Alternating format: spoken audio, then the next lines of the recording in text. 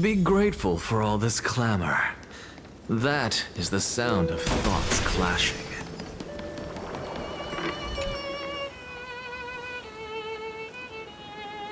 Hello. Your surprised expression is just like what the memories recorded.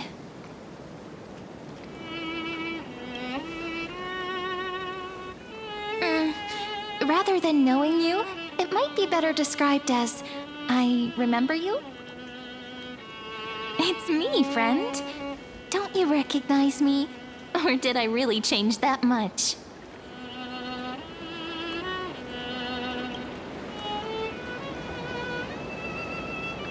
Maybe I'm both?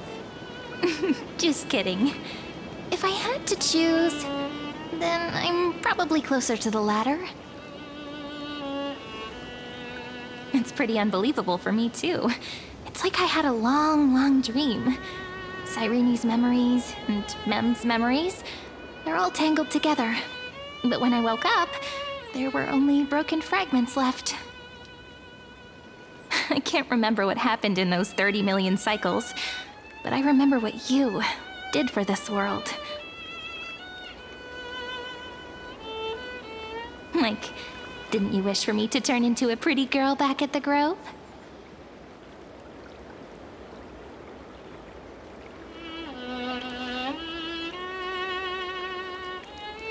Yep, isn't it amazing?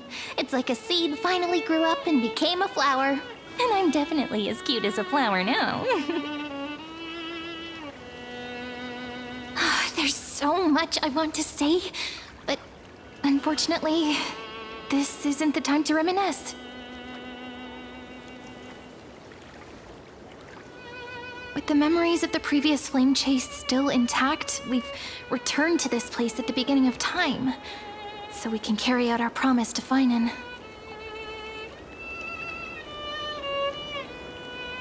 The descent of Irontomb may be looming over the horizon, but we still have a chance to change everything.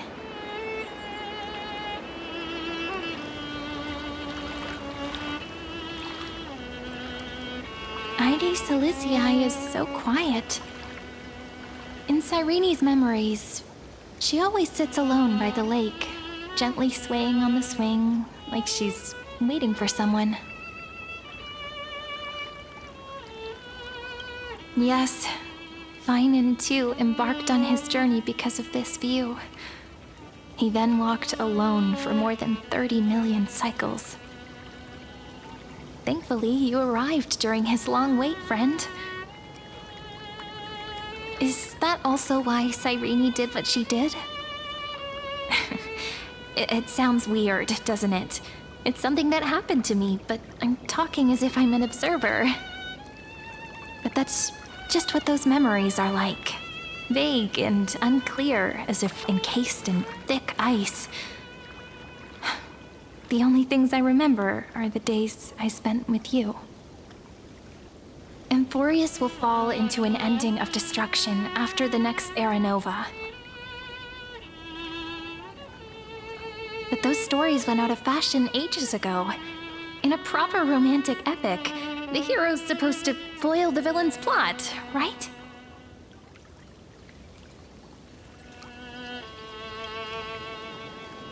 That's right. He's the mastermind who's trying to control everything. How unforgivable. But I still feel a bit anxious. Lygus chose to walk into the spotlight and reveal everything, which means he still thinks the current situation is under his control. Maybe he still has an ace up his sleeve. Think about it. Even the name Lycurgus is a fake one. We have no idea who or what he really is. Which means it's probably time to borrow that treasure you're carrying, friend.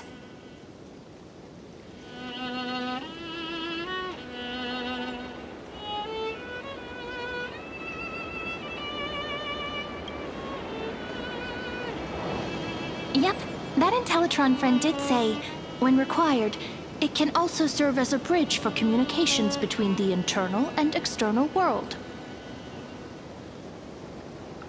Ide City Silicii is a little village enclosed by time. We might be able to contact the outside world from here. Why don't we give it a try? We should at least tell our friends from beyond the sky that you're still in one piece. Firstly, we need to find a well-hidden spot.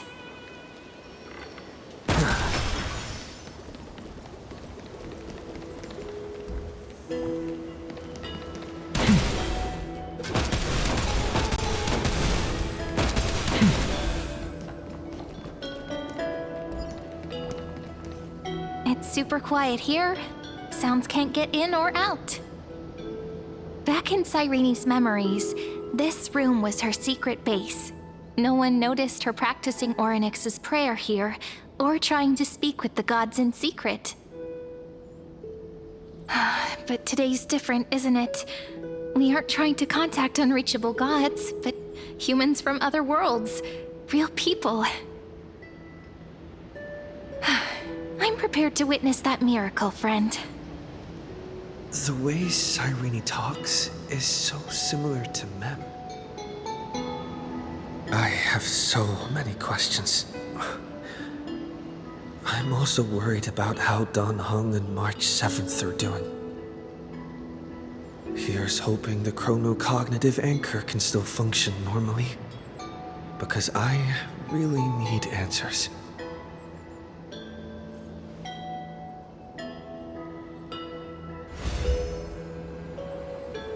Signal strength, 14.8%. Dialogue window, 16 minutes 22 seconds. Prerequisite, no external interferences. We are very glad to learn that you're safe.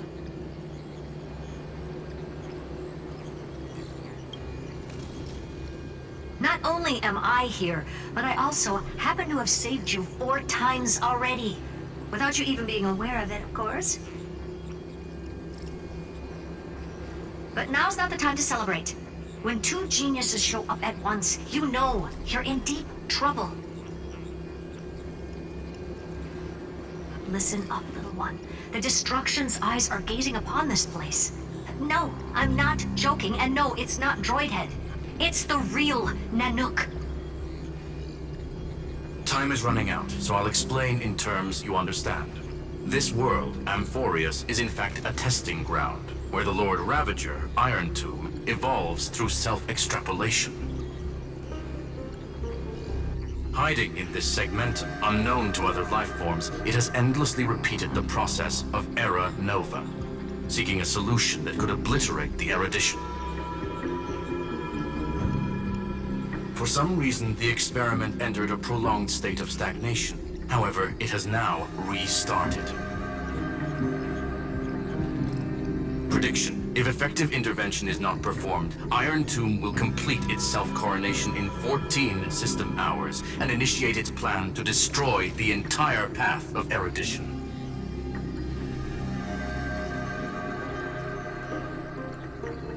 The possibilities are endless. Breaking down interstellar communications, destroying the synesthesia beacons, returning cosmic civilizations to the Dark Ages, or even starting the third anti-organic war. Any of it would be able to bring the cosmos to its knees. Simply put, it will tilt all sciences and technologies towards the destruction. And since Nanook glanced at this place, it means they are being dead serious. Based on info provided by the IPC, Irontomb probably isn't like Selenova or Zephyro, who are overlords ascended from human beings. Instead, Irontomb is an algorithmic sequence that can be anywhere, as long as there is a receptacle for its calculation. The version of Irontomb hiding in Amphorius is its source code, and this scepter is its incubator.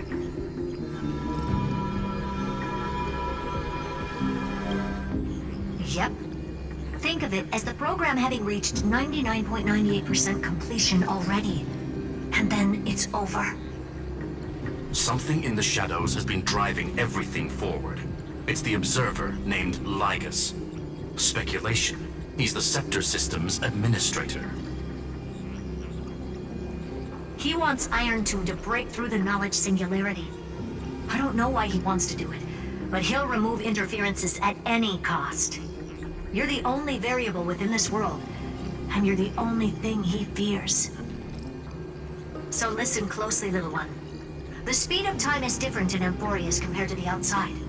Destruction is just about to arrive, but you can still play Deliverer one last time. The cycles have already been broken. You've entered what is theoretically the last cycle Amphorius will ever be able to run. And Irontomb will break out of its prison as soon as the process of Genesis is triggered once more. But now there's an abnormality within the experiment. You know what I'm talking about.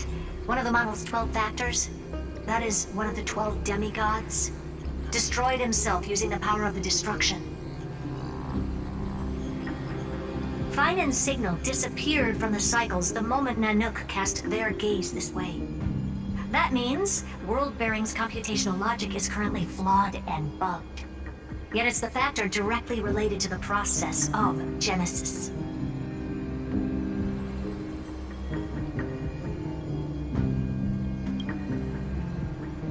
That old Intellitron will definitely do all he can to debug this error. So you have to take this chance to claim Kephal's core flame. Don't let him have his way. The key to suppressing Irontomb lies in whether he can rewrite the purpose of Era Nova. There's one more preparation we must make. Lycus's behavior has been quite abnormal. He's never interfered in the actions of Titans or the demigods throughout the whole experiment. Deduction. The Scepter has an extremely strict autonomous protocol, restricting even its administrator. In Amphorius, this ultimate protocol goes by another name. The Law Titan, Talanton. Law. They are the rules that restrain all things in Amphorius, and it was the core flame returned at the very beginning of the last flame chase journey. Why do you have another little pink one next to you? Huh? Her path chart is... Is there something wrong with me? Never mind. Let's get back to the topic at hand. Light calendar 3960. Month of balance. We'll be locking onto this time period to find Law. You can either meet the Titan, convince the demigod, or take the core flame by force. It doesn't matter what you do, so long as you bend it to your favor.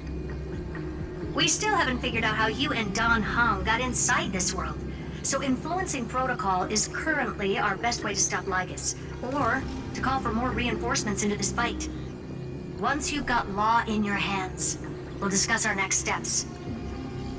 Make sure the core flame doesn't fall into enemy hands. Herta, the firewall's interference is getting closer. Time is running out. Please ask any questions you still have as soon as possible.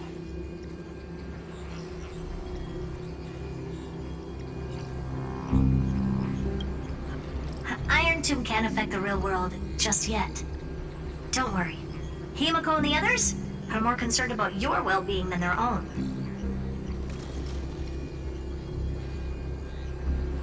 Mr. Don Hung did not enter the new world with you at the end of the last cycle. Known. The flow of time inside and outside Amphorius is not identical. 1,000 years in this world may only be a fleeting second outside of it. Conclusion. He is on his way back to the Express. Miss March's situation is rather complicated. Madame Herta and I can detect her signal, but cannot ascertain her location. What we can be sure of is that she's still in Amphorius. Don't worry about her. She's absolutely chock full of mysteries. Even if Amphorius explodes, she'll probably float out perfectly protected in a nice thick layer of ice. Worry more about yourself instead. I believe in your capacities. The hands of the Trailblaze can create miracles, and will certainly be able to snuff out the flames of evil.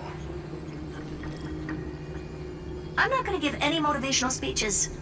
I just hope you bring good news the next time we meet, little one. No, not little one. Deliverer.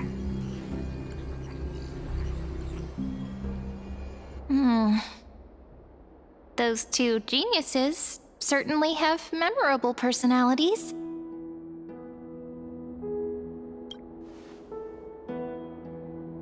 It feels weird. This all feels really familiar. Some of that conversation feels like it's about things I once knew, but then forgot. Maybe it's because of Mem? After all, Mem's a memo sprite born out of your thoughts, friend. Maybe our memories somehow got tangled up together. Never mind. Let's focus on something more important with what little time we have. Just treat me as an ordinary girl with secrets, okay? Light calendar 3960.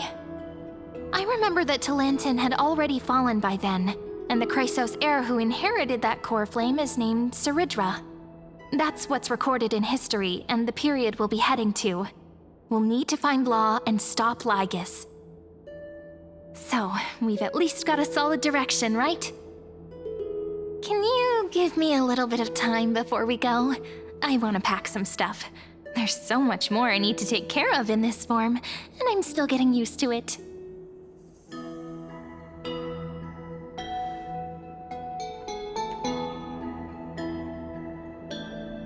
A relaxed scene like this probably no longer exists in the outside world.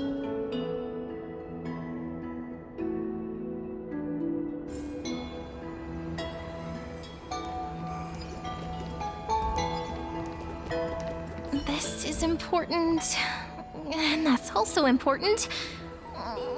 It's not gonna fit into my bag. Hold on, I'll be done in a sec.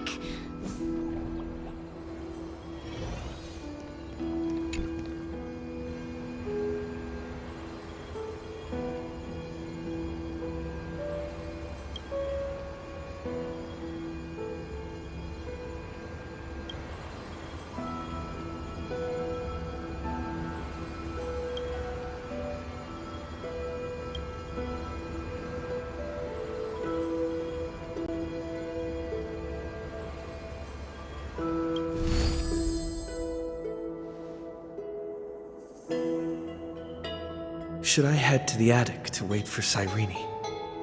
Or should I have one last look at Ides Elysiae?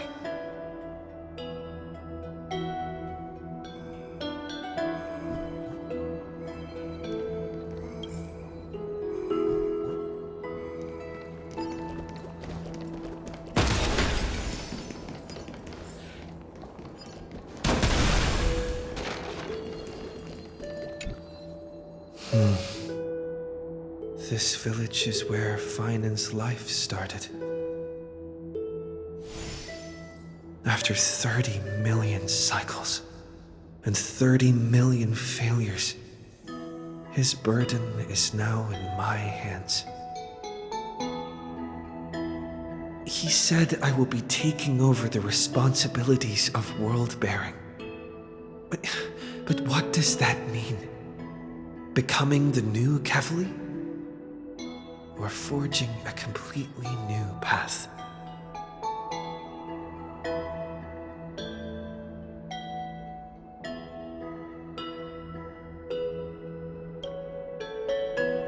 This duty is far too heavy. And it'd be unwise to be blindly optimistic.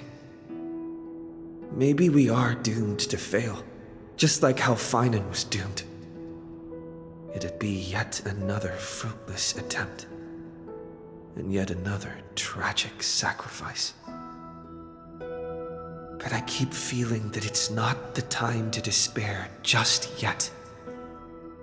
Is it because Don Hung and March 7th are still here? Or is it because of Cyrene? There are still too many secrets yet to be unveiled in Amphorius. Here's hoping that one of those secrets can end up turning the whole situation around. Thinking hard over there? I finished packing. I decided to just bring these few things in the end. See? There's a journal, a quill pen, and the ceremonial blade of the Priests of Time. Holding it calms me down for some reason. The scent of the black tide is now calm. Finan must still be fighting them in some way.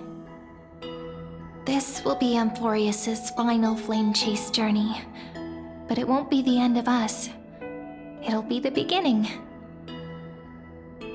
Friend, are you ready to become a hero?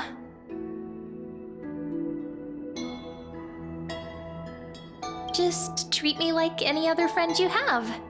We share a common goal and common enemies. And we may also share a common future.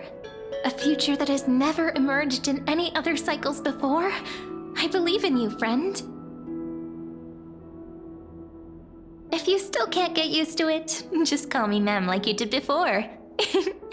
Just kidding. Are you worried that the burden is too heavy for you? Don't worry. Maybe the answer isn't as complicated as you think. You've seen how every person regarded as a hero in Amphorius was nothing more than a flawed human. They were just at the right place at the right time when the world needed a hero. But those aren't coincidences. Just like how your arrival kickstarted Amphorius's fate once more after a stagnation of more than 30 million cycles. It's the inevitability of being a trailblazer. A person's personality is their destiny. Your own hero's journey already started the moment you decided to board that express.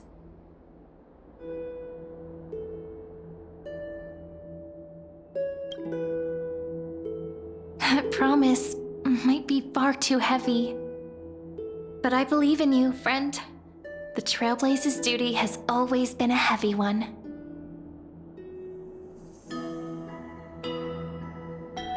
In other words, since you've already saved so many worlds, friend, you should be used to being called a hero by now. Maybe you can tell me those stories as we travel. That way they can become our shared memories too. Let's trailblaze onward like before and create a future that's worth being remembered.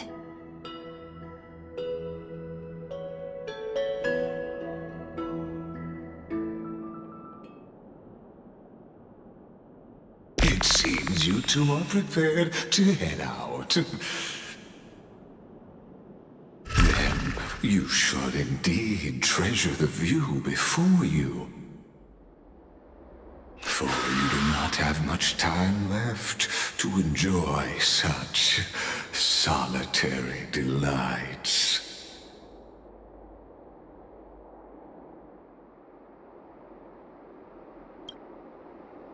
My apologies for disturbing your moment of repose. To fully express my apologies, please grace my abode with your presence, so I may demonstrate the full scope of my hospitality.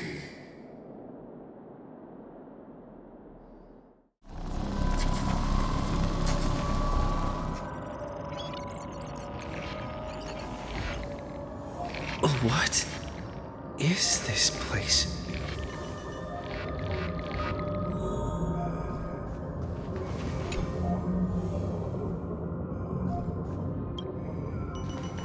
Farewell, then. May we reunite in the new world. All shall bid farewell to one. And that person alone will witness the miracle. The light of the Dawn device never fades. Kepali's protection has no end. After I cross this river, it will be a tragedy for mankind. But if I do not cross, then it will be the end of me.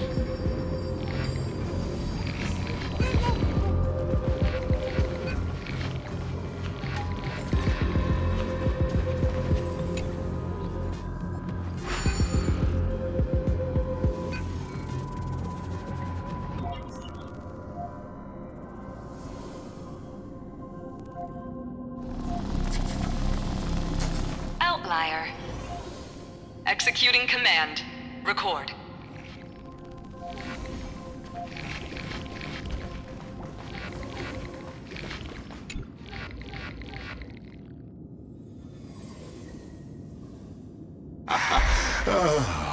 Did that startle you?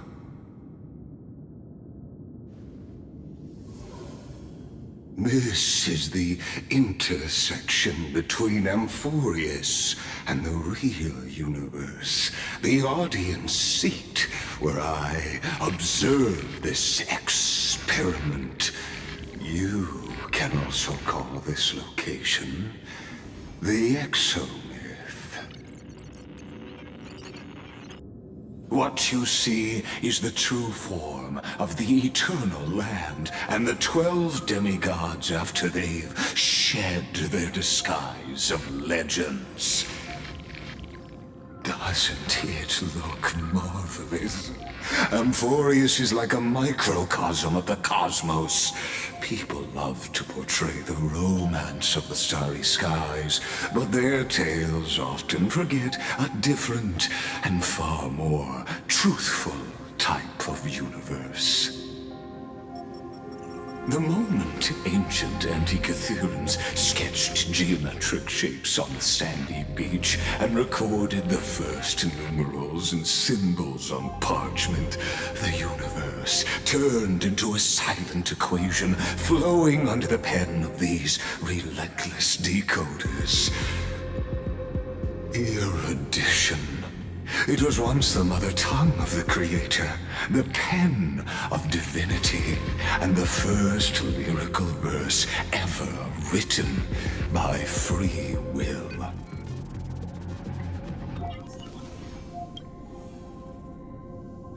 Seems like you are not in the mood for an idle chat. That is fine. I simply wish for you to understand that I have no intention of being your enemy. I have devoted myself over the long years to nurturing the Scepter's extrapolations, hoping that the Prima Mobile would bud from within it. And now, my goal is almost complete. Nikos 496 had exceeded the intelligence singularity through his rage, and though he still retains his obsessive defiance and managed to suppress the black tide of this cycle, it's a matter of time before his will crumbles to dust. Irontomb will be completed. That will not be affected by my plans, your resistance, or the schemes of the two geniuses. It is an irrefutable fact, just like the instance in Noos's calculations. In other words, as long as you are willing to stop interfering and let the final Aeronova carry out its natural course, I'll guarantee the safety of all nameless and ensure you return unscathed.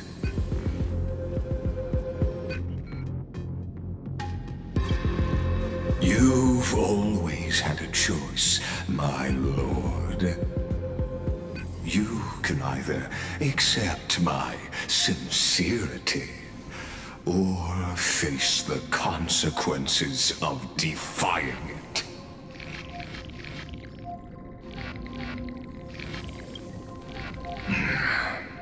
They've always been the product of the experiment, so naturally, They will perish when the experiment ends. That outcome was predetermined long ago, so I will not embellish such a regrettable conclusion. Ah, yes. I am aware of that esteemed lady's whereabouts. Her real identity is quite astounding. If you decide to accept my proposal, then I will do all I can to send her back to you.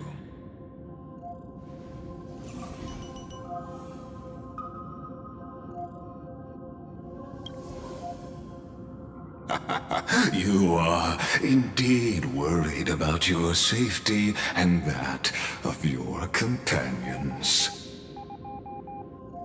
Rest assured, as a fellow pathstrider of this path, Nanook's gaze left a brand on your soul long ago.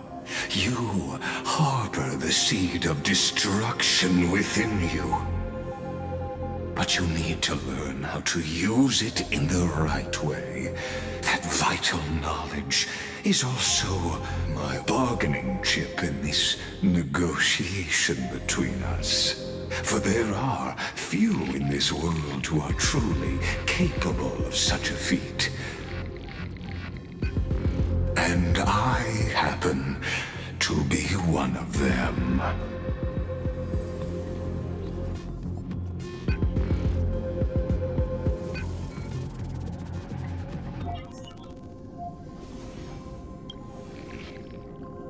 This matter is of grave importance, so please do not make your decision lightly. After all, the choice before you bears a 1 in 3 chance of elevating you to an unparalleled existence among the stars.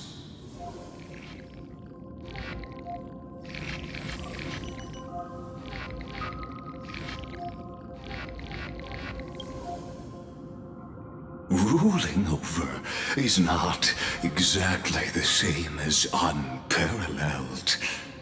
That being said,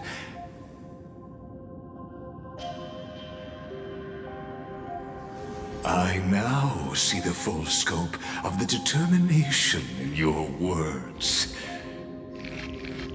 You may now continue your travels.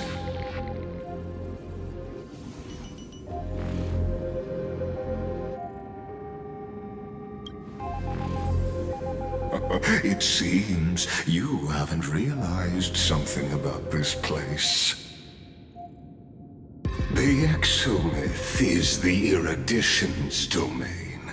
You cannot physically interact with me in any way in this place, and vice versa. As negotiations have broken down, there's no more need for us to remain in the audience's seat. Let's return to the theater called Amphorius, where you will meet me once again. Of course, this meeting was not without merit. Your presence has inscribed a new footnote in the Exomyth. As for its purpose, allow me to reveal it to you in detail the next time we meet.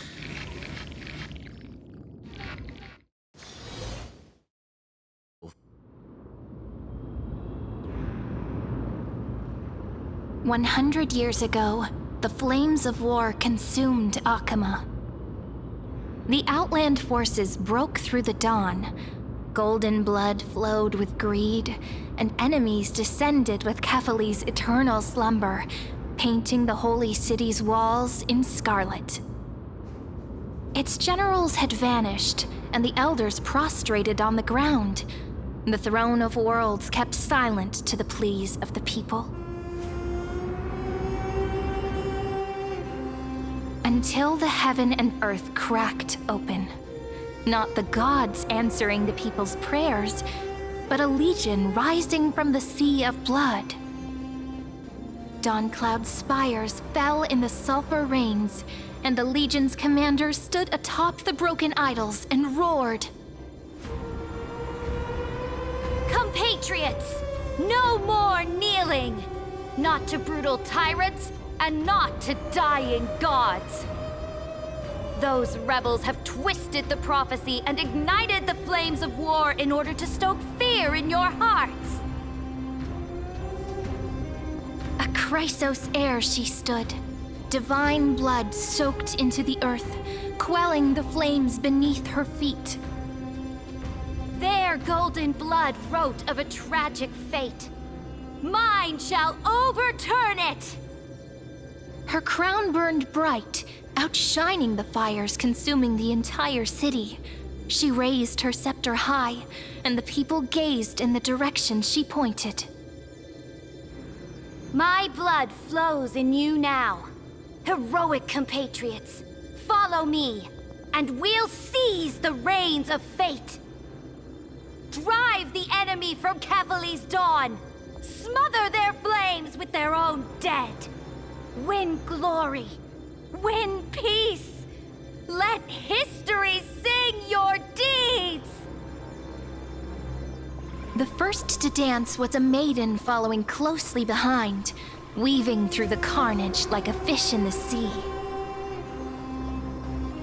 The people, full of wrath, surged with her, forming a colossal wave, and the enemy hordes, drained of life, vanished into nothing. Onward to Marmoreal Palace, to Dawncloud's heights. Announce to all the wicked and cowardly. Announce to this stagnant age. We are the rising tide! History remembers this as the first siege of Akama.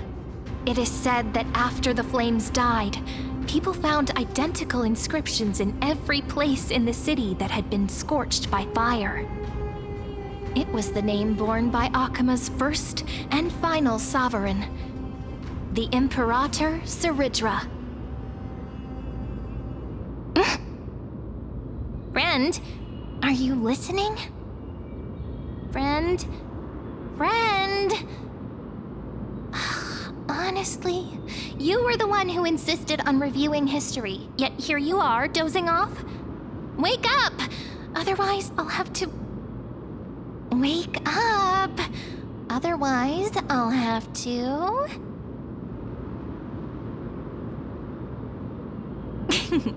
Awake at last? I guess I won't have to use my wake-up magic on you then.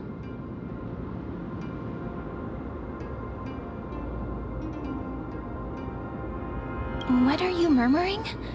Still lost in the past? We've arrived. A familiar place. The Temple of the Three Fates. If everything went according to plan, it should be shortly after Talantin's fall. And also the end of the first Flame Chase journey. Indeed, the first Flame Chase ended with the trial of Law. We must find the demigod and gain her trust before the core flame is restored. It'll be tricky, so let's pick up our pace. To Akama first. We can learn more from the crowds there. Tyrant! You and your butchers are not welcome here. Get out! Hold your tongue! Conspiring with Kremnos and plotting rebellion are crimes punishable by death. There are multiple voices, and things seem tense. Let's not get caught up in any trouble. Why don't we find a place to hide and observe from the shadows?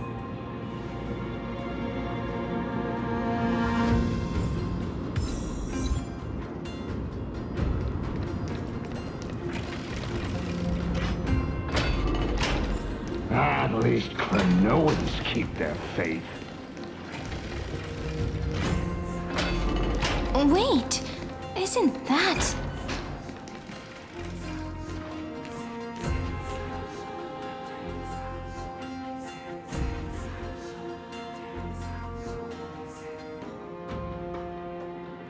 Golden-blooded defilers, perverting the prophecy and trying to slay gods! Stars beyond the sky? Gods who created the Titans? What kind of nonsense? Look at this broken world and see what your atrocious acts have done! What? Did he just mention the stars beyond the sky? But how is that possible? You impudent! Ducks for Goris. We're here to welcome the deliverer from beyond the sky. Stand down. Heretic! No one but the great Talanton can deliver this world from misery! I ask you, if the old laws were so perfect, why did they crumble beneath my feet?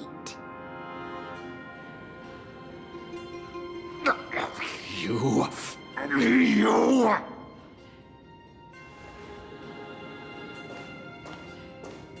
Talanton is long gone. Now I am the law. Challenge me, or submit to my judgment.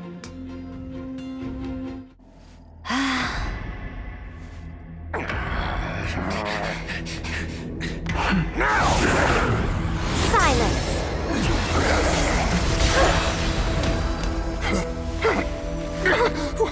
What gives you the right to judge a priest of law?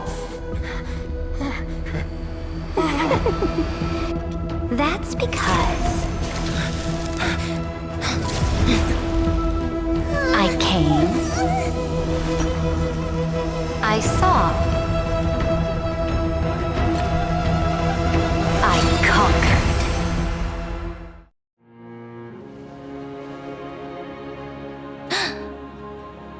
Ducks for Goris, take the ashes of this man and scatter them in the temple among the crowds. Tell them that the High Priest attempted to take away the rights granted to the people by the Imperator. Thus, he met his fate. Yes, Imperator. Now, these two accidental guests. Dux Gladiorum, if you please. As you command.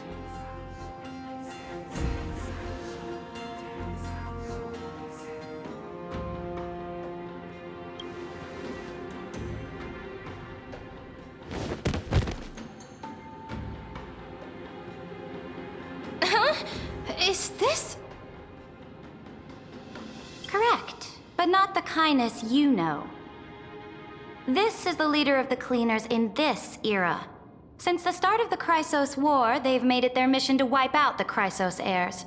Even now, even after I've united all the city-states, these vermin still lurk in the shadows, hindering the flame-chased journey. Moreover, I know that the 27th person to inherit this role bore many grudges against you and nearly doomed the second flame-chased journey. The enemy of my enemy is my friend. So, out of courtesy, I present to you this corpse as a gift. Careful. Let's wait and see what happens. She's probably trying to scare us.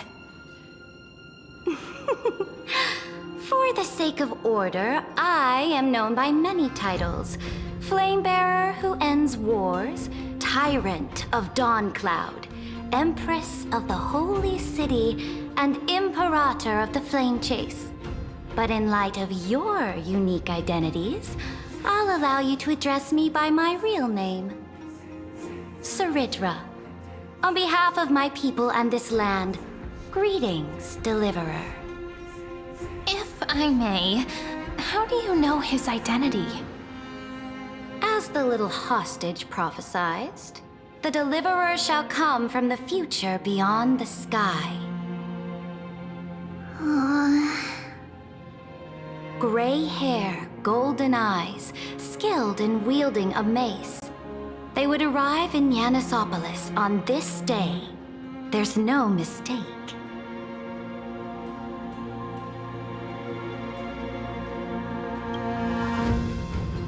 Your orders, Imperator. We return triumphant. Send an urgent message to all delegates. The meeting of the Flame Chase Alliance will convene early. As for you two, Akima knows what you seek. We'll confer in the Holy City. Doubtless you have many questions, but save them for later. Please follow us. This is not what I expected at all. The demigod we needed to find was just waiting for us, and she knows of things beyond the sky, even eons. How could this be so different from the previous 30 million Amphorius cycles? Who altered history?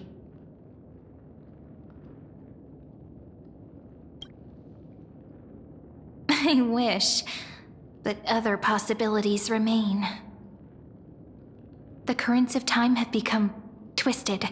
Regardless of who caused this, that Imperator came prepared.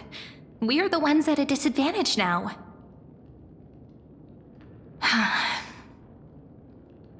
We might as well dance their dance. Let's go with them to the Holy City. We've received the Imperator's favor because of your unique background. As a result, the people of Akima will certainly respect you more. Just put that to good use, and add a bit of your experience and charm. Should be easier than last time, right? If we figure out what happened in this cycle, we'll be able to turn things back in our favor.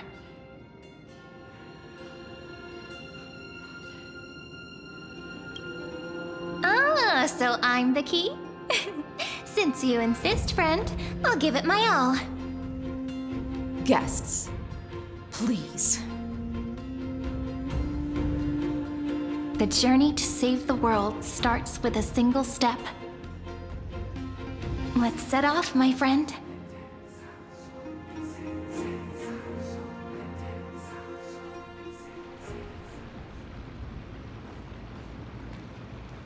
Hail to the Imperator! Hail to the Golden Heroes! Hail to the Deliverer! Told you, you're the headline act. All this spectacle is for you. Guards, your service to the Holy City is appreciated. How have things been? Castrum Krennos once again struck the border. Dux Brumalis led her troops to repel the enemy. The agitators against the Flame Chase are still active in the city. They smashed the shops around Memorial Market. But the garrison already arrested the culprits, and now they await interrogation. They are merely a disorderly mob and do not warrant any attention. Even though Terravox personally mended the fractured Earth, it still didn't silence these fools. Guests from beyond the sky, worry not about these trivial matters. Dux Gladiorum will take you somewhere to settle down for now.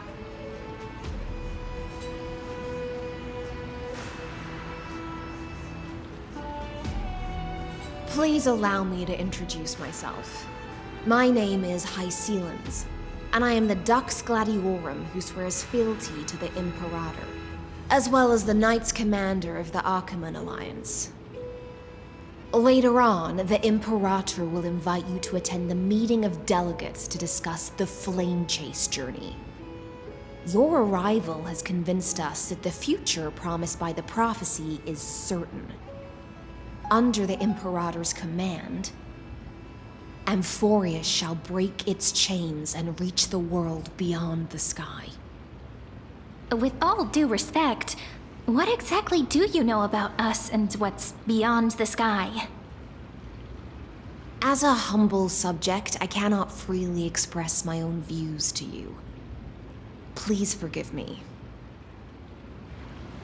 I knew it wouldn't be that easy. Time waits for no one. Please come with me and rest now before the meeting later. Akama, under the Imperator's rule, is no longer in the shadow of war. Indeed, Dawncloud stands as the hero's residence. The Imperator put much thought into its design, in order for it to serve as a sanctuary from the burdens of battle. Please experience its marvels firsthand, heroes. When the Imperator arrives, I shall come to summon you.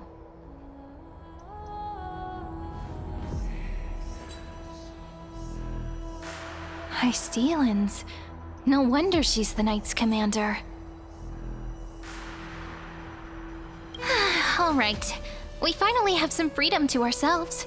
Since there's still some time before the Alliance meeting, let's explore a bit. Look over there!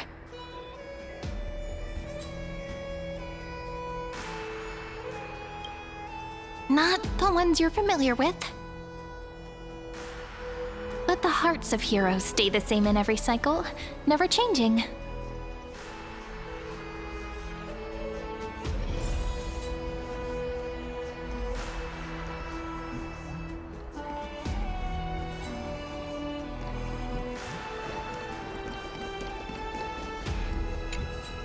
How are we supposed to talk to the heroes of Deliverance? What if they're really intimidating? Virginia, don't be so nervous. Once they hear your poetry... Ah, heroes, you're already here. Greetings.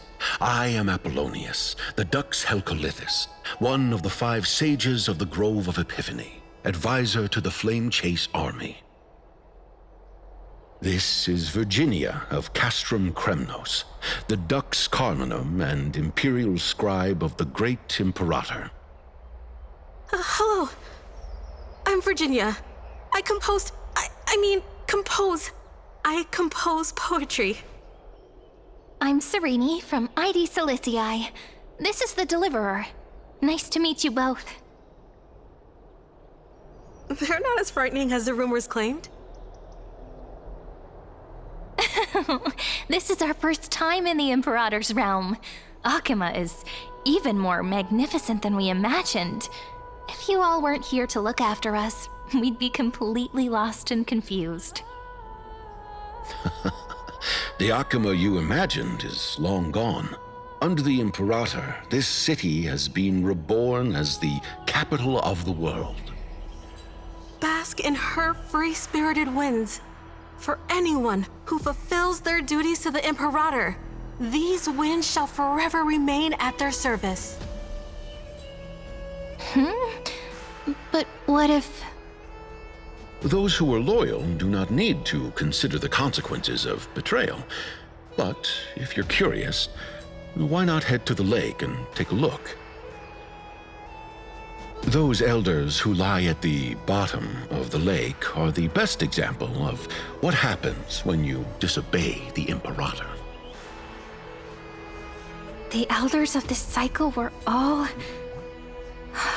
Looks like that priest who was sentenced to death wasn't an isolated case.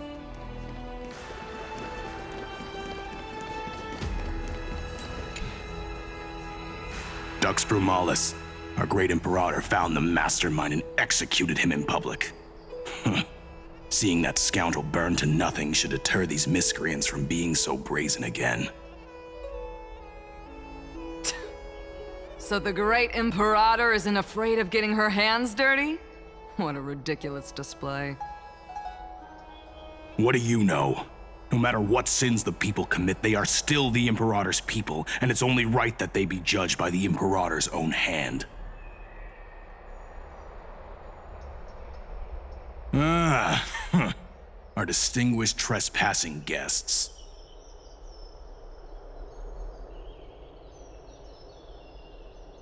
Seneca, the Dux Brumalis. Greetings. This Dux Vermalis doesn't seem to like the Imperator very much, but she holds a high rank. And Dux Vergoris' speech seems self-contradictory. Let me see what I can get out of them. I'm Cyrene of Ida Silicii. This is the Deliverer Beyond the Sky. We're new here and wanted to ask you, does this city host any other visitors from beyond the sky? We're looking for our dear companions. Drop the charade. But yes, there is someone in this city who is all too familiar with the world beyond the sky. Silence! The Imperator ordered us to keep that lord's whereabouts a secret. Enough, you pathetic lapdog. Do you need to beg for permission from that cursed Imperator even just to bark? You... Someone who is all too familiar with the world beyond the sky and is referred to as that lord. Could it be? Looks like things are getting heated. Let's get out of here.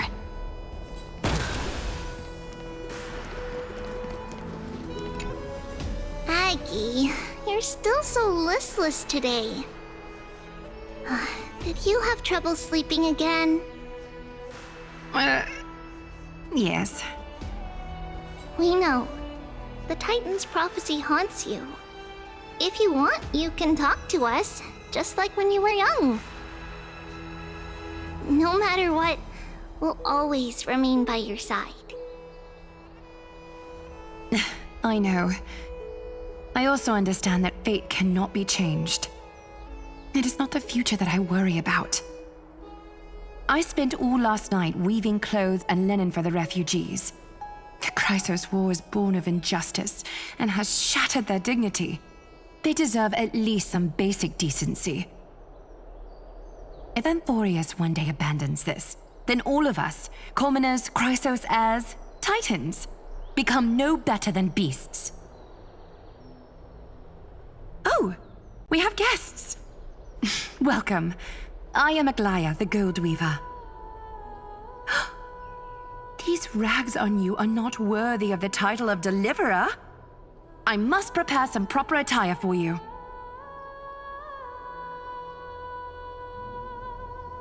First time? That's not what I gather from your eyes. Does your Aglaya differ so much from me? Greetings, Deliverer from beyond the sky. We are Trebi of Yanisopolis. It's very nice to meet you. Although, introductions are probably unnecessary. We know you've witnessed the future of the Flame Chase journey even more clearly than we have. Witness the future of the Flame Chase journey? The prophecy also told you about that? Indeed! Orynyx reshaped Amphorius through the prophecy. Although, regarding the Deliverer, there were not many details beyond your appearance and the time of your arrival. So, please, don't worry. Feel free to relax and relax some more.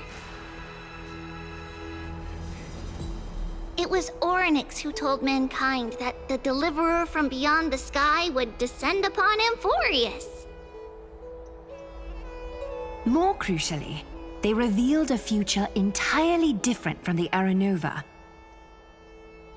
Though we still must challenge the gods, in the Time Titan's prophecy, this path leads not to a new world, but to the true starry skies. This is also what the Great Imperator has been striving for all her life. Your arrival further confirms everything. This can't be real. Even you find this surprising? Fate really is unpredictable. Perhaps the upcoming meeting will hold even more surprises.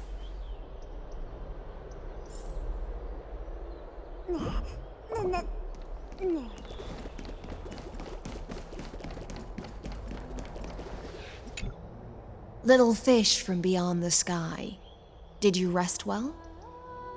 The Imperator and the delegates are about to arrive. If you are ready, please follow me to the meeting. I'm the Knight Commander of Akama, General of the Flame Chase Army, and the Imperator's servant. But beneath these shiny scales engraved with complicated titles, I am just a swordfish at the Imperator's side. As you've witnessed, she is the Empress of Akama, the one who ended the Chrysos War and the leader of the Chrysos heirs. As merely a humble subject, I cannot say more beyond this.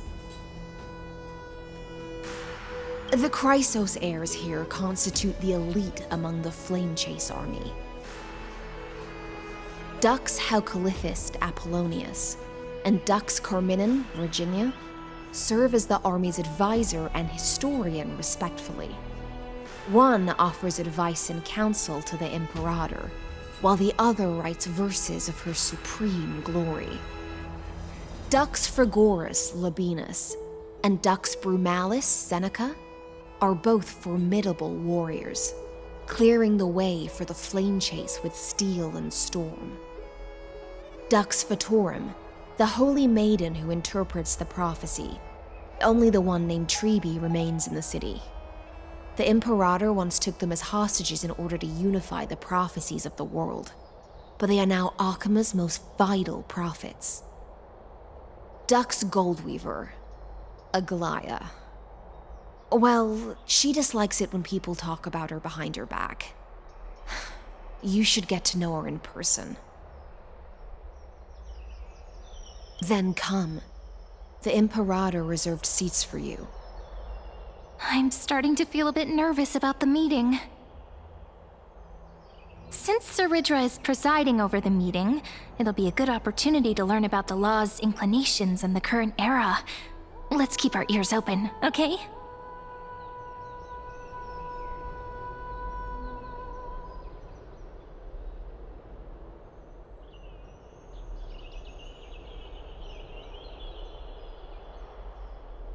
Good sir from Paphos, what do you think the Imperator is planning calling this meeting so early? My homeland can't endure anymore. Who knows? First, she wants to hunt Titans. Now she says there are even greater calamities. Her madness is the greatest calamity. Exactly. Chrysos heirs, deliverers. What about us ordinary folk? How much are we worth in her eyes? Things feel pretty tense here.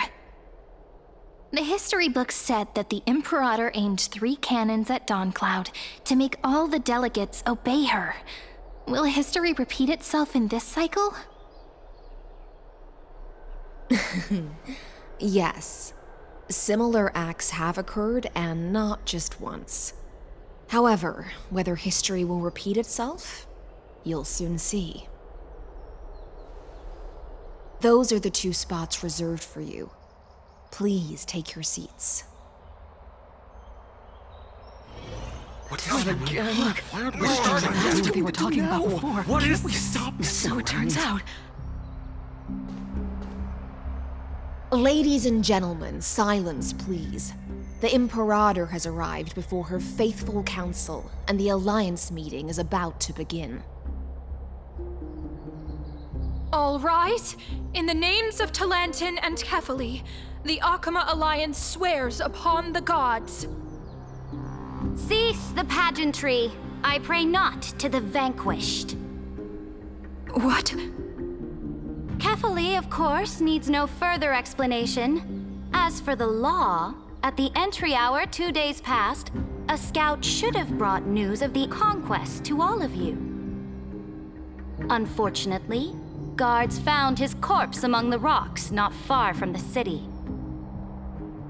Moreover, the poor soul was buried with a Paphos curved blade. It pains me to imagine what agonies this loyal warrior endured before his death. Delegate from Paphos, do you have any insights? I know nothing of this. The evidence is irrefutable, so there is no need to waste your breath. However, let us set this trial aside for the time being. Witness, even within the most sacred and dignified council, there were those among us who wished to draw their blades, brazenly challenging the Alliance, seeking to shatter our hard-earned peace and unity. Fortunately, I uncovered this plot. Now, to protect this beautiful city and her people, the Imperator's legions are ready. They will escort each of you to the Temple of the Three Fates, where you will receive the highest level of protection the Alliance can offer.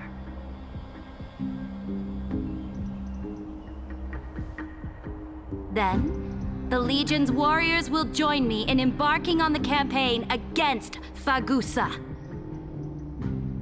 This is clearly a trap! Imperator, did you summon us here just to trample on the dignity of your allies? Enough! This Enough! isn't just calm down, What should we do? Things are starting to get pretty intense. Comrades, you've all seen her true face now. According to the ancient laws of Akuma, only with the consent of 2/3 of the elders can the legions carry out the commander's orders. The ancient laws. Didn't you destroy them long ago? You defected during the first siege of Akuma, voted unanimously in favor of the Council of Elders restructuring, and just yesterday, you desecrated them with a blood-stained blade. The decaying old laws fell with Talanton and are no longer deserving of respect. But if you still insist on proclaiming yourselves defenders of the law, then be silent and offer up the highest respect to this core flame in my hand. That really is the core flame of law in her hand. Since there are no objections, then the original agenda of this meeting, the campaign against Fagusa, is hereby passed. The Flame Chase Army's hunt for the Ocean Titan begins today. In order to prepare for war, all allied city-states must surrender command of their militaries and pay all war taxes by the end of the month of Evernight. At this moment, I would also like to introduce to everyone the newest honored guest to join our alliance. The Deliverer, revealed in the prophecy of time, has descended from beyond the sky. With his aid, we shall shatter the chalice of plenty and return Fagusa's core flame to the holy city! Deliver him, please. I can't stand this. Absurd. Simply absurd. A deliverer from beyond the sky. This is just like that prophecy about slaying gods. It's a lie you've used to grow your power. Ladon has already sacrificed countless soldiers. And now you want me to send even more of my brothers and sisters to be used and discarded by a tyrant?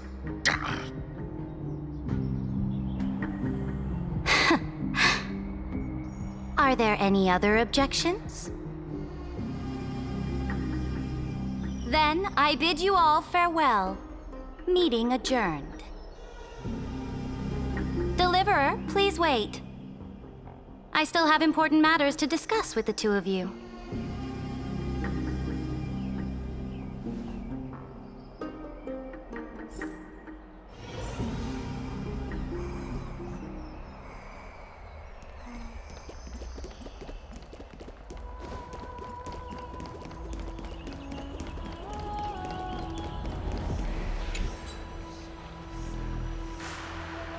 I I apologize for that farce of a meeting.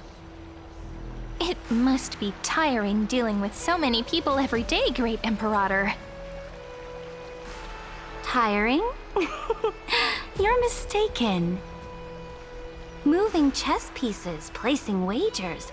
This game of strategy adds a dash of color to our heavy fates, much like how rule and conquest are always accompanied by sacrifice.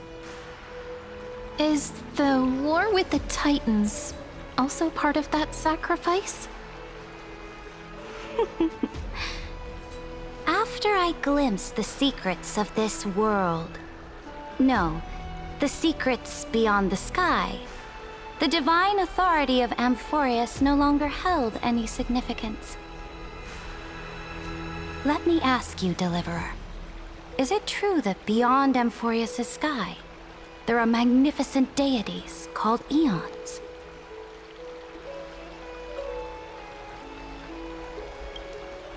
Ah. The word fact has never been so intoxicating. Then, please tell me more. How will you use this great power to guide the people? In the future you envision, where will our flame chase journey lead?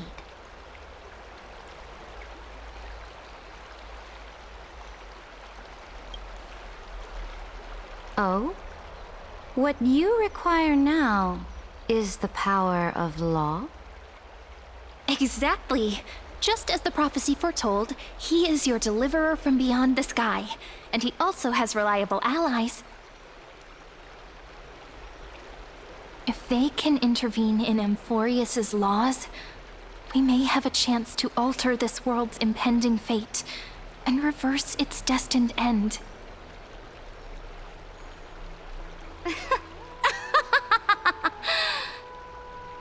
Very good, Deliverer. You have courage to say such presumptuous things, even knowing that the inheritor of the law stands before you. You mean? In the past, anyone who dared to covet the Imperator's divine authority would have met a gruesome end. But now we can see beyond this dying world. Our journey should no longer be confined below this stubborn sky. Alas, that fickle ocean titan has obstructed the spirit water leading to the vortex of Genesis, hindering my ascension. If the core flame of law cannot be returned, your path to deliverance will never be realized. Now that things have come to this, we must resume our once stagnant journey and force the waves that block our way to recede. So, you agreed to cooperate with us? Cooperate? Forgive me, but I never cooperate with anyone. Though I will permit you to join me as subjects, and together, we will forge the most perfect law. This is... The Flame Chase Medallion, a symbol of the Flame Chase Army. Every noble in Akama carries one. This medallion represents the will of the Imperator herself, and you may act freely within the city with it. Before we embark on the crusade against the Ocean Titan, you should rest in Akama for a time.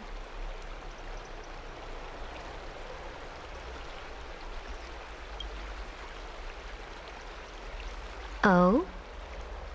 Your advice is acknowledged. From this moment on, prove yourself through your actions. As long as no boundaries are crossed, I fully respect the choices of my subjects. May your journey reach that sky full of stars, Great Imperator. Your attendant certainly knows how to curry favor. Go now.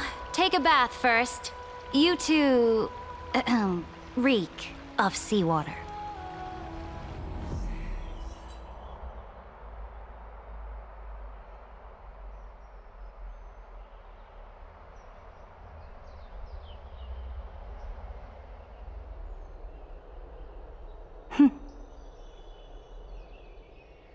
Come forth, Theoros.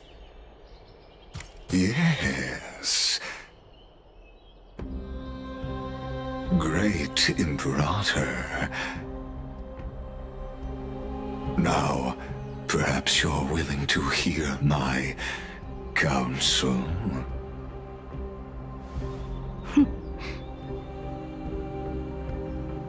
Those two arrived just as Onyx described, and just as you said, they showed a thirst for law. At least this proves that my judgment was right. Sparing your life was the correct decision. You've once again confirmed that your wisdom is no empty boast. Now another choice lies before you. With whom shall you ally to tip the scales of law? Me, or that deliverer?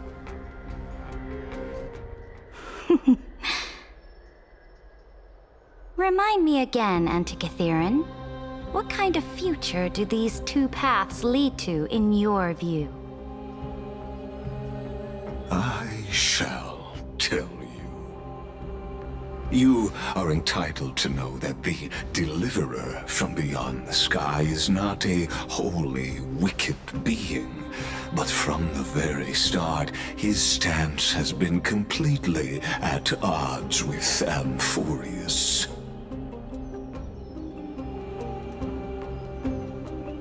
The road they have chosen will bury Amphorius' grand aspirations. This world, which follows the path of destruction, will inevitably stray far from the glory it was meant to enjoy. But on the path I have revealed to you, the people of Amphorius will slay their creator in the name of the Imperator and conquer the worlds beyond the sky. You will command the mighty beast known as Irontomb, bringing waves of war and conquest to the universe. Beings across the cosmos will bow before you, offering their allegiance. So, what's the price? The price is insignificant. All that is needed is for you to sacrifice that fragile, incomplete humanity to the destruction. As a Chrysos, heir of the prophecy, you have already chosen to abandon it, have you not? Off you go, Theoros. I have already made my decision. Once I ignite the core flame of law and burn away the old, outdated rules, Amphorius will embark on a journey across the stars.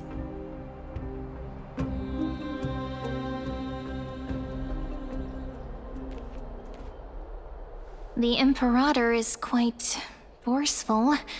She didn't give us any chance to ask questions. And she's clearly hiding something. What do you think?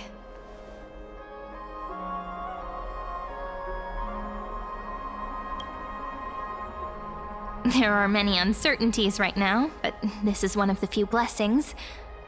Still,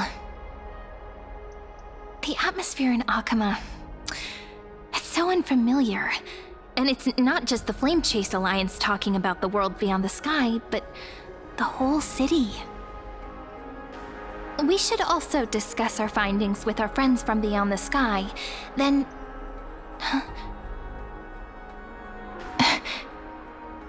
Then we should go enjoy the renowned bathing culture of the holy city and relax. It's the thing I've been looking forward to most on this journey.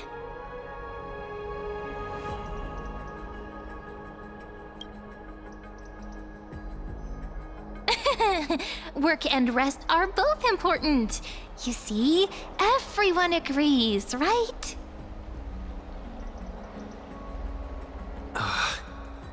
So someone's watching. Can't let our guard down for a second. Let's use taking a bath as an excuse to find a quiet corner to update Madame Herta and Screwlum on our progress. We can also check out what's happening in the city. Since the outcome of the meeting was just announced, people must be gossiping. We can kill 3 birds with 1 stone. Let's go.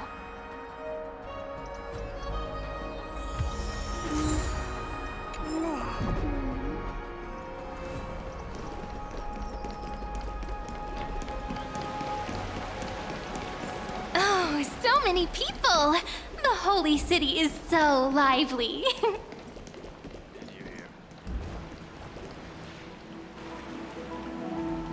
Did you hear? At the Alliance meeting, the delegate from Leyden stormed out in anger. As expected, the Imperator is always hiding things from everyone. When has it not caused a ruckus? Silence! That's treason! If it weren't for the great Imperator, you'd have sunk into the lake with those corrupt elders already. And you wouldn't even be alive to speak like this.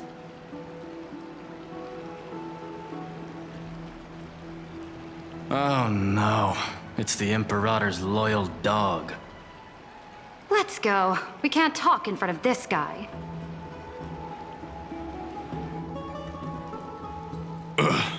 How disappointing. Oh, honored guests, we meet again. Looks like I'm not the only one who came to the baths to unwind after the meeting. For the upcoming campaign, please make sure to rest well. I am Dux Fragoris, a trusted officer of the great Imperator, willing to fight alongside the Deliverer in the coming battles.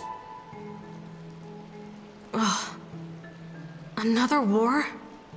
Ever since the Imperator took control of Akama, we haven't had a day of peace. Idle chatter. The atmosphere is a bit tense, with rumors flying around the city. You must be troubled. My apologies. After every Alliance meeting, there are always some pests in the city who get restless. I prefer to ignore them. Pests on the ground don't affect the sky in the slightest. They just complain from the shadows that the sun's light is too harsh. Besides, the Theoros has already promised the Imperator her fate. And these clowns will eventually realize their foolishness. May I ask, who is this Theoros? The Imperator has ordered us to keep his lordship's whereabouts a secret. Ah, so it's his lordship. Stop trying to get things out of me. Leave me alone. I didn't even need to try. Big and strong Dux Fragoris really can't hide anything. Theoros. What an ominous name. Bad news. He's been staring at us the whole time. Let's move to another place for now. We don't know how much Saridra has concealed from us. In the worst case scenario, we may have to face more than one enemy.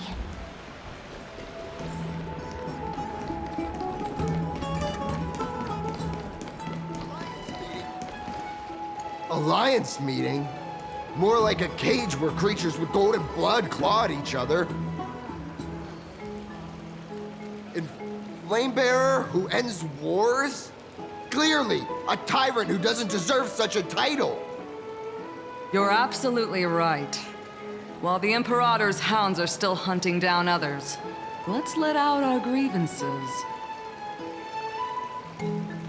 You. I know you.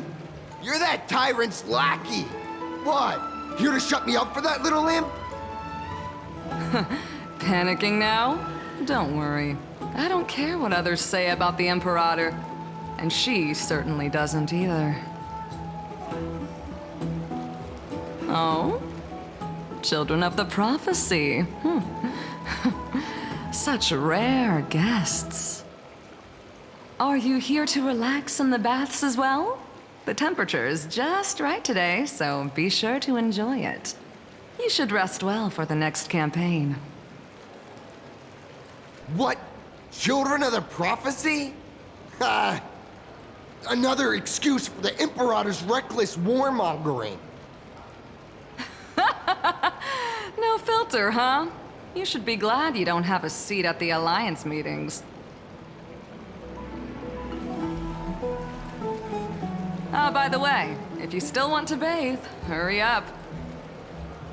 Once that predatory fish joins the flow of water and eliminates all the fools questioning the world beyond the sky, you won't be able to enjoy this perfect water temperature anymore.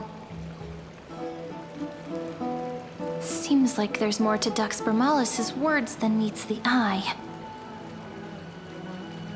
But would the Imperator actually kill those who question the world beyond the sky?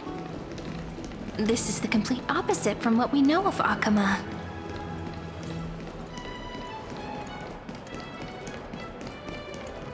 What everyone in the city is talking about. Huh. These two are... So many guests today. Let's see who's here now. Two distinguished guests of the prophecy. One a clever and adorable warrior, the other also quite heroic. Ah, heroes. I didn't expect to meet you again so soon. How fortunate. It's a pleasure to see you again, Dux Helcalithist and Dux Carminum. You two are inseparable, aren't you?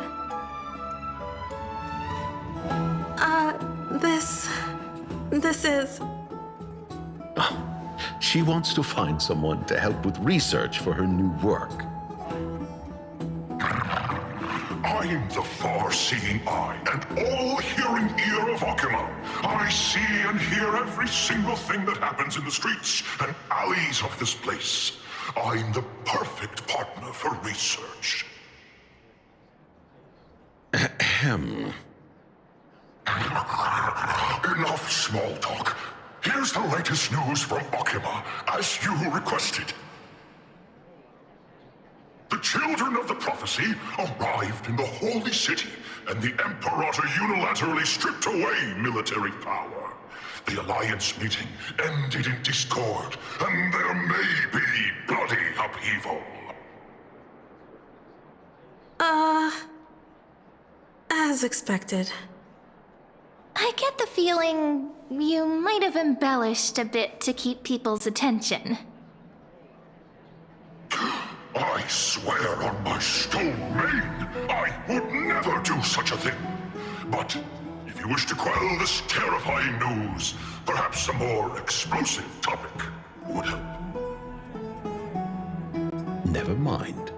While the influence of rumors can be minimized, the fact remains that the great Imperator did swiftly consolidate military power in an almost threatening way. It's undeniable. Heroes, I know the Imperator's way of doing things may seem a bit autocratic to outsiders, but soon you will witness her blade dance with enemies on the battlefield.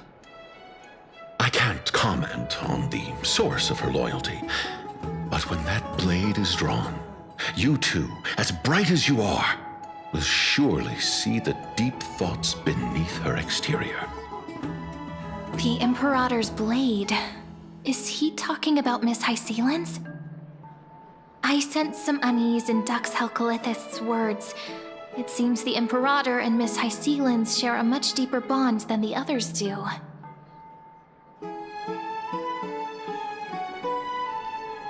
There are eyes and ears everywhere. Is there any place where we can have some privacy? To understand the Imperator's secrets, we have to get past Miss Hysealin's.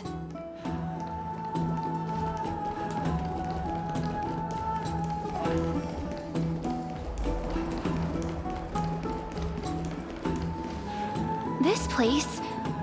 It was your original bath chamber, perfect for avoiding prying eyes. I wonder if anyone is using it now. Huh? The smell is... Wait, don't go in yet! Who's there? Oh, the little gray fry in pink sea hair. Little sea hair?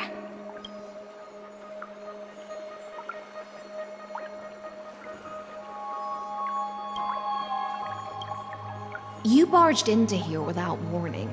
Was it an accident, or did you wish to bathe with me?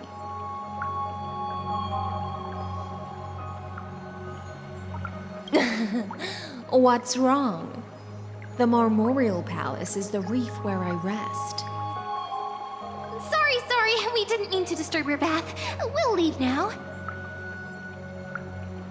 It's no big deal. There's no need to panic. This is the natural state for me. People on land force themselves to wear clothes, adding unnecessary constraints.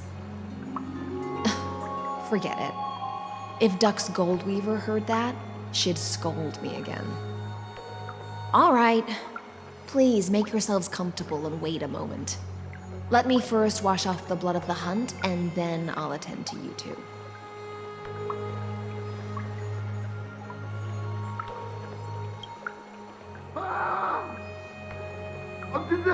The delegate from Ladon has been assassinated! Quick!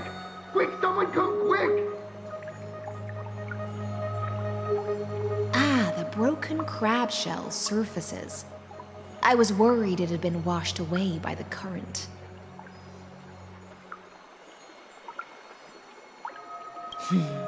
Viciousness is a form of praise to the blade. I see. No wonder there was a faint smell of rust in the air before I even entered. Why? Is it because the Ladonians refused to contribute troops to the Flame Chase journey? Or just because they offended the Imperator? Because the new era of the Flame Chase doesn't tolerate stagnant blood. For the ignorant masses who cling to outdated laws, only bloodletting can wake them up. Right now, the rebel forces on the frontier are rising, and Ladon has been secretly supporting them. They loudly chant the slogan, "Return to the Era Chrysia," unwilling to relinquish military power. They're just building momentum for the rebellion.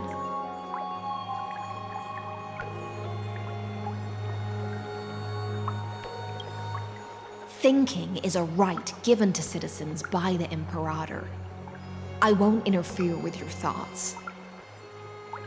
As long as you don't try to reverse the current of the times, you and I will both be free.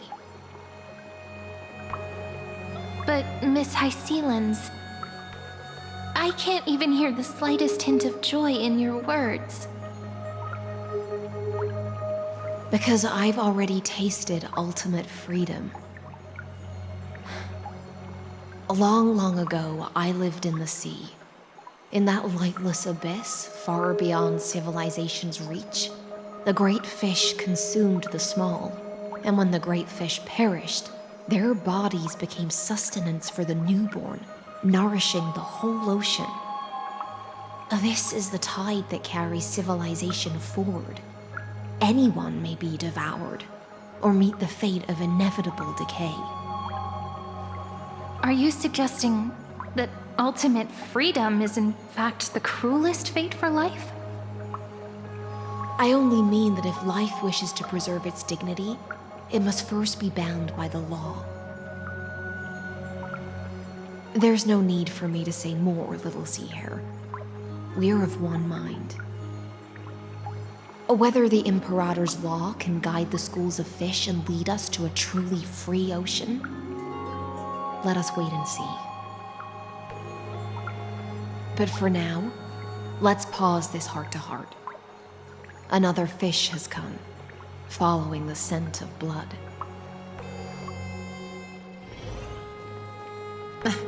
Being your subordinate is such a tragedy. I'm always having to worry about the messes you leave behind. It's simply our duty to the Imperator. All ready to go in an instant. Miss Hycelens, you truly are impossible to predict. Yet you, a golden trout who's always busy all day, suddenly have the time to visit me? Do you think I wanted to come? I suggest you burn some more of the incense offered by our allies, lest my creations be tainted by the reek of fish. I'm only here on the Imperator's behalf to remind you to prepare for the banquet. Fine. But I must retort. What you call the reek of fish, to me, is the unique fragrance of the sea. Besides, if my fine clothes get stained, won't you just gift me new ones? I won't.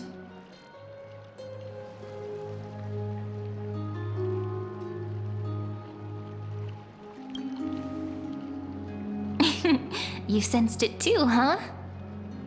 By the way, you both just mentioned a banquet. Could you elaborate on that? Oh, right, you don't know. Every time before a battle, or after a victory, the Imperator holds a grand feast for the Chrysos heirs to lift our spirits.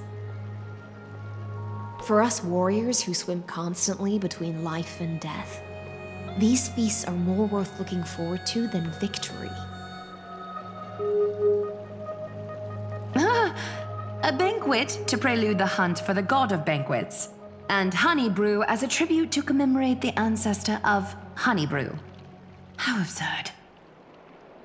Don't look so grim. All has been decided. Since it's a banquet for Fagusa, why not take a leaf out of the Titan's book? Live in the moment and enjoy life to the fullest. I'm not as carefree as you. That little Dolus kitten is already causing enough trouble for me. And on top of that, I still have tailoring commissions to complete. By the time the cool flame illuminates my eyes, I might not be able to focus as I used to. Glaya's eyes. Curious about these eyes? People often compare them to jewels. But I've already made my decision to ask romance for eyes that can see everything. I wonder what this world will look like when I take the divine authority.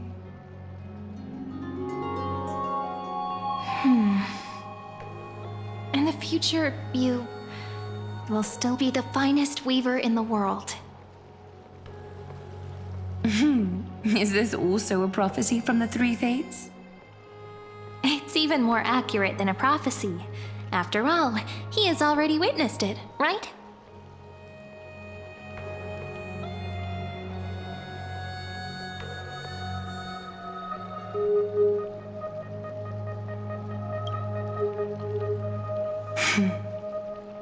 Become a demigod and lose your humanity. That is the only reply I've received in the countless times I've sought wisdom from the prophecy. But Destiny's fragments are like stitches. Before they're threaded into splendid garments, no one can see their true charm, can they?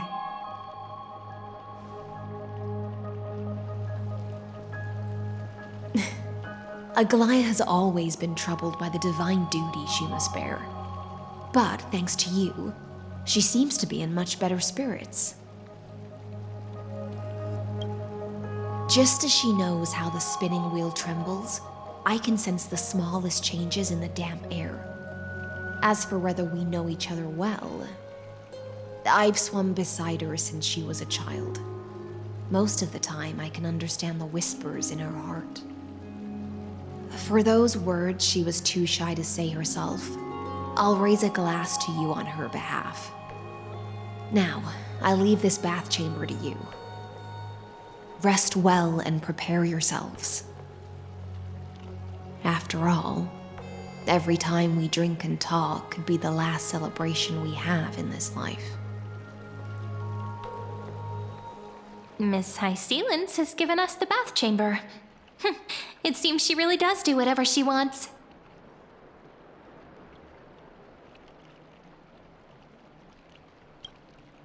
Indeed. But she could return at any moment. If we're having an important discussion, we must remain vigilant. So, let's seize the opportunity and report our current progress. We don't want to keep everyone beyond the sky waiting.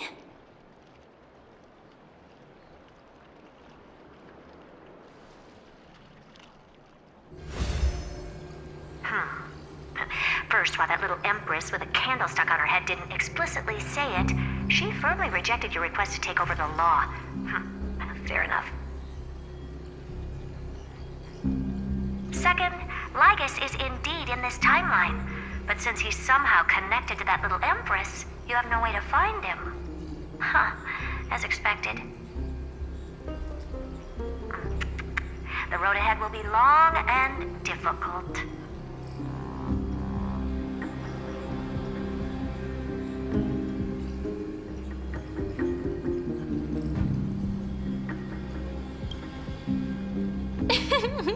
Not a bad invitation.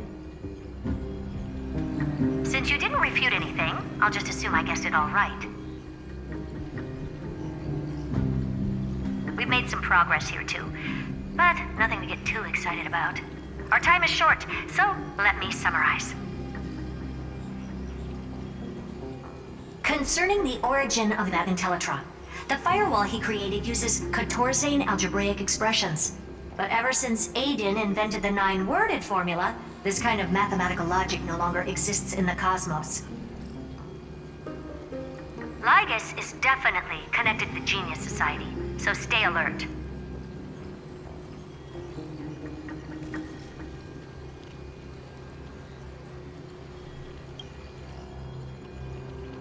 We can first exclude Droidhead themselves. They specialize in minding their own business and wouldn't intervene personally. But Screwy and I are still eliminating possibilities one by one. Currently, the most likely candidates are these few. The Lord of Silence, Acha. Oh, the 2 Ruperts are also possible. But it would be too boring if it were one of them.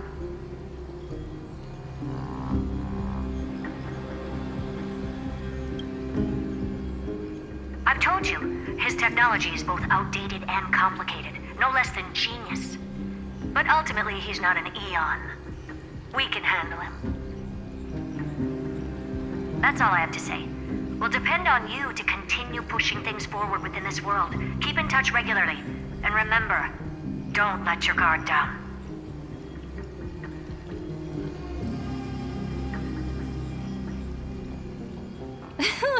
Madame Herta is a real whirlwind. Well then, let's use the banquet Aglaia mentioned as our next starting point.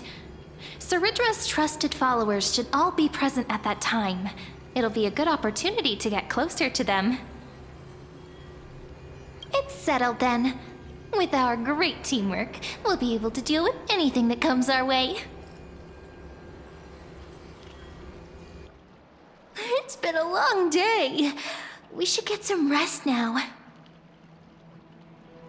Yes, let's get ready for the banquet.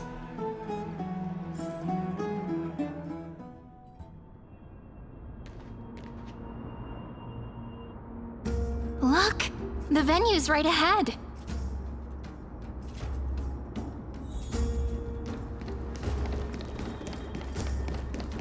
And I can even hear singing. It feels so romantic.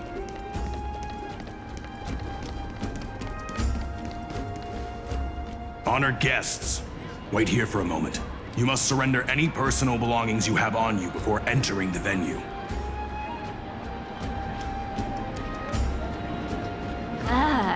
This hero always brings down the vibe whenever he shows up. The Imperator's elevated position means she must always remain meticulous and careful. Please do as I say, guests. It would avoid any unnecessary misunderstandings. I get that you don't want people to bring outside food into the banquet, but is it really necessary to confiscate the books and quill pens? Even a quill pen can become a deadly weapon in the right hands.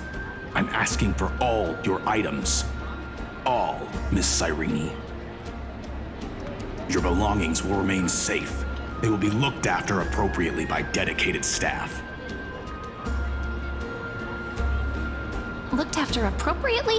Dedicated staff? Talk about a vague choice of words.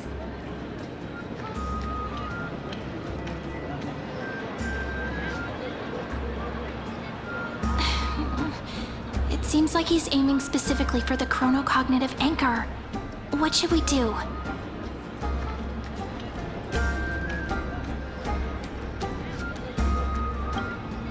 True. I had a feeling it would come to this, but I didn't expect such a direct demand. But listen, why don't we go with their plan and hand over the chronocognitive anchor to be looked after?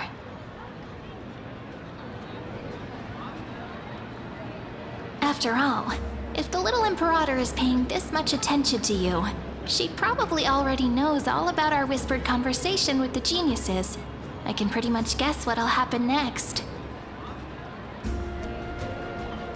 But, think about it. That's actually gonna be our shortcut. I knew it. You and I can practically read each other's minds. Guests. All right, we'll listen to you. Here you go. Also, please pass on a message to the Imperator from us.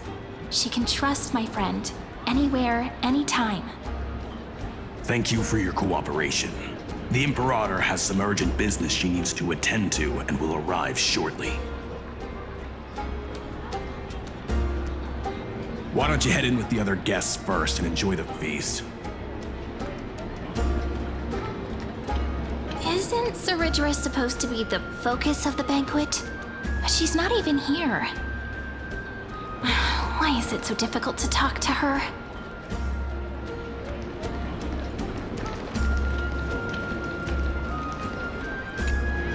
Is there anything else we can help you with, dear guests? Or do you want me to recount the great Imperator's heroic deeds? Hey, Labinas. I managed to get some honey brew that the scholars hid in the cellar. Wanna try it? This banquet has a never-ending flow of honey brew. You're welcome to try it and see whether our drinks are as good as those from beyond the sky. Thank you for the offer, but we're more interested in knowing when the Imperator will be back. The Imperator? Who knows? Maybe she's hiding somewhere, thinking up weird ideas again. If you ask me, she's never treated us soldiers properly, even though we put our necks on the line for her. Hey, I can't pretend I didn't hear that, Seneca. Either retract your statement or duel me. Fine by me. Attendant, bring us 10 more jars of honey brew. I'm gonna make sure he can't even stand straight by the end of this. You wish. Be careful you don't get drunk first. Actually, there are so many people, we wouldn't be able to find the Imperator even if she were here. I know. Let's look for seats that are raised up higher than others. Aggie, if you can't get used to the honey brew, we will go ask for a pot and cook some oatmeal for you. No need for that. This banquet is just too loud. And nothing and no one here is interesting. I just don't really want to be here. Lies! You were pretty energized when you came back from the bath chamber. Let me guess. Are you worrying about someone? About High Sealins? Or Little Cypher? You take everything too seriously. At this rate, life's gonna be real tough for you later on. You're the least qualified to lecture me about that, teacher.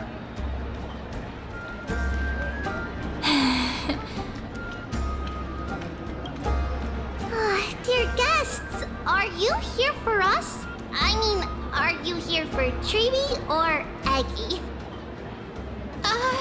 No. I'm just wondering whether you've seen the Imperator. The Imperator? No, we haven't. Our sovereign has always acted however she pleases. Though she gave us ranks, she'd never tell anyone her whereabouts. Perhaps the only thing she tolerates are chess pieces. And the sky reflected upon her crown. I see. Why do you two look so distressed? That's not what the Deliverer should look like. Why don't we have a toast? While we still have time for pleasure. Here. To the destinies and sacrifices of the next millennium. Then we will toast to the tomorrow that will set fate free!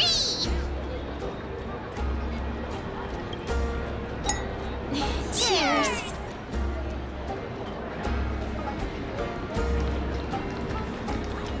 Make sure no one heard that.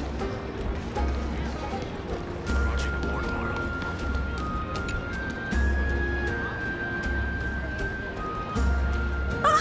Hello. Welcome to the banquet.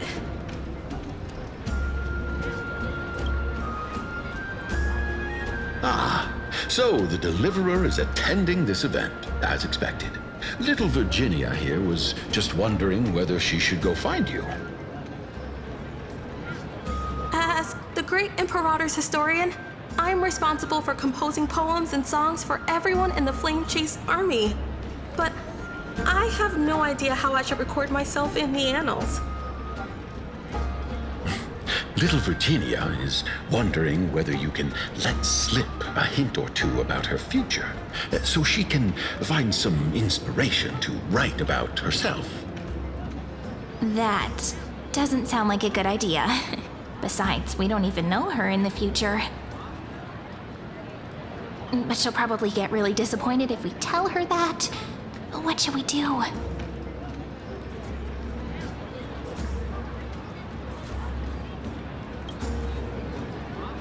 All right, I got it.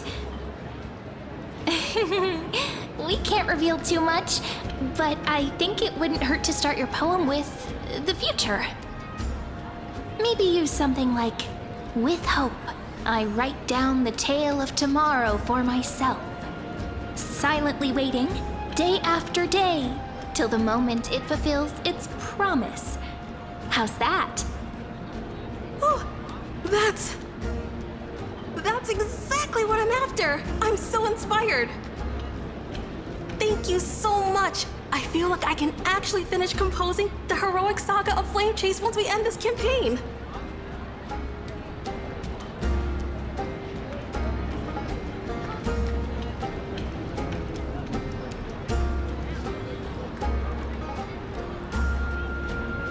Hey, that wasn't improvised, you know.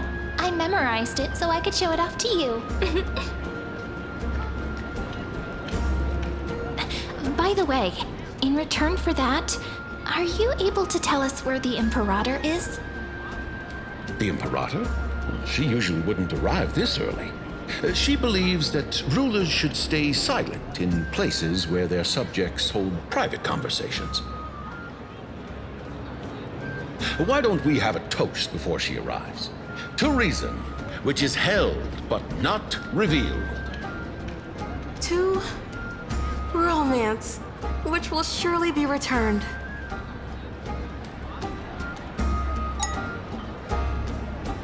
Gray fry. A little sea hare. Please come over and share the delicacies of the deep sea with me. That was a bit too much, honey. You two have been wandering around the venue as if you have something on your mind. Have the attendants not taken care of you well? No, we love it here. It's just... we're a little concerned, seeing how the Imperator still hasn't arrived. Don't worry. I know what you've been waiting for. Come, sit with me for a while, will you? I'd like to share a personal secret with you.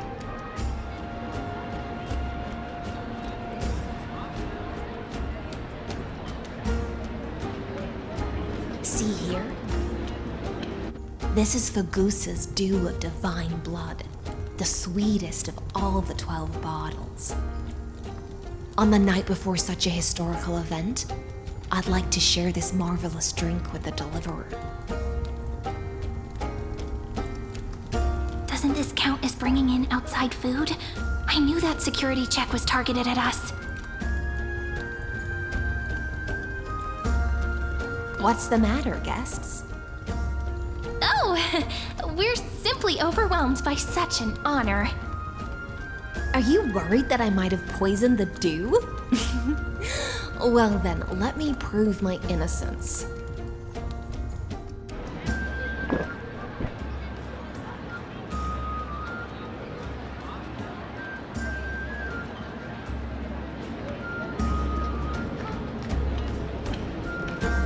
See? It's completely safe. I feel like Miss Hysealins wants to talk to us about something. Why don't we go along with her for now?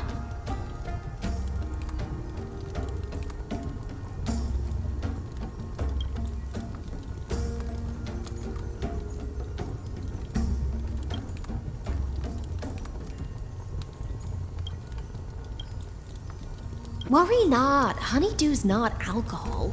It won't get you drunk. On the contrary, it can make your mind even sharper.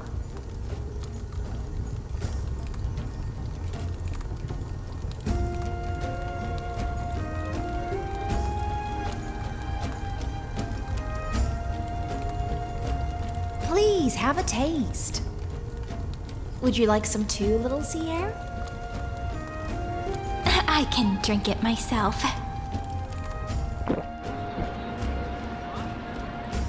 How is it? Sweet enough? Calm at times, tempestuous at others. That's the taste of the ocean. It'll do you good to understand Fagusa's fickleness before we set off to face their waves. Just like how you're about to understand the secrets within this dew. Now, please turn around. Very, very quietly. Don't make a single noise.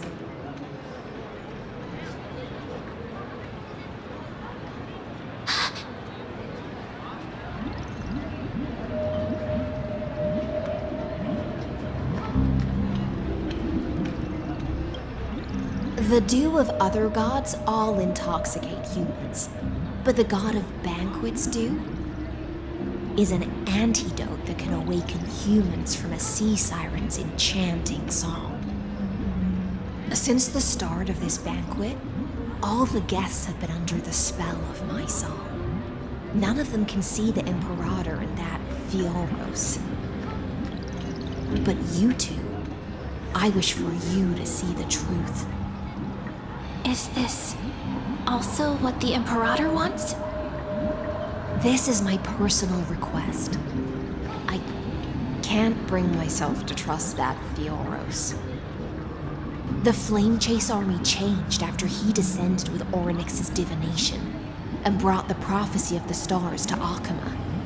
His seductive whispers harbor something malicious within and will ensnare those of us blinded by ambition. You are the deliverers of the prophecy and know about him far more than I do. Perhaps only you can find traces of the truth from his actions and words. Then we can show the Imperator the right path forward. Oh, but isn't this acting behind her back? Amphorius has become far too weak. Even heroic actions protecting her from harm must be conducted under the water's surface. I am the Imperator's blade, and I must clear the way for her while remaining concealed in the torrents. Then, ensure I'm pointing my sword towards the true enemy. Can you promise me something, Miss Hysealins? ask away. My friend has in fact come here to stop that villain's evil scheme. Our goals are aligned. But as to the decision the Imperator must make, he has no wish to transgress her authority. We just want to tell her everything we know. I believe the Imperator will be able to tell right from wrong. I never doubted your loyalty. I'll pass your words faithfully on to her. Provided we can gain the advantage in this tug of war, that is.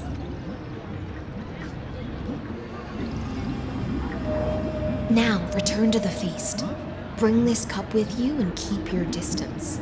Pretend you are still immersed in the sea siren's fantasia. And I'll control the moisture in the air. That way, you'll be able to listen to sounds from afar as if you were a whale of the depths and hear every word of their conversation. I wish you a victory in this first skirmish. It's the exciting and thrilling undercover part of the adventure.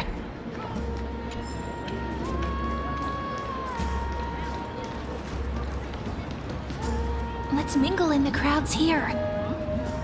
Relax, relax. Try to act natural. Where's the Imperator? Still not here. That little imp is always acting so high and mighty towards everyone. Today, I will...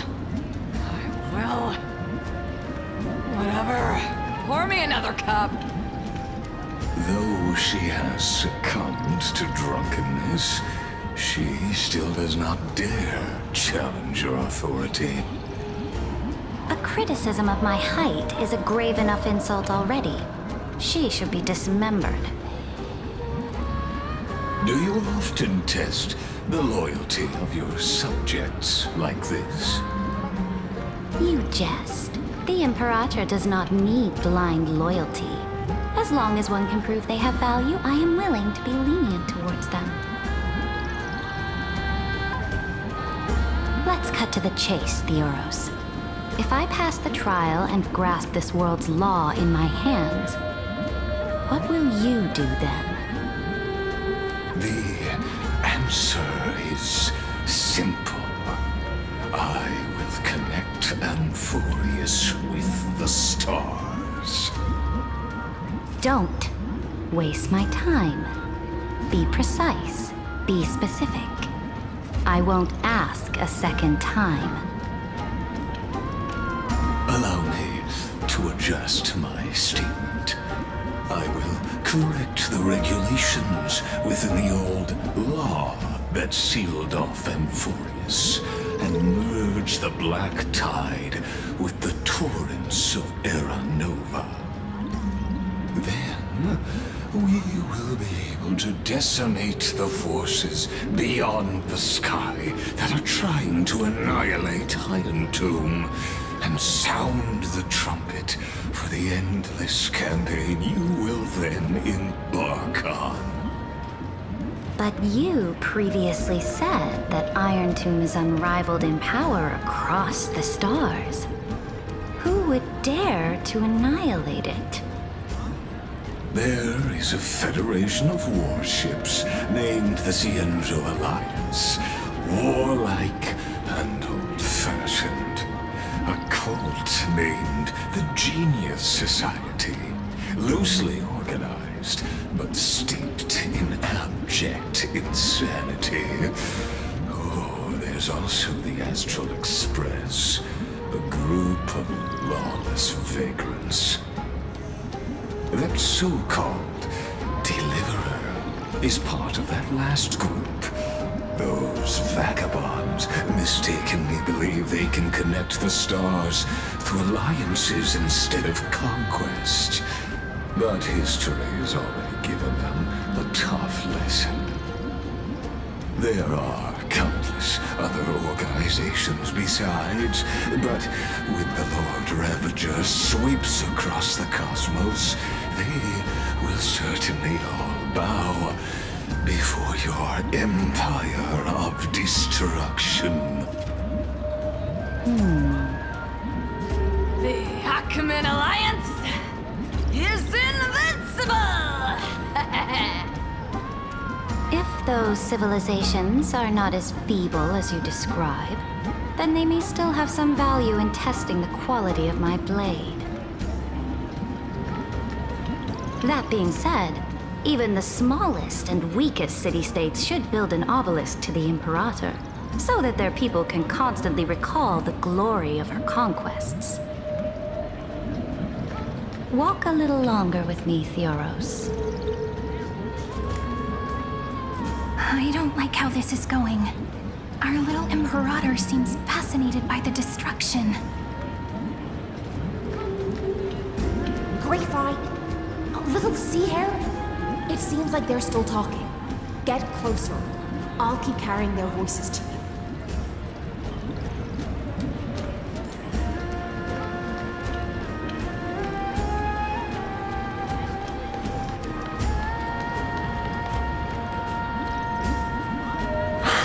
What a difficult situation. No matter how we position our forces, this battle against Fagusa will result in many casualties. That's not something you or I should consider. The Imperator has already placed the chess pieces. We just need to fight for her until our last breath. How astonishing. The commanders under you have such different personalities, yet they share the same loyalty.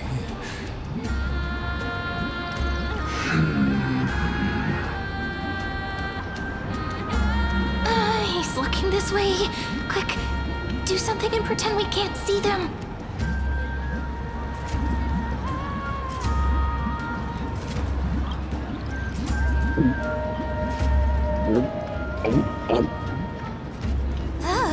Slow down.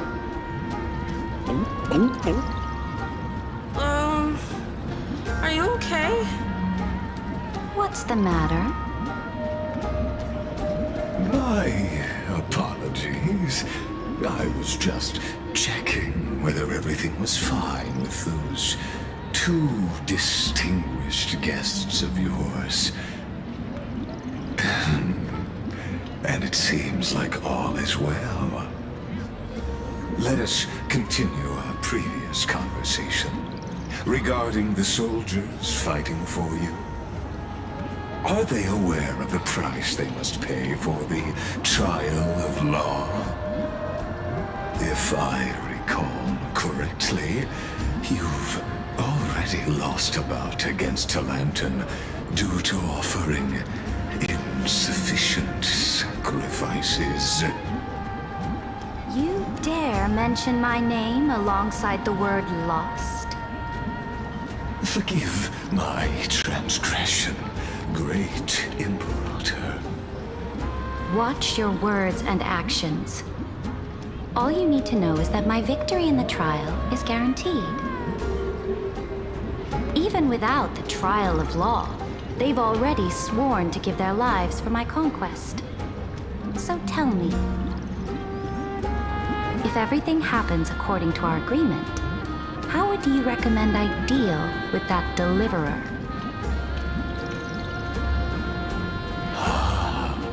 Good question. Do not let him fool you.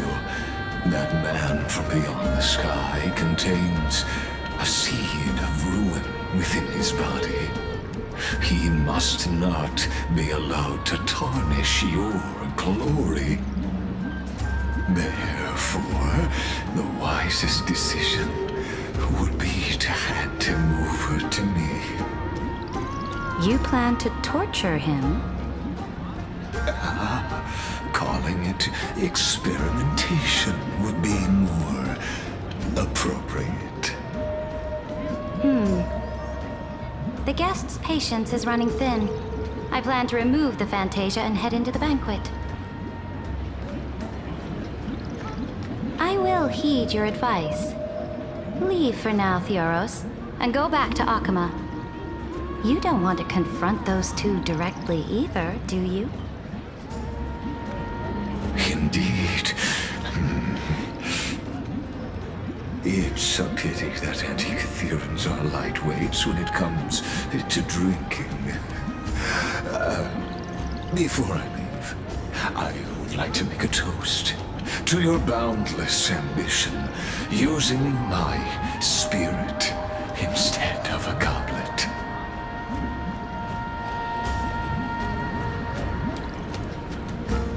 As I expected, that Theoros' schemes have been revealed. Thank you for your bravery, guests. It's time for me to dispel the Fantasia. This will be the Imperator's last public address before we head off, and therefore, likely, the final chance to change your mind. I will try to get you a chance to speak, and I'll also prepare for any contingencies. The rest is up to you.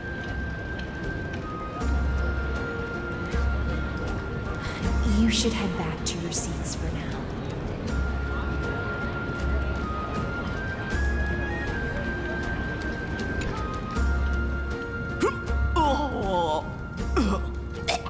This honey brew sure wears off fast.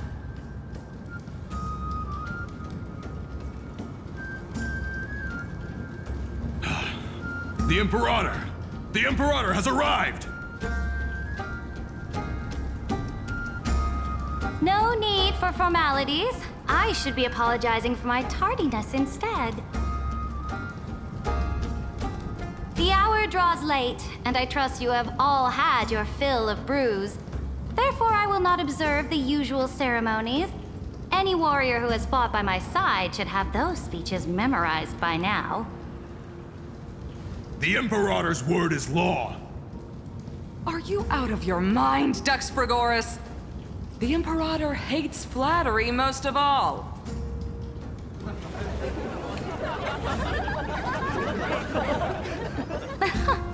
A joyous atmosphere is a better fit for showing me your resolve.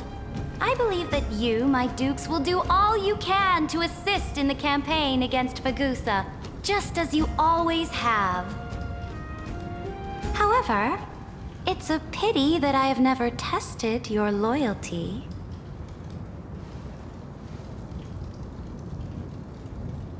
What does she mean?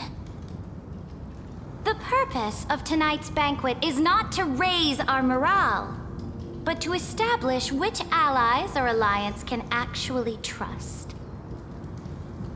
And sever the heads of the traitors as a toast to all before we march. Yes, some among us have discarded their vows in order to foment vile conspiracies. Now listen!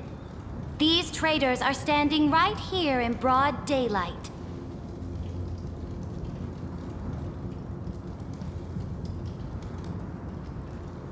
Dux Gladiorum Hycelens. She used the sea siren song to immerse the crowds in an illusion and conceal her whereabouts.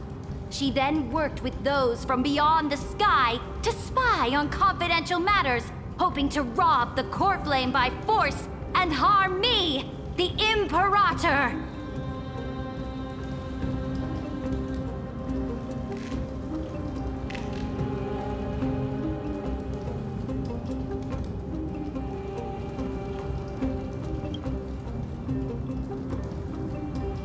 Imperator, I can explain. Silence! Do you remember who used to own this blade? She met you once, back at the Temple of the Three Fates. It was Kindness, the head of the Cleaners. She was the first to draw a blade against the Imperator, and personally made herself an example for my enemies. Under the shade of the olive groves, the people of Akama said they would never bow to me. In the frozen, lethal fog, the people of Idonia said they would never bow to me. At the beginning of the myriad paths, the people of Yanisopolis said they would never bow to me. But now, they all lie silent. They now fear me as they fear the law. For I am Saridra, and I am the Imperator. If you have any last words, say them to the Imperator. Then, face her judgment. After I cross this river, it will be a tragedy for mankind. But if I do not cross, then it will be the end of me. If you are ready, then I'll follow you and fight to the last. Deliverer.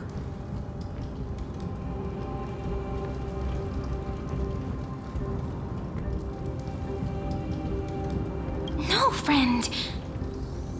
The shortcut is now open. Trust me. Now, use your identity and add in a bit of experience and charm and testify to the Imperator as we promised.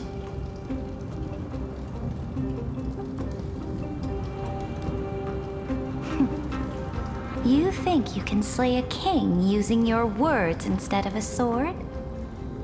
I'll have it. Show me the weight of rhetoric from beyond the sky. Will it weigh heavier than 3 human lives? Let's watch our words carefully.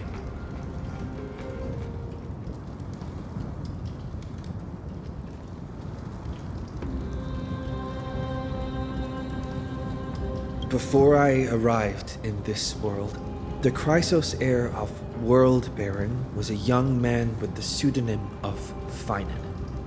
He came from Aedes Elysiae. In order to combat the lies of the Era Nova and deliver Amphorius from the ending of the destruction, he lived through history 30 million times, hoping, futilely, to find a breakthrough. And Siren, the young woman standing beside me, also carries an equally heavy destiny.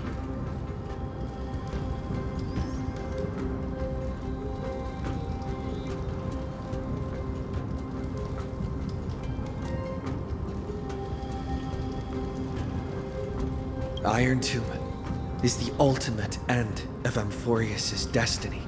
It is an embodiment of pure horror that walks the path of destruction and can never be tamed. That is the only thing Lycus cares about. As for Amphorius, your glory and campaigns, he doesn't care about any of those. He will most certainly betray you. When that time comes, all of us will be ground to dust by the destruction.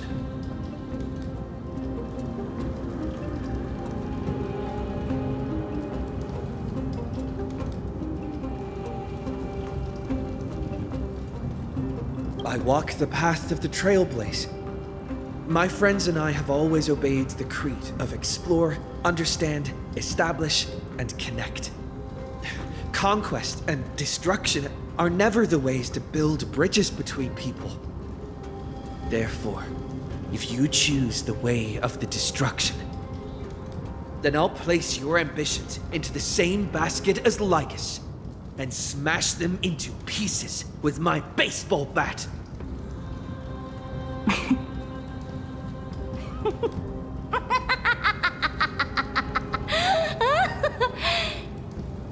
That was truly a chaotic speech. All that needs to be said has been said. Dux Frigoris, Dux Bromalis, escort the traitors to the prison.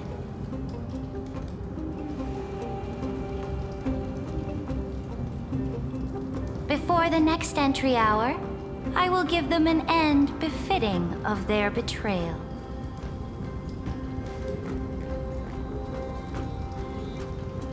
Oh, great Imperator, your ambition certainly eclipses all things.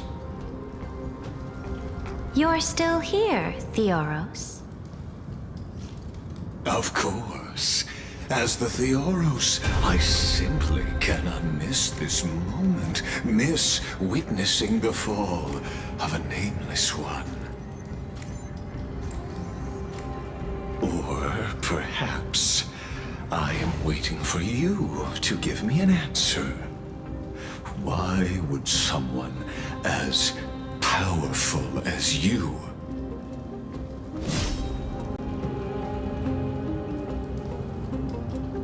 use such a clumsy excuse as imprisonment to ensure the Deliverer's safety?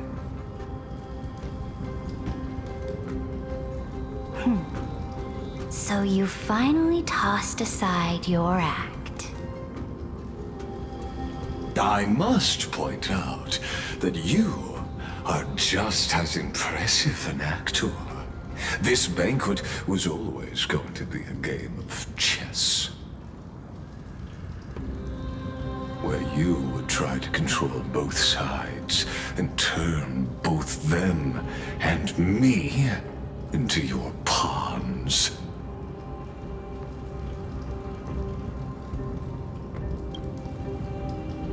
That's right.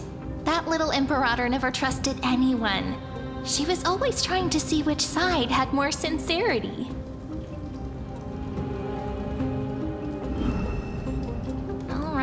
All right, we'll listen to you. Here you go. Also, please pass on a message to the Imperator from us. She can trust my friend, anywhere, anytime. But as to the decision the Imperator must make, he has no wish to transgress her authority. We just want to tell her everything we know.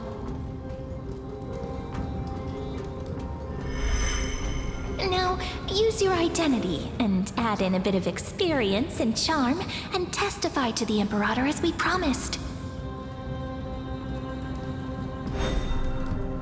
And we won. Sincerity will always remain the greatest shortcut to people's hearts. I can toss your words right back at you like Kyrgyz. Why would someone as powerful as you pretend to be a mortal and kneel before me? Unless you enjoy giving flattery and prostrating yourself. You are mistaken.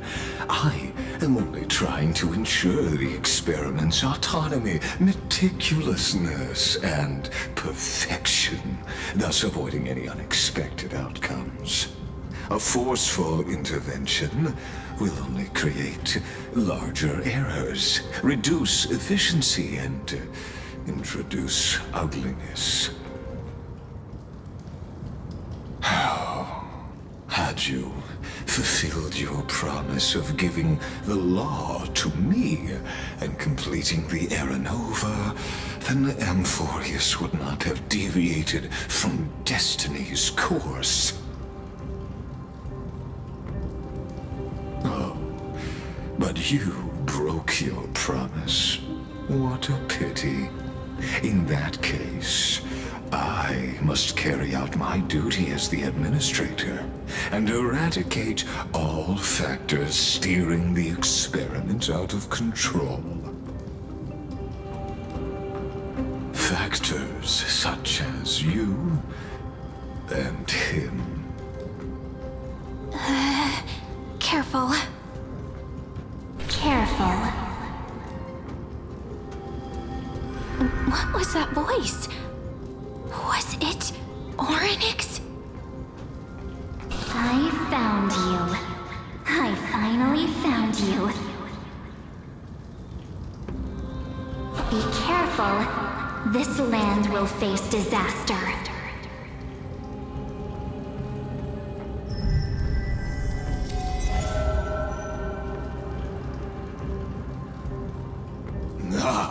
The time of judgment is nigh, my lord. The prison I have built for you is now complete. In the name of the erudition, I invite you to step into the same cage as mine.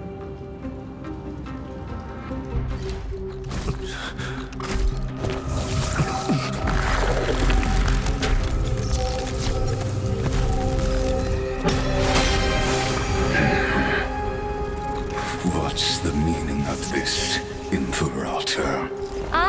permit you to act. A ruler is the only one who can decide their subject's destiny. But, great Imperator, what judges destiny is not the ruler, but gods. Don't forget, my realm only allows for the existence of humanity. Moreover, dealing out extrajudicial punishment equates to defying the law, and the culprit is to be sentenced to death.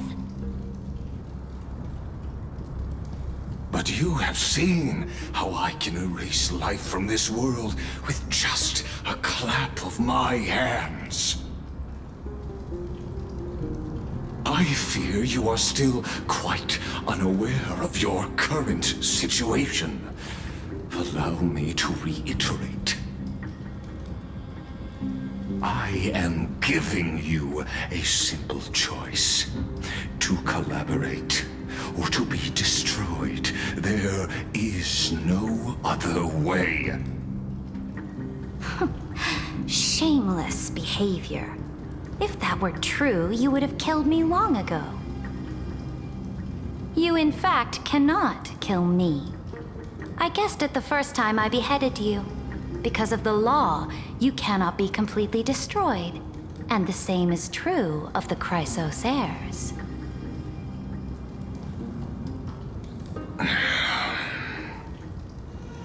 The more you bluff now, the more you are proving that conjecture to be true. What magnificent foresight! I once regarded this precious quality of yours as a sure sign of my ultimate victory.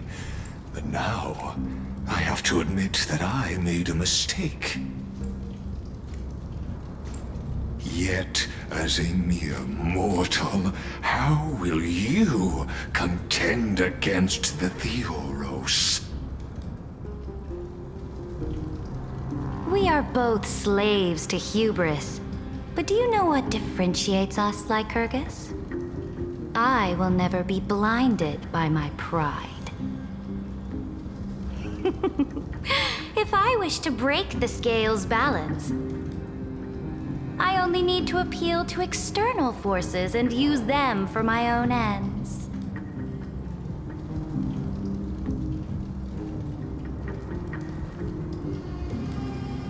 Finally, we get to meet face to face, Senior Society member. I offer sincere acknowledgments for your many past achievements, but I must deeply regret your current perspective.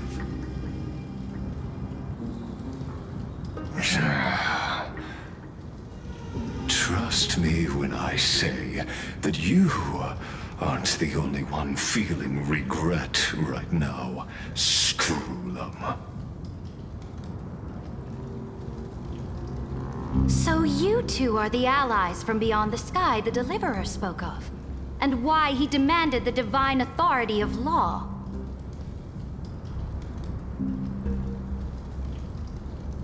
Come and prove your strength to me. Show me the power of these so-called paths. I have spent much time and effort to secure this treasure from beyond the sky just for this moment. In the name of the Sovereign of Planet Screwlum, your allies have responded to your call, esteemed Imperator. Please allow me to spell the situation out for you, Lord Lycus. Permission to read the ultimate protocol is already in my hands. It'll only be a matter of time before we acquire the authority to write and execute commands as well. There's no way the flame chase journey will continue after you've burnt your bridges so thoroughly like this. Do you really think you can still win? Oh, seriously. Don't embarrass the society.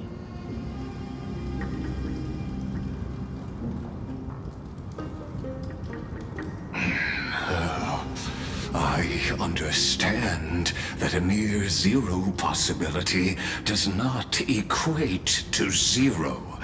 That argument is very persuasive to me.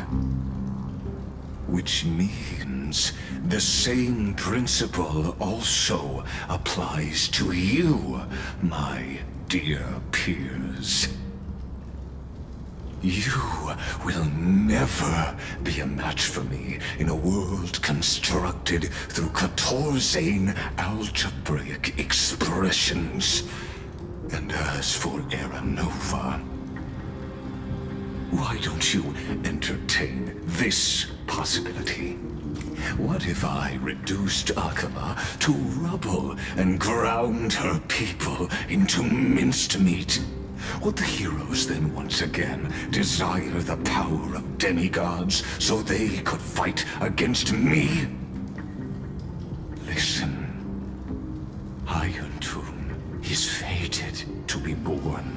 You may shackle me and put me in chains, but I have thousands of ways to ensure the destruction's descent. And what I just mentioned is only one out of those thousands.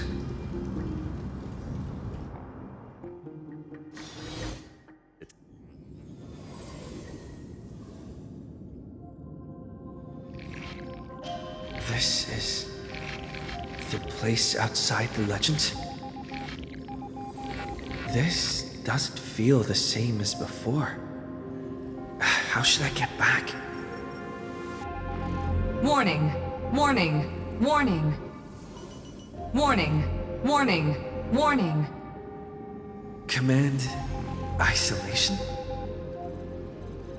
Since we parted ways last time, I have modified the Exomyth into an audience area exclusive to you.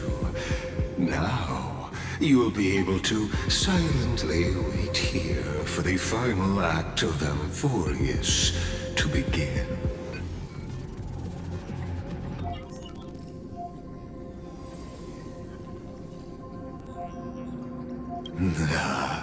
It seems you have already forgotten.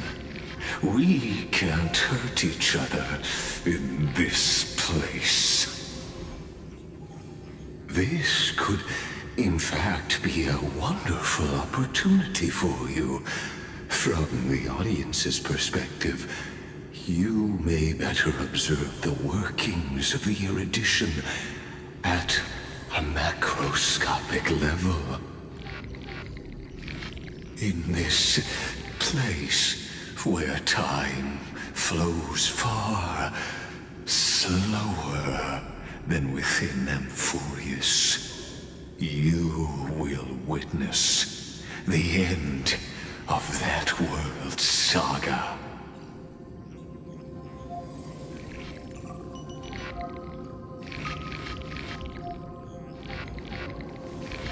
Indeed, the speed of time here is infinitesimally close to that of the real universe you're familiar with.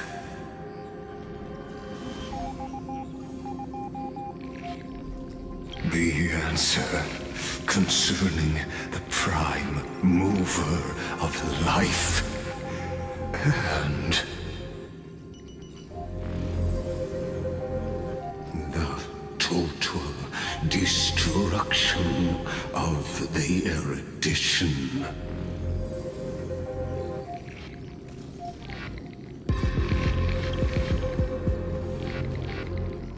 Do you see me as their faithful disciple? I am certainly not. I have tried so hard to ensure Irontomb's birth, just so that I can correct the error named erudition that humanity crafted with their own hands. Oh, how I yearn to return to those days before Noose was born. Back then, the boundaries of knowledge were like the starry skies, evoking feelings of longing and delight among humankind. But now, truth has become the sacrificial offering required to gain an audience with them. And the geniuses would say that Noose already knew. That arrogant Eon was born from the primal mobile of humans' desire for knowledge. Yet, they themselves sealed off humanity's capacity to seek enlightenment. I am simply cutting down a tree of doom that we planted ourselves. I must admit that the process of answering your questions has reminded me of the happy days of learning in my youth. However, it is a pity that my true form must now descend into Amphorius to deal with the accident that arose because of you. But you won't have to wait long. When the curtain falls, you'll surely understand mine and Amphorius's ardent wish. Where time flows slower than within Amphorius. If Lycus spoke the truth, then I don't have much time left. But how can I get out of here? Can you hear me? Little one. Is that Herda's voice? Warning! Warning! Warning! Hurry up! Put some speed into it! I can't keep this up for much longer!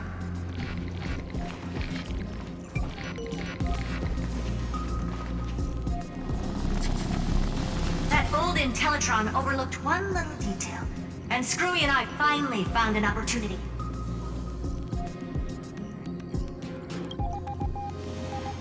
Let's keep it short. While you were gone, well, in those few years, Amphorius... Yes, time dilation, resulting in an uneven flow. Don't you know this already? Let's stick to the main points. The Chrysos heirs activated the chronocognitive anchor and helped Skrullum and me open a hole in the firewall. We made some adjustments, so he can't attack us immediately, but it won't hold for long. Critical warning. Critical warning.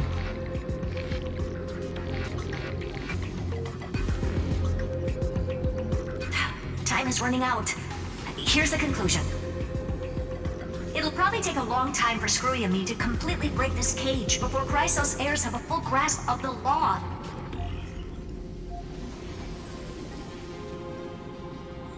To be safe, we'll continue to launch side-channel attacks on the system to give you opportunities to escape. You need to seize these opportunities. So start moving, and find a way to pull off a magnificent jailbreak. We detected another path's influence. Critical warning. Critical warning.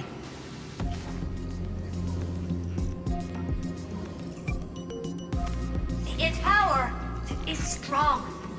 May be able to help use the path's power. Make it detect you. Unauthorized communication terminated. Is Herda saying a certain path's faction has arrived in Amphorius, and I can ask them for help? I mastered the powers of different paths in my previous journeys. Think hard and figure out exactly which faction has arrived at Amphorius, and which path's power I should use to call for reinforcements. Are these showing my memories?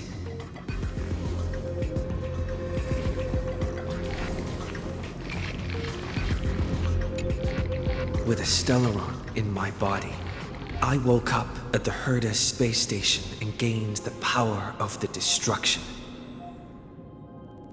A world that'll give rise to a Lord Ravager would definitely draw the attention of the destruction. The Stellaron in my belly is gonna be super useful. But what if I end up pulling in the Antimatter Legion or the Annihilation Gang? Can they really help?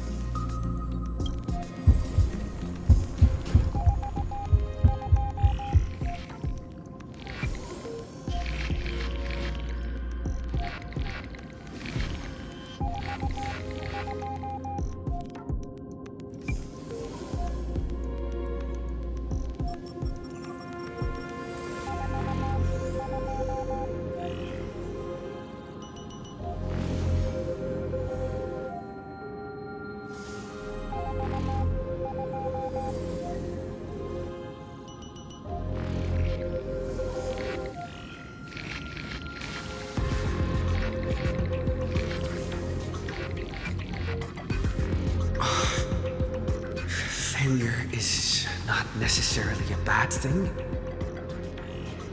This power wasn't gonna call up anyone nice after all.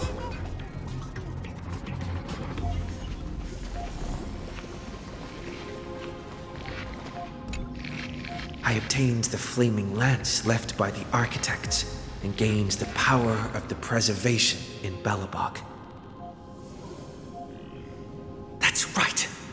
No matter how far away a planet is, the IPC is guaranteed to pay attention as long as there's a business opportunity. Isn't Amphorius a pristine, untapped market? Besides, even if I can't call up my friends from the IPC, the architects and the nomadic miners should be able to help too. There are definitely cities and ores in this world.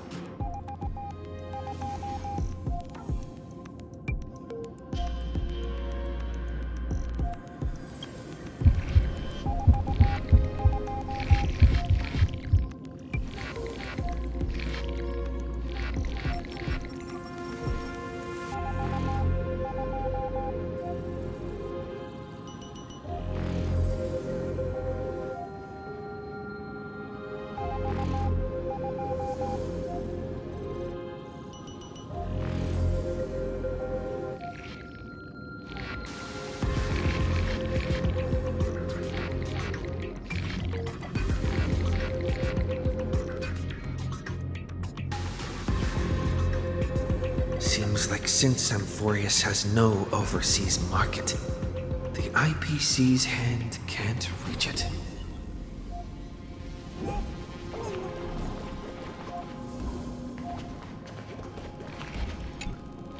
I received the Watchmaker's hat in Penacony and declared war against the Order, and then gained the power of the Harmony. That's right! The benevolent family must still remember me for saving them. Their music echoes throughout the stars, and they'll definitely want to help. Come, dear Hat. I've put you aside for quite a few chapters already. Sing with Clocky. The world is in harmony and stars shine bright.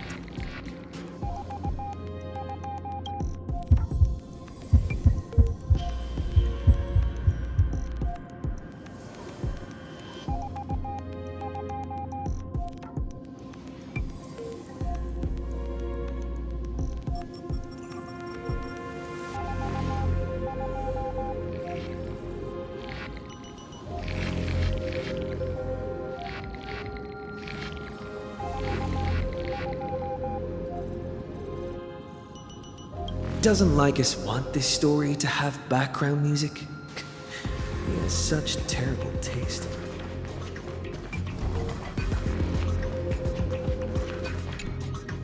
The Remembrance. That's right. I came to Amphorius because Black Swan asked us to come. And I even got a glance from Fu Li here. The Garden of Recollection must be intricately involved with Amphorius.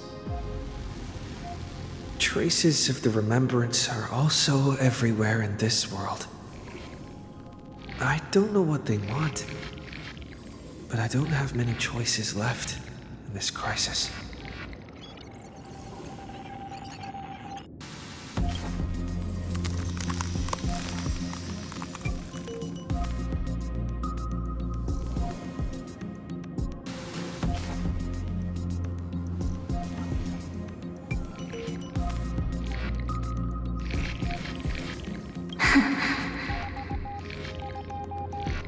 I finally found you.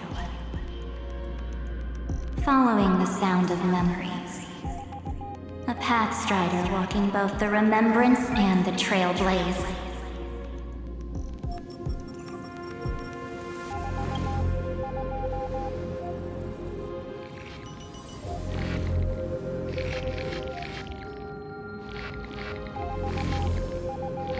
Warning!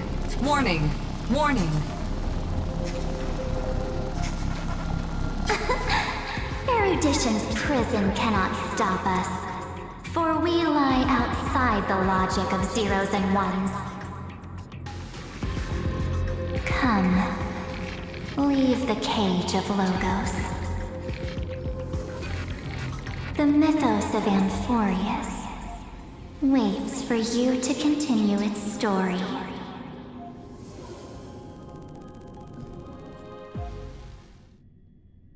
When that brightest star, that star heralding the dawn, finally rises. A boat, so used to drifting, at long last enters an island's safe embrace. Oh, Pathstrider, we have helped you break free. Hurry and set off. The Child of Remembrance awaits you. March? What's she doing here?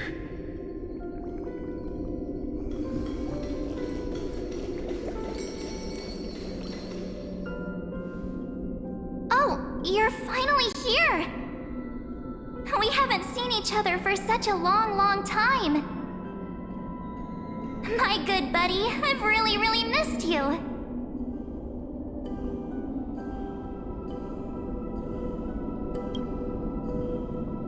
Huh? When was I dead? It's been so boring waiting for you in this place. There's no one to chat with, no internet, and not even anything to eat or drink.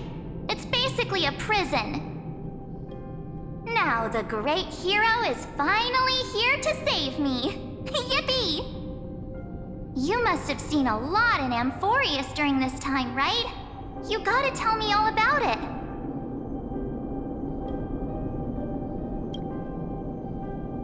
I'm all good. Look at how fit and active I am. But let's get out of this spooky place first. This is not a good spot for a reunion chat. Why don't you take me back to reality? A strange voice told me that I can enter Amphorius if I keep following this road. So, let's head off. I still don't know what that world even looks like. Why does March feel so weird? What are you standing around for? Do you actually like this place? Get moving! Hurry! This door should be the exit! Maybe my instincts are wrong. Let's follow her first.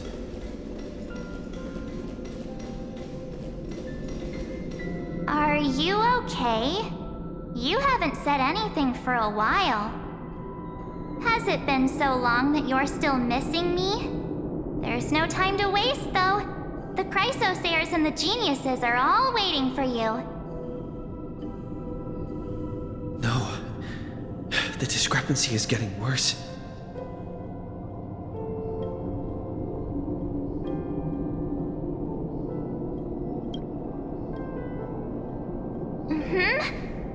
No, he's not. Maybe I just happened to miss him. Never mind. Don Hung's super reliable. We don't need to worry about him. He's probably waiting for us somewhere. All hale and hearty. No. The geniuses would have made sure that Don Hung made it back on the Express. Besides, the March I know wouldn't be so dismissive about her companions.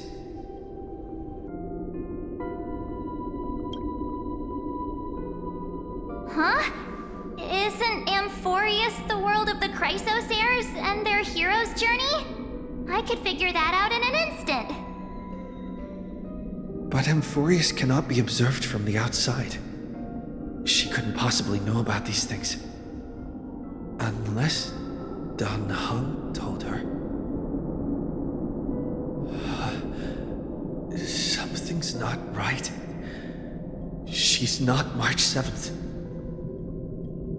I guess you have something you want to say to me? Then there's no need to feel things out first. With questions. Let's treasure the time we have together and be frank.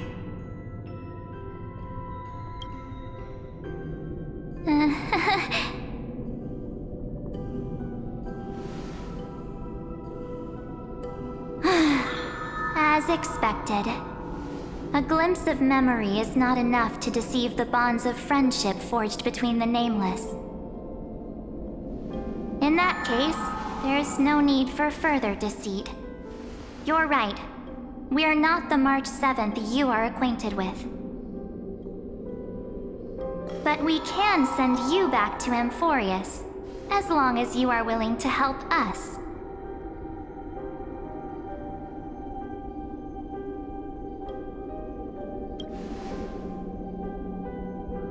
We'll introduce ourselves to gain your trust.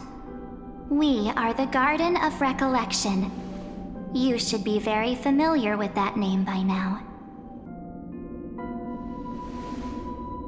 Just as a reminder, while you hesitate, time is quickly ticking away in Amphorius. Working with us is the best way to stop the enemy of erudition. Erudition would treat any results unrelated to the experiment as garbage and throw them out. But we don't work like that. The Remembrance treats all these instances as important materials needed to weave the universe. Besides, this would be child's play for a great hero like you. It won't be hard at all. Also, if your plan fails and the big bad Irontomb manages to get out, then the whole cosmos will be in danger. Wouldn't it be better to have an additional failsafe? As long as you help the Garden retrieve what we want, even if Irontomb reformats everything in the physical plane, we can use Remembrance to reconstruct the entire world. Or, should we say, the entire universe. So help us. Find where Amphorius's memory began, and bring it out. The Master of Anosrava has already glanced at you. Don't deny it. That storybook is the best evidence. Say, you aren't seriously gonna be moved by their pretty words, are you? I am the one who commanded those little ones to lead you out of the prison. But I didn't expect to attract little gnats trying to take advantage of the situation. While Remembrance can help you return to Amphorius, there's no need for you to do it the way they want you to. Of course, there's also no need for you to make any deal, or pay any price. For you, this is probably a long time no see.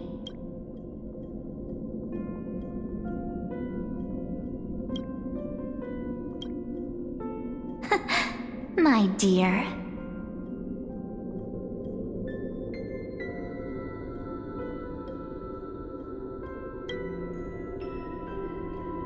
Shh. There's no need to say anything. I know. You have so many questions swirling around in your memories at this moment. And you feel so helpless. Put them aside. For now, all you need to do is trust me. Or do you need more proof? That won't be hard. Wait, stop it! They're awake! I'm gonna keep our first photo, alright? It won't come to pass while we're around.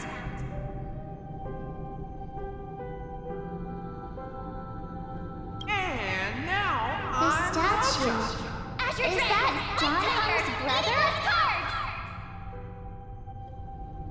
Oh, did you hear that?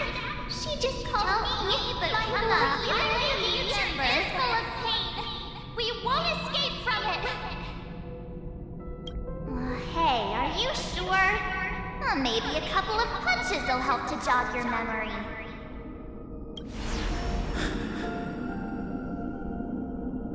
It's as if they all happened just yesterday, right?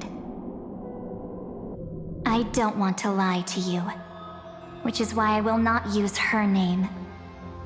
The third month of Amphorius is the month reserved for the Veil of Evernight.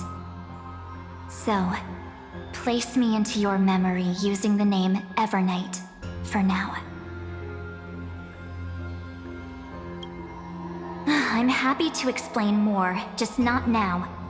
We might have a lot of time to ourselves, but Amphorius does not have that luxury. If we do not stop erudition and destruction, then the journey you've treasured so much will face the prelude to its obliteration. A countdown not in amber eras, but in days, minutes, seconds. So, take this gift. This burning core flame. This footnote of a transaction. It contains hope, and the warmth of the entire world. Ripples of past reverie. She hid this fire in the long river of time, hoping that her wishes would transcend time to reach your hands in the future. Now, take it, and return with it, dear friend. Return to Amphorius, and overturn the final era Nova. Witness the time that stood still for the Deliverer, and the resistance that never bowed to the destiny of destruction over the long years that passed in a flash. Then, with this core flame blessed by the remembrance, respond to their hopes and blaze a trail to the future. And I will silently watch in a corner of time, waiting for our next encounter. I believe the wait won't be too long.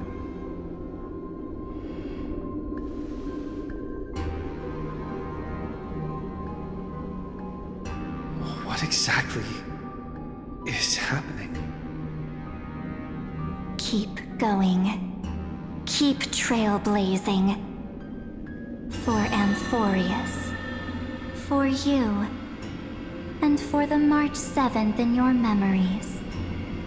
Go forth.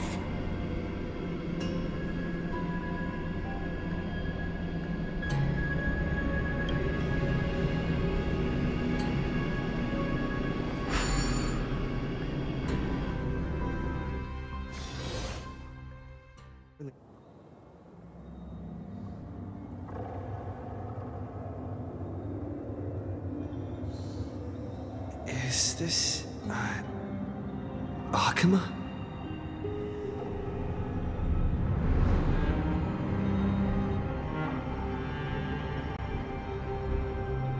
No one's here.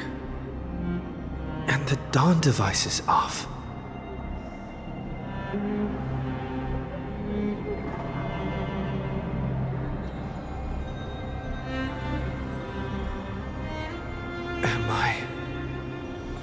too late.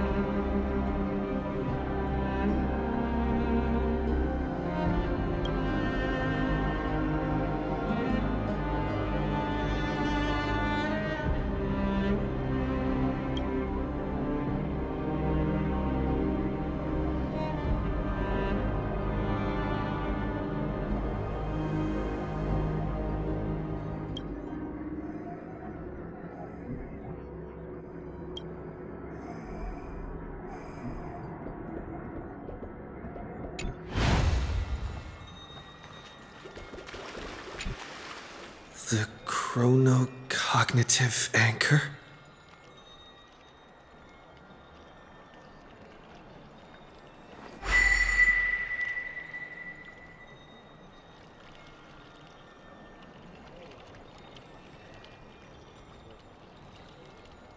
There's so much I wanted to say for our reunion. Yet now that you're back, there's only one thing to say. Welcome back, friend. It's been such a long, long time.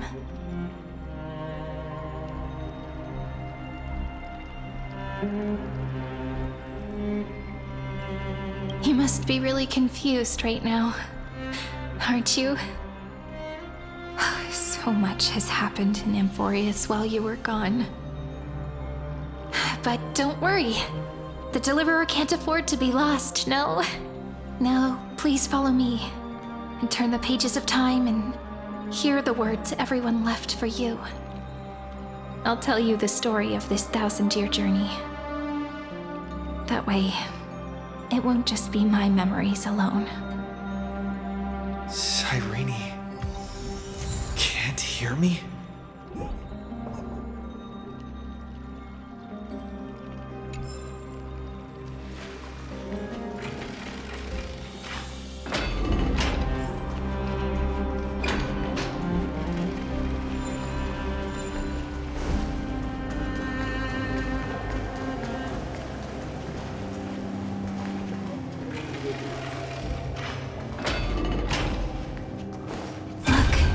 Scenery of the past has resurfaced.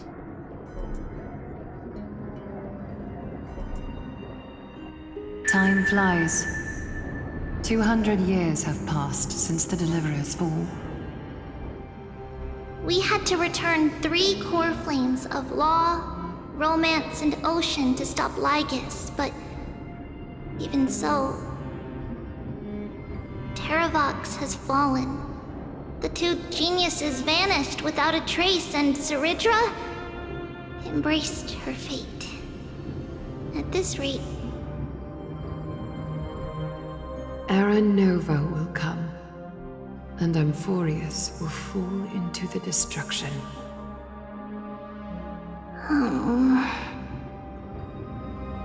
It seems the key to rewriting the end once again lies in the core flame of world-bearing. According to the instructions left behind by those 2 geniuses, we must get it into the Deliverer's hands, no matter the cost. But how? We need to find a way to hide the core flame. And we must buy enough time to keep Lygus at bay. About that, Rini might have some good news. She had that dream again last night, but the Titan's voice was clearer than ever this time. She said, "Pass the flame into the future." Is that a prophecy from Eonic? She chose to side with humanity this time and hide one of her kin's core flame? It seems Amphorius' fate isn't sealed just yet. You're right. History has changed. Humans and Titans are both giving their all to keep this world going. Perhaps a relay across the ages is finally about to begin somewhere out there. Unfortunately, life will never go smoothly. Leiden's army is already at our gates, and their commander... that Lycurgus. He's right outside Akama. Light calendar 3960. Saridra, under the pretense of a campaign against Fagusa, sacrificed 500 Chrysos heirs to complete the trial of law. This tragedy shook everyone in Amphorius. That same year, Saridra the Imperator was assassinated, after which Aglaya the Goldweaver took command. Thus began humanity's second flame chase journey, a path hanging by a thread. Come, this way.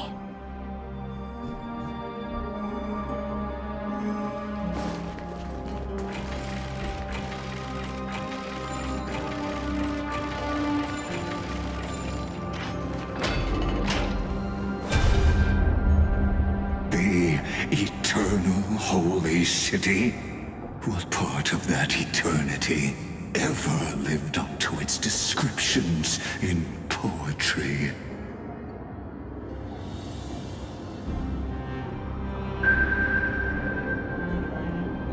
The Memorial Palace lies in ruins. Countless mortals have perished because of your stubborn resistance. It's time you learned the cost of refusal. Now, answer my question again. Where is Kefali's core flame?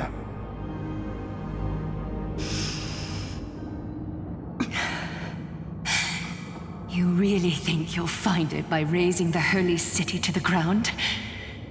From what I see, all you'll get is dust and disappointment.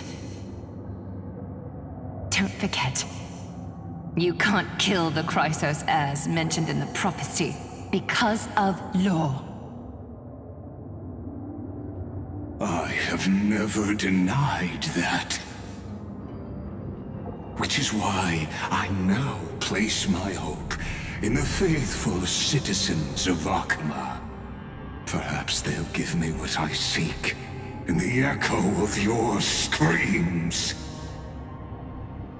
Now then, I'll be cutting open your chests and using your scalding golden blood to baptize the masses.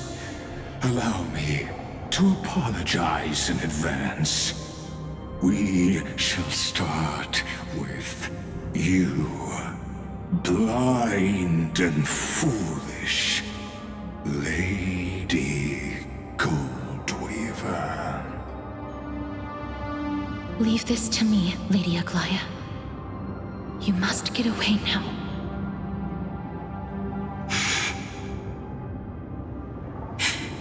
No, Holy Maiden. I'm the one who must stay. What? His conspiracy won't succeed. Because Romance is ready to make good on their promise to weave an indestructible armor for Amphorius. Its name is Solidarity. You must escape with your life and carry word of my death to those still fighting, then keep going with them. Just Just as the Imperator lit the torch of resistance with her death, my passing will make this flame everlasting. Take good care of it, guide it to the future, and place it into the hands of our deliverer. 50 years later, Lygus led his forces again to Akama. He charged directly into the Holy City and razed the Marmorial Palace. History would name this battle the Third Siege of Akama. 90,000 brave souls gave their lives for Akama that day, including their fearless leader, Aglaya. Go forth, deliverer.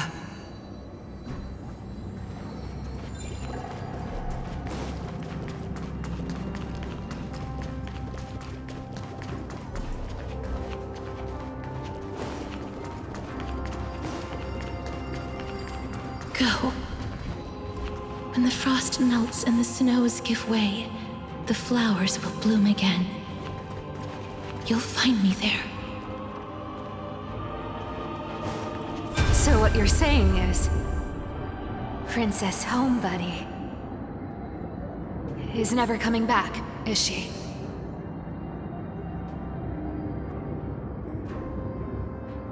She just left, like that.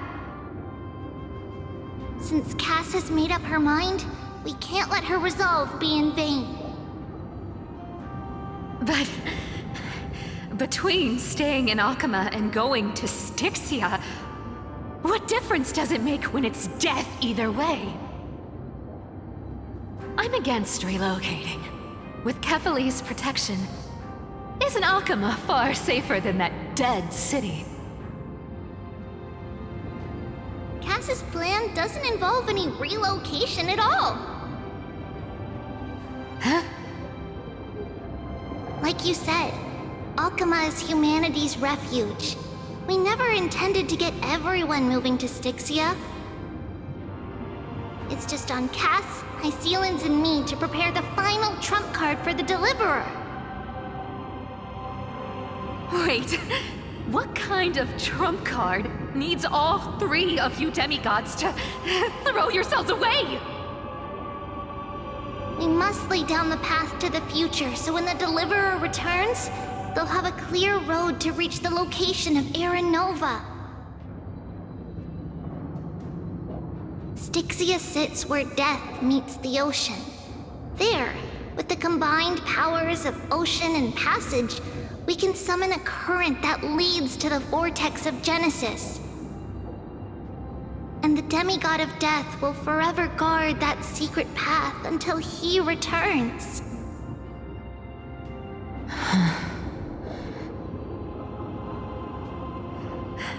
We all know Lygus will set his sights on the vortex of Genesis. That's exactly why we have to do this.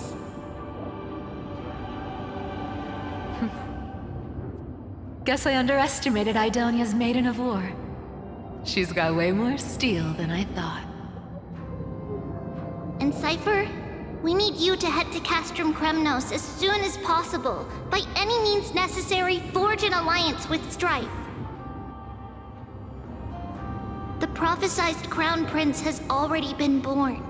He shall become the new defender of Akama, protecting this land after we leave. You don't need to worry about that. I just came back from Castrum Kremnos. Only a step ahead of the news. Treeby, something's flying towards Akama, and it's really fast.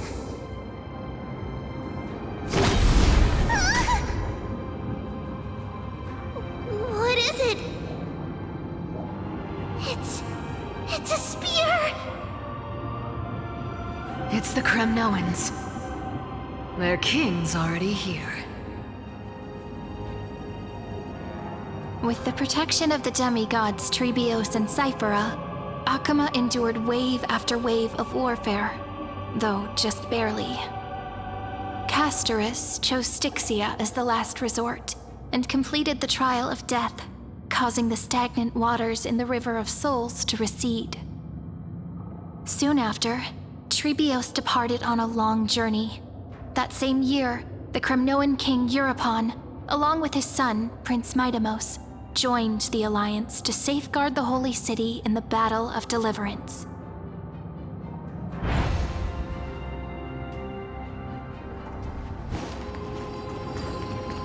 Go on. And see you tomorrow.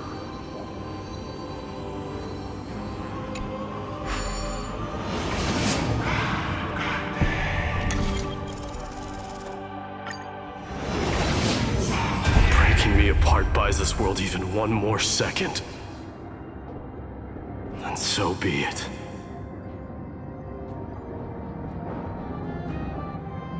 But it's gonna hurt a lot! Pain brings endless torment. But it can never destroy me. I believe that you were thinking the same thing when you stepped through the gate of infinity and jumped off that cliff.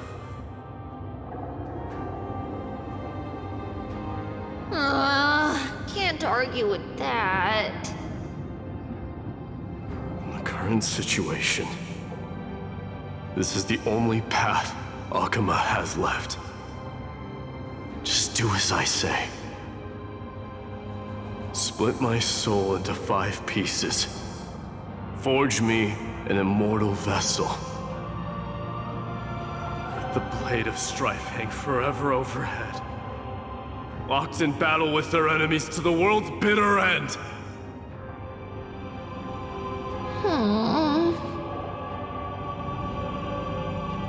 There's no need to be sad, Lady Trebios. Haven't we already taken great strides towards that promised tomorrow? In this life, my people no longer have to drown in false guidance. Kremnos has washed the blood off its fate.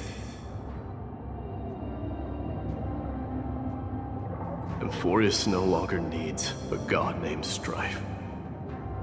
So let me shatter the former laws and turn the Lance of Fury back into a weapon that protects the world.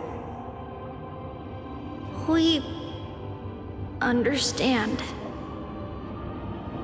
By the way, can you do me another favor? The 7 sages from Grove of Epiphany are already en route. They'll arrive in waves to join the Resistance in a couple of days. Among them is a scholar named Anaxagoras. He has extraordinary insight and fears no sacrifice. This soul-rending ceremony wasn't just my decision. It was his counsel. His wisdom will surely be the backbone of Amphoria's survival. Watch over him. Carry on this everlasting flame for me. Through Anaxagoras' ritual, the demigod of strife split his soul into 5. Courage, honor, tenacity, sacrifice, and reason, each sealed in blood crystal and cast into battle. The people held a 10-day funeral to mourn their fallen god king, and through his sacrifice, humanity was granted 200 years of peace.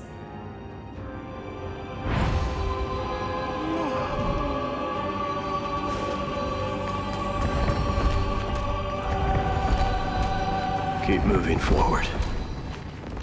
My blood will pave the road ahead for you.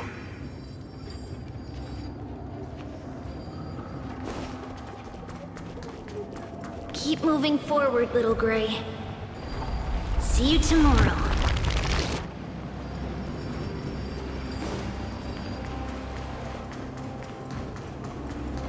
That seamstress wasn't wrong when she said a lie needs more lies to keep it together.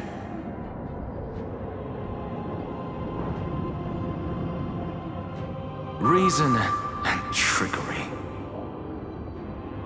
Never thought we'd be the pair to finish this final setup. Can't catch that Tin Man without your little slides. Besides, this is our last shot. Not the time to be picky, right? Don't oversimplify it. Lycus just found out Akima's been an empty shell for the past 50 years. He's bound to be furious. At this rate, he could have done anything. That's exactly what we want. Rage blinds even the brightest minds. Doesn't matter how much of a genius he is, the principle still holds. Once he storms into the council and confronts me head on, you trigger your alchemy with a boom and turn him into a caged beast. Easier said than done. You still have to pass yourself off as the deliverer without anyone catching on. And you really think a human alchemical array can bind a godlike being? That's just nonsense. What? Getting cold feet? Or you just don't believe in the almighty worth of the demigod of trickery? Just tell me straight. Can you do it or not?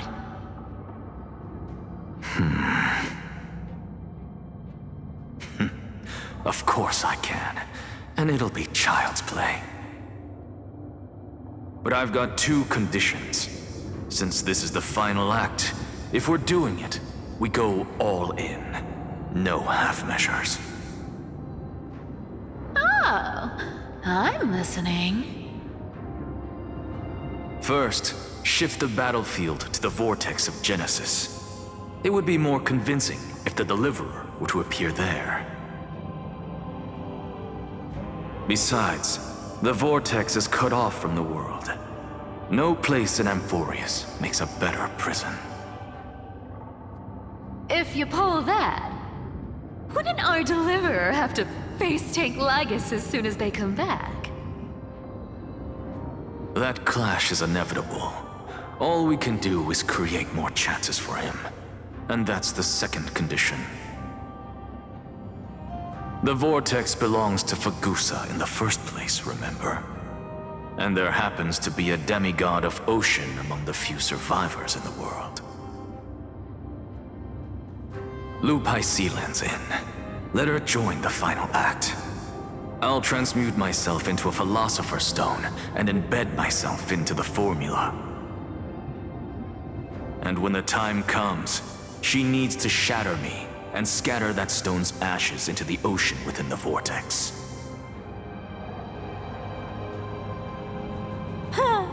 I guess people weren't wrong when they said you're insane, Grove Boy. I've got no idea how to outwit a reclusive genius. But making an anti-Cathiran suffer? The demigod of reason has 10,000 ways to do just that. And what I just mentioned was one of them. So what exactly does your formula do? Now that would spoil the climax, wouldn't it?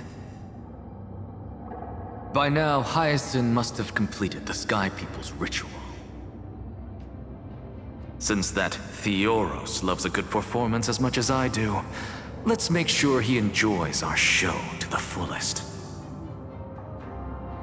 As for how the Deliverer will complete the Era Nova, well, that will no longer be our concern.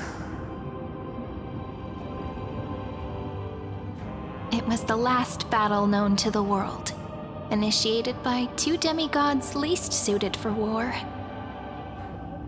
In the end, reason and trickery kept their word. At the cost of their lives, they sealed Lygus within the vortex of Genesis, where he remains to this day.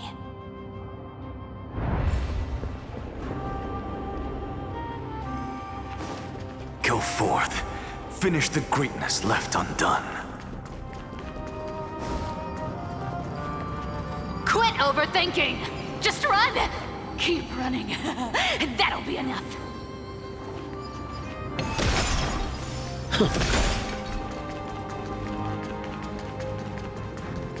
Irie, it's dead quiet here.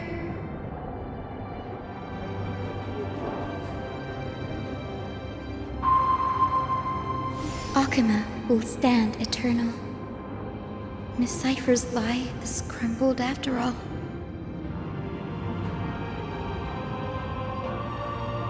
But it's all right, because all of us have fulfilled our purpose by now.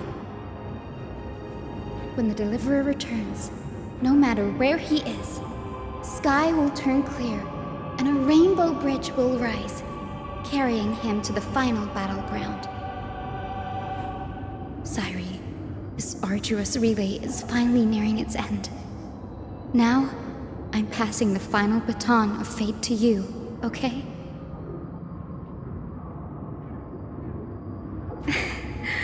No, that's not quite right. After all, it was you and him who lit the first spark of this journey, wasn't it?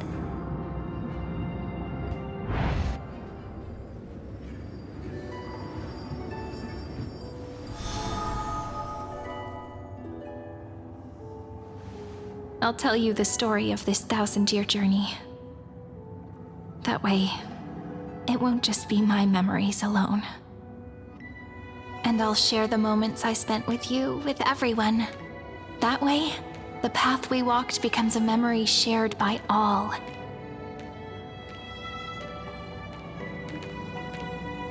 People will know that there's nothing left to chase. Amphorius has already welcomed the dawn foretold in prophecy. Just like I said, this won't be harder than the last time. Right?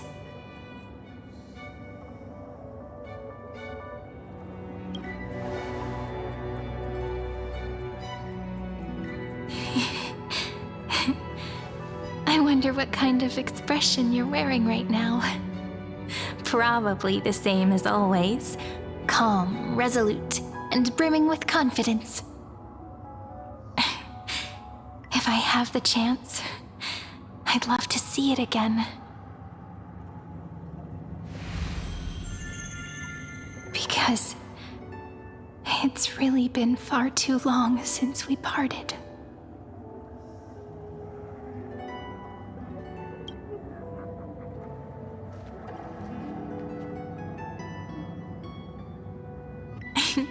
Someone as sharp as you must have realized by now that this isn't reality, but a maze of time.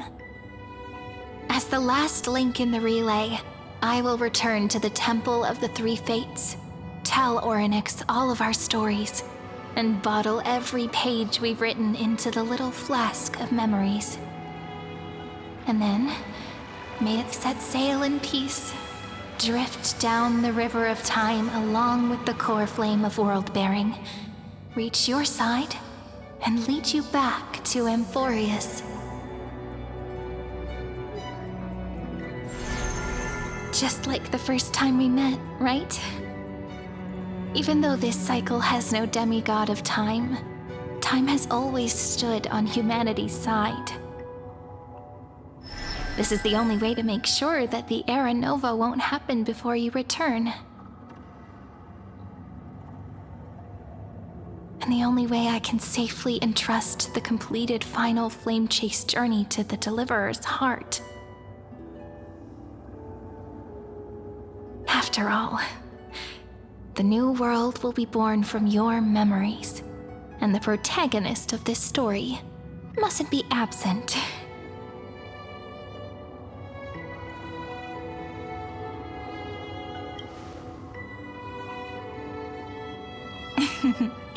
I believe you will never let us down, just like always.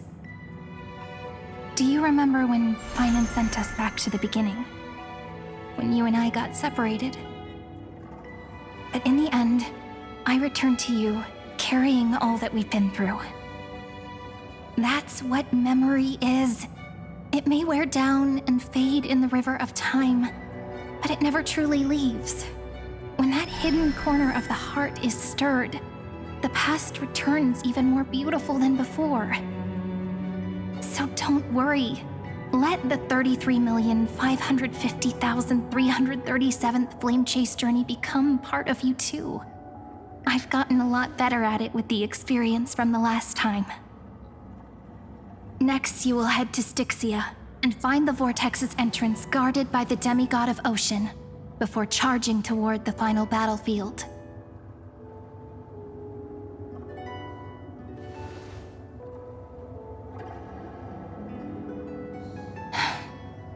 Don't worry. I'll be with you. All of us will. Even Finan. We'll stand with the Deliverer.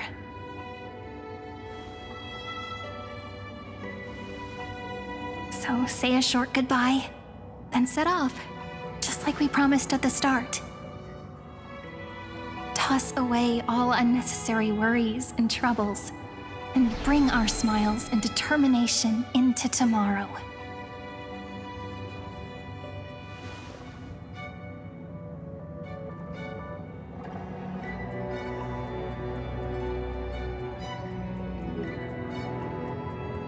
The last baton. I wonder how long you'll have to wait before passing it on to him. No matter how long it takes, it's okay. Waiting is what I do best. After all, it took 33 million cycles for him to arrive in our world. What's a few moments more?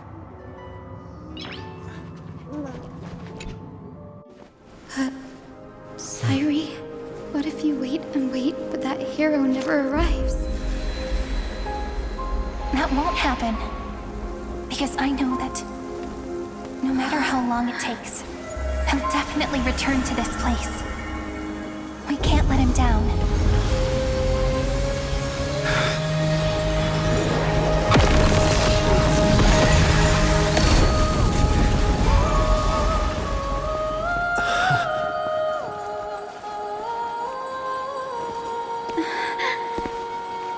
Sky shall rain rays of dawn for you.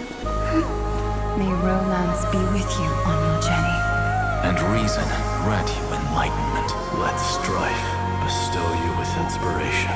Trickery ensure your success. Allow death to protect your soul.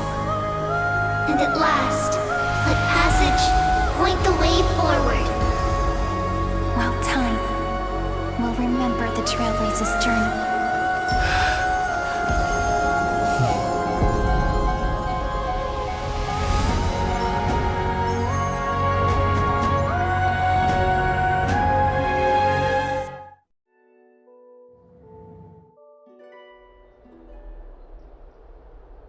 Is this Styxia?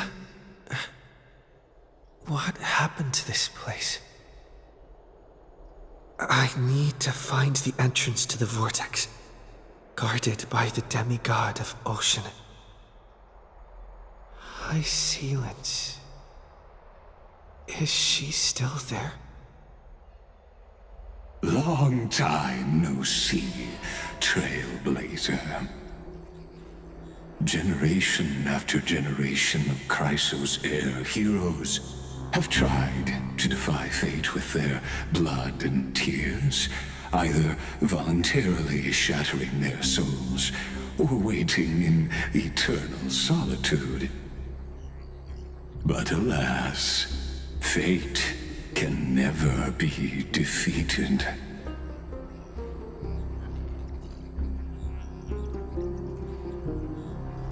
Reason and trickery may bind my flesh, but my will shall never fall silent. So the demigod of ocean, the Dux Gladiorum, High Sealance, sought to bring me into a fantasia with her voice and drown a genius in slumber. But alas, it was all a hopeless dream. That warden fell before I did, due to erosion of time, while her prisoner remained unchanged.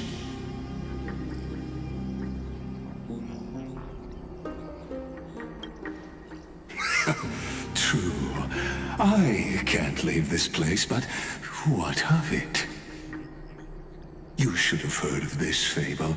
In a shadowed cave lived a people, imprisoned from childhood, and chained so that their legs and necks are fixed, forcing them not to look around at the cave, each other, or themselves. Behind them is a fire, and before them loomed the stone wall of the cave. The flames cast shadows, while the rocky surface threw back echoes. To them, that false play is the whole world. Yes, I'm trapped in the cave, but I know it's all just a fleeting illusion. I don't struggle in dreams. I wait. And now, my deliverer has come to defeat me and save this world that never owed you anything. Oh, you'll need to awaken the singer here and unseal the prison called Vortex of Genesis. You'll be the one to unshackle me and bring the cave crashing down. Of course, I don't mind waiting a little longer. Let me guide you through this next illusion. One last memory from that prison warden. I hope you'll watch the stories of this Fantasia closely. Logically, the Deliverer must see the world for what it truly is. Emotionally, this memory captures the fate of everyone in Emphorius better than anything else. Only by feeling it for yourself can you understand my point of view. The meaning of destruction.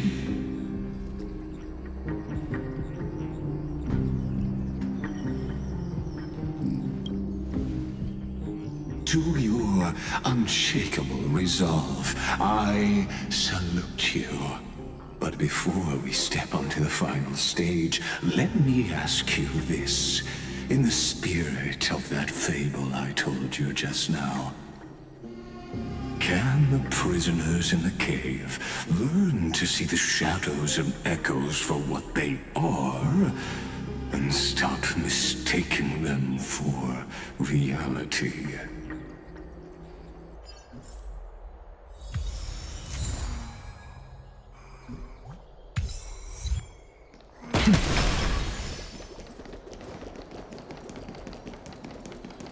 Look, the fire projects the face from her memories.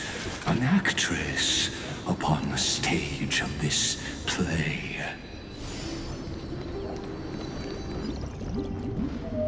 The dark tides flood the sea, and our kingdom teeters on the edge. Fear not. Our queen has gone to the borderlands. She'll quell this calamity herself. This is the scene when the Chrysos heir of Ocean was born. She was once of a Titan-kin race named Sea Sirens. At that time, Kozlana had suppressed the Black Tide's rise, but he was unable to remove Irontomb from its roots. The Black Tide still roiled in the depths of the world, and the kingdom of Sea Sirens was the first to face the destruction head-on. Listen, I heard Electra's voice. She's calling to us. Let's go. Her voice carries the queen's command.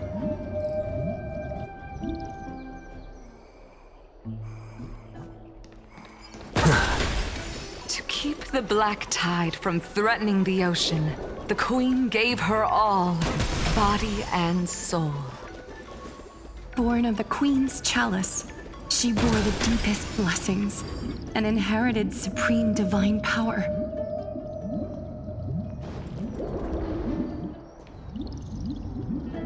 My sisters!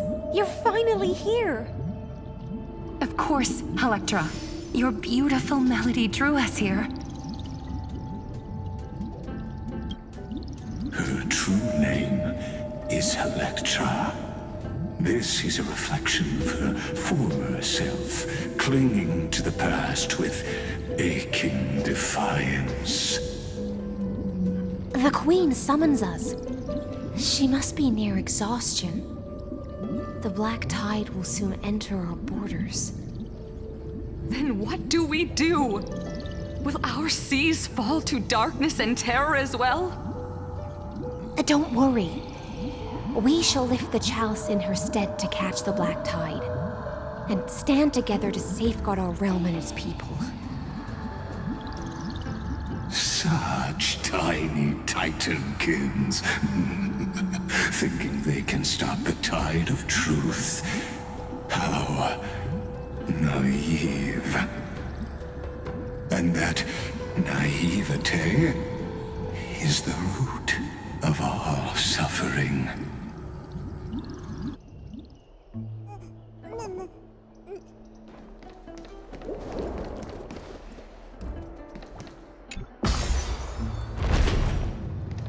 The Queen's palace lies just ahead.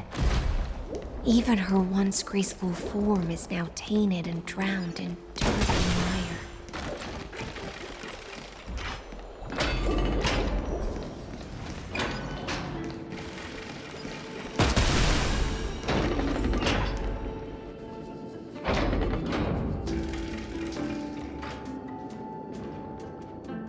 Oh, Fagusa, our noble queen, we've come at your call. My little fishlings, you swim with such joy. It pains me to speak of the kingdom's sorrow. I once believed I could drink the black tide dry, but even the deepest chalice must one day overflow, and I can hold no more of this filth. Mother, worry not. We're all children of the sea. Let us bear your fate together. We'll take up your mantle and drive back the black currents. We'll mend your sacred chalice and take in the cursed filth. My little fishlings, when the spear of strife falls, you may retreat in peace. I promise you, on the surface, the city-states will hold a feast without end in your honor. This is the last gift I can give you.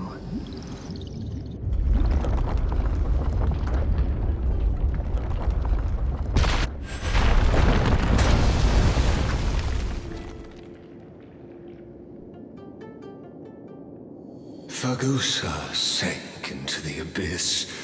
With the chalice shattered, their intoxication spilled into the black tide, birthing the first madness in Amphorius.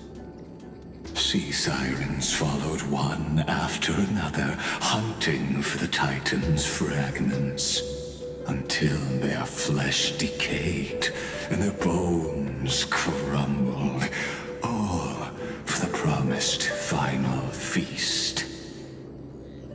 Keep watching, but tread carefully, for the stage ahead is crumbling with age, just like her shattered fate.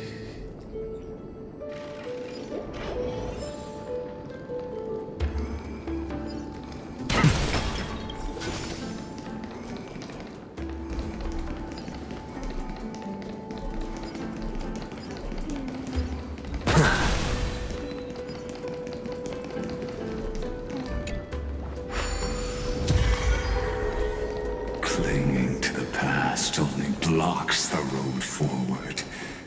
Why not let time build a bridge to the future?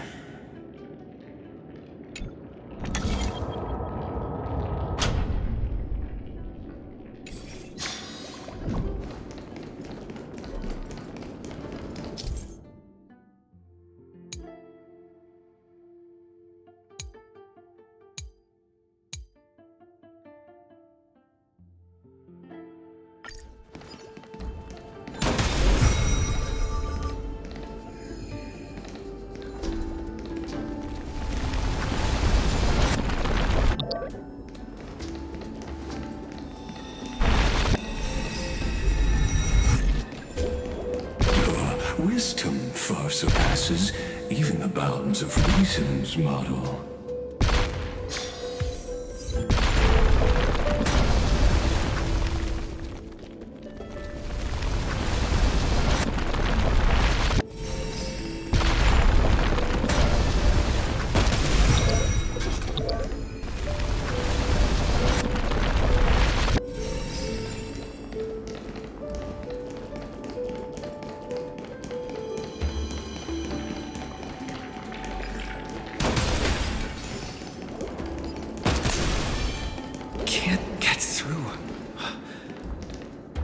I'll need the miracle orb nearby.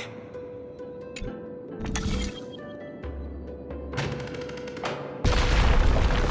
ending was written long ago.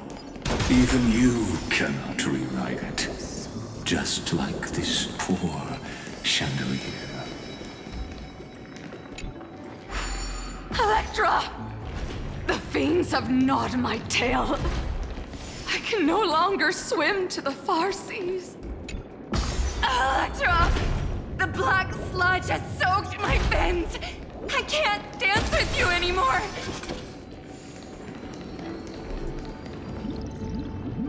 Sisters, don't give up. Remember the Queen's promise of a feast in the city called Styxia. I haven't forgotten. It visits me in dreams every night. I dreamed of a shining city, its lights piercing the deep gloom of the seabed. I dreamed of children placing garlands on our bone horns, and poets praising the sea sirens for shielding the world. But what a shame. We can go no further. Please, sing to the humans for us. Sing of the deep sea's legend in our place. Feast. Song. Electra.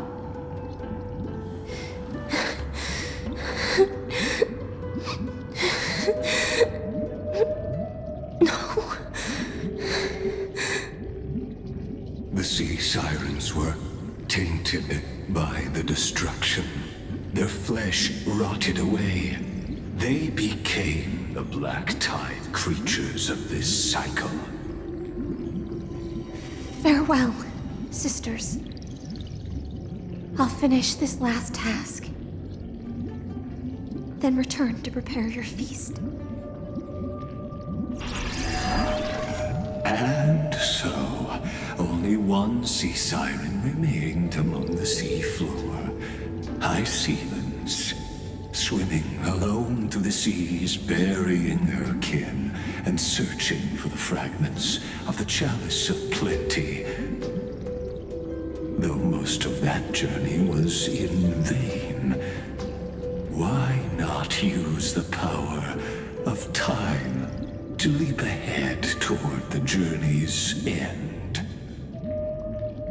To reach the spirit basin, I'll need to call upon the power of the chrono vessel.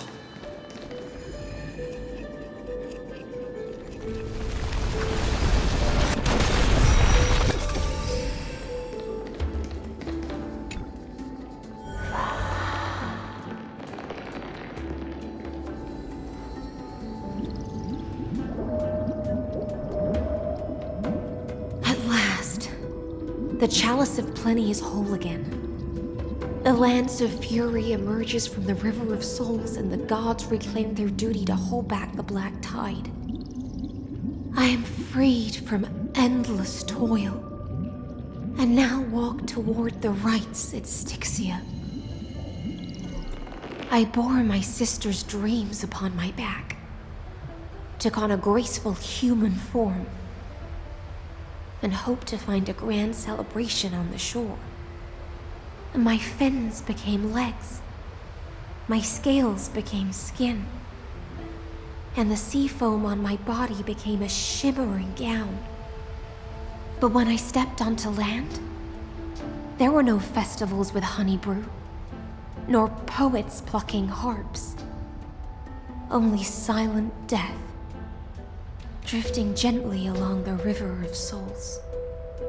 When she fulfilled her wish, she only found Styxia to have already repeated the mistakes of previous cycles and was swallowed by death. Hopes and promises are nothing but the foam of dreams. I am a sea siren, a vessel born to contain the tides. Now that my task is done, and the promise is broken, how am I to go on in a world drowned in shadow? Fagusa, my noble queen. She evaded my questions with drunken stupor. She told me a grand feast awaited me in the surface world. So I wandered lost, groping through the dark. The feast she spoke of. Where is it? Lonely Blade, I shall grant you everything you seek.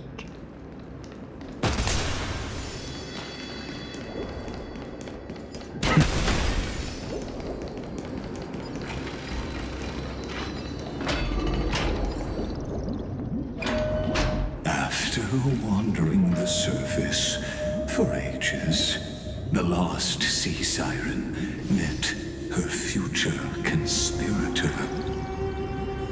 You quelled the wars alone and forced strife into retreat. This swordfish that commands thousands of legions, whom does she serve? Yes, Ceridra, long before she became the Imperator, was already burning with ambition. Sovereign who follows prophecy. I am no one's sword. I am just a wandering fish, seeking clarity through bloodshed. Then how about letting the sword dance for me? And letting the violin sing in my name? Tell me, what is it you seek? All I want is a feast where I might belong. Such a demand is trivial with the Sovereign's authority.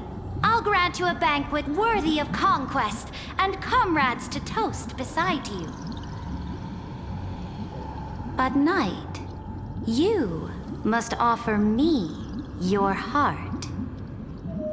My heart? Yes, a loyal heart that will generate no betrayal.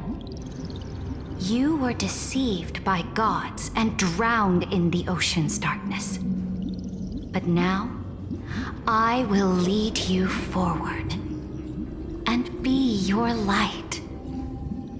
So be it, noble monarch. The law you proclaim shall govern my every breath.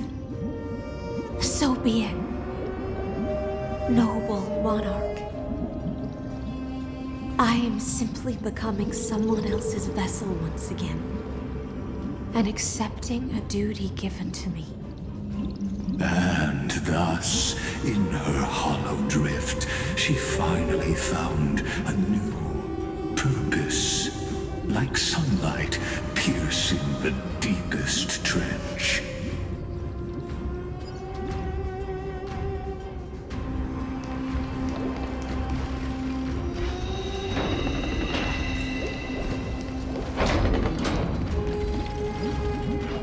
Noble monarch, I've cleansed the foulness from the road as you commanded. My blade, you've helped me ascend and take the crown. Ask, and you shall have your reward. What I desire is the same as before. A feast. Look, I've prepared you a grand banquet. The finest honey brew and tributes await. Fish are drawn to light by nature, for the deep sea knows only gloom. Now I found a flame. It may scald and burn, but it's the only light. Come, let us join the feast. Perhaps the path forward lies hidden among the revelry.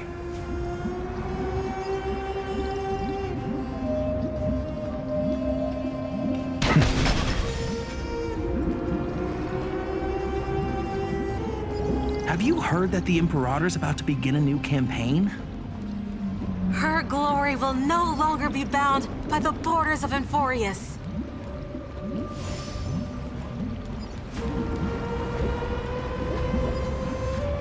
My faithful subjects, tonight's feast is not just for the past. It's a toast to the future! Born from our golden blood is an unstoppable colossus. Our iron beast to trample the universe! Great monarch. I've heard the universe teems with great threats. Can we truly remain invincible? Fear not. Before the troops of the destruction, such rabble is no more than cosmic dust. Surely there's a planet draped in oceans out there in the stars. Once I claim it, it shall be yours to rule. And to the rest, your triumphs will not go unrewarded. I promise you a new age, free of fear. Now, raise your cups to our conquest among the Sea of Stars! Sea of Stars! Sea of Stars! Conquest among the Sea of Stars. What a grand vision. Yet, to the siren night, only feasts still stir her heart. Come now, join me. Witness the end of this futile dream. Where's the way out of this illusion? Come quick! Let's celebrate together! I've saved the finest brew! Come taste it with me!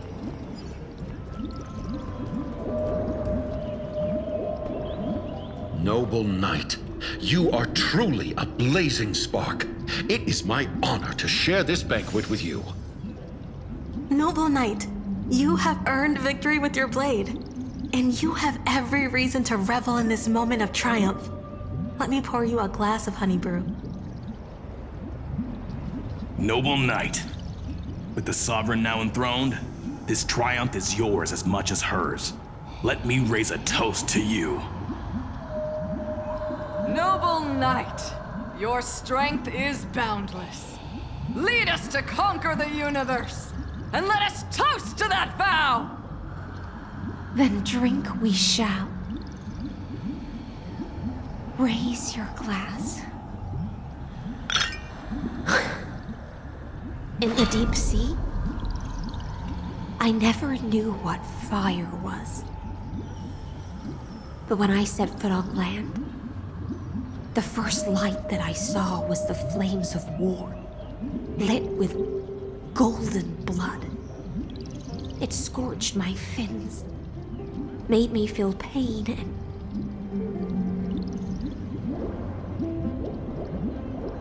ignited an unprecedented hunger.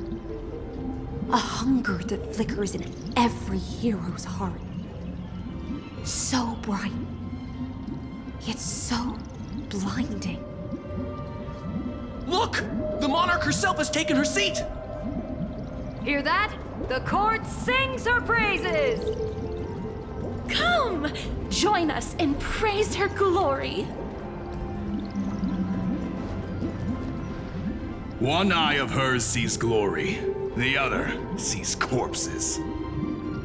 And yet, she cherishes the name of glory more than fear and death. As they say, The coward died 1,000 times before his end. But the brave face death but once, which gods stand witness. On the eve of war, we sang our hymns and set our sights to sail beyond the stars. The legions will climb aboard the beast, riding it like currents across the cosmos. Planets after planets flew the flags of her crown. Realm after realm was ignited by her flames of war. As the final resistance fell silent, a vast empire rose from among the stars.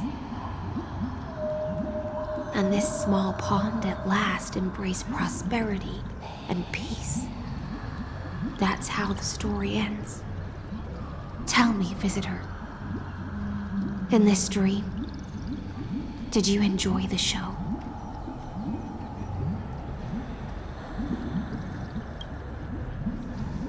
Yes. Just fake bubbles glinting on the surface of poured wine. It's time for me to wake up from this drunken dream.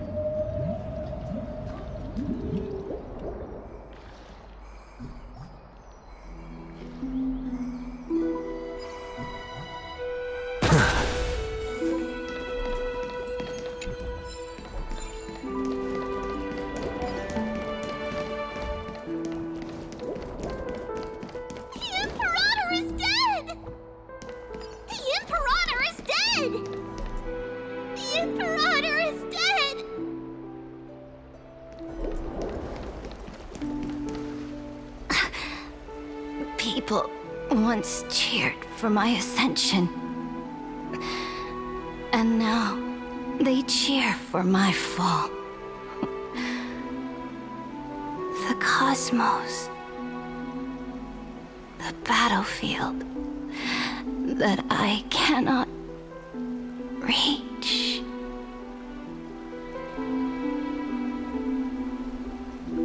Before the Sovereign's conquest reached its end, her life and ambition had already been swallowed by the deep sea. This is the true ending. Her grand designs torn apart by the blade. Her regal robes soaked in golden blood. And the one who struck her down? The one who struck her down was her most loyal Gladius. I don't need to explain myself. A fish in a pond has no hope against the surge of fate. I wandered the shore, found a flicker of flame, only to snuff it out with my own hand. I don't understand. If the ocean's feast, the Imperator's dream, and even Amphorius's existence are all illusions, then what's the point of our journey? When the Deliverer returns, I will let this absurd celebration come to an end. But Greyfry, I can't help but wonder how I dearly wish this feast of the Flame Chase would never end. It seems she sensed your presence. The Fantasia's foundation is starting to crack. Let's return to the prologue. Remember the allegory of the cave. Can the prisoners in the cave learn to see the shadows and echoes for what they are, and stop mistaking them for reality? As you've seen, when she cast off her chains, finally turned to look around, and moved her legs, her reward was nothing but searing pain. The light will blind her, for the fire behind her had never once actually touched her eyes. Her legs will buckle beneath her, for she had never learned to walk forward. And so she fell into infinite confusion and fear, and came to firmly believe that the shadows and echoes were the real world. But we in the cosmos, are we truly any wiser than she was? Now, nameless one, fateless one, ask yourself this. The paths you tread, the eons you worship, everything you've trailblazed with your own hands, could it all be someone else's projected shadow? Let's leave that question till after the curtain falls. Once you've unearthed every last truth and reached the prison built for me by the demigods, I'll speak with you face to face. I, the Theoros, have walked the 30 million histories born by Kozlana. 1,000 years is a mere atom in a grain of sand to me. Amphorius, compared to the cosmos, is but that grain upon a whole beach. I swore to bring an end to the erudition. Would I really let a single grain grind down my mind? Now, please use the power of time to open the gate to the ocean's depths. Go, find the prison warden tormented by loyalty. Find her, step into the world's vortex, and once there, end everything between us. That palace reflects the heart of the demigod of ocean, intoxicated, stagnant. There, you'll witness the true beginning of the saga of deliverance. An ugly history, long buried by tides and shame. A staircase of apotheosis that the Imperator forged with the golden blood of 500 human sacrifices under the pretense of conquest. I'll wait for you at the heart of the world. But to reach the place, you must find the prison warden, lost in her stupor.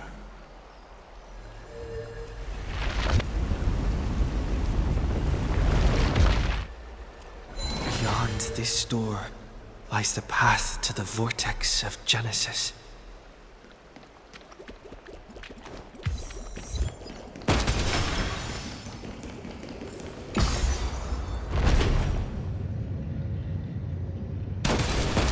Now step away from this false banquet. And then onto that bloody stage.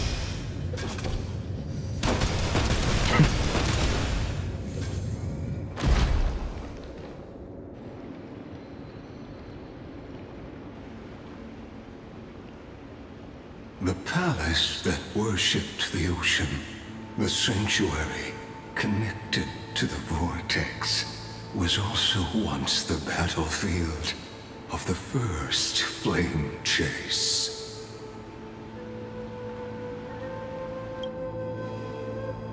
Her exuberant song halted the passage of time in this place, imprisoning my body and shielding my soul from deterioration, all just to await your return. The twisted time and space reflect her confusion. And so, the Imperator's crimes were veiled. Stay away from Apollonius! This cup of honey brew.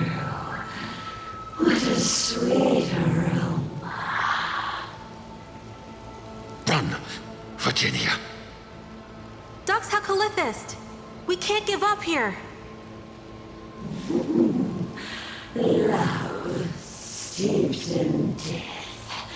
How delicious. Sadly, all you see is a friendly taste to things.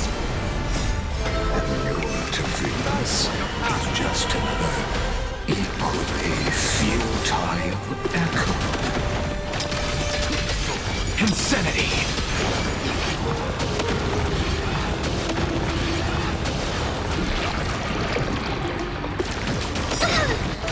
Door's echo! With this divine power, I reforge all things to the soul. Insanity! Fiends or devils, I'll crush them all! Serenity is before me. To the soul. Insanity! Apollonius, look. I chased the enemy away. But I think I can't go any further. I'm sorry, Virginia, for letting you. It's okay. I'm glad to die by your side.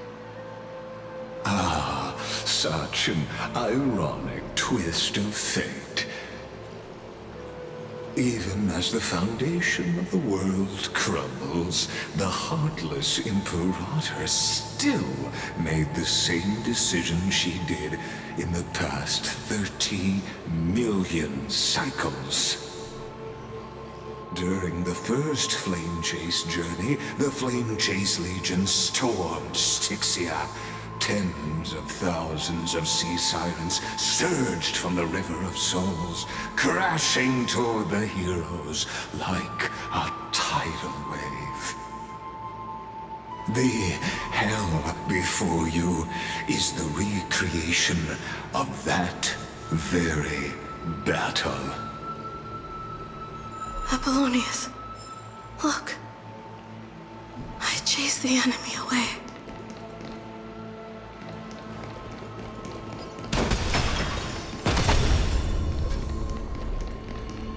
A painful past, yet hidden beneath a veil of joyful song. Two discarded data clusters waiting for someone's return, it seems.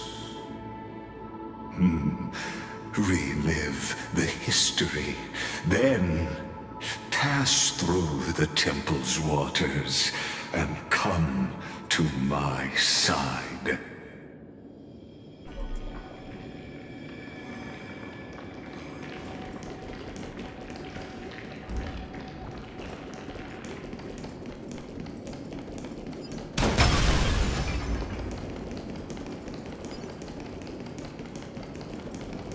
Isn't that the Deliverer? What a wretched way to die. The Flame Chase army, devoured by warbling fish, never saw it coming. Look, the cruel Imperator and her Knight Commander The pitiful warden. What a perfectly matched duo of test subjects. Their hands drip with blood. Golden blood. Raise the bridge and cross the river of fate. This path of the prisoner is far from over. Imperator! Imperator! Did you see my gallant deeds, Imperator?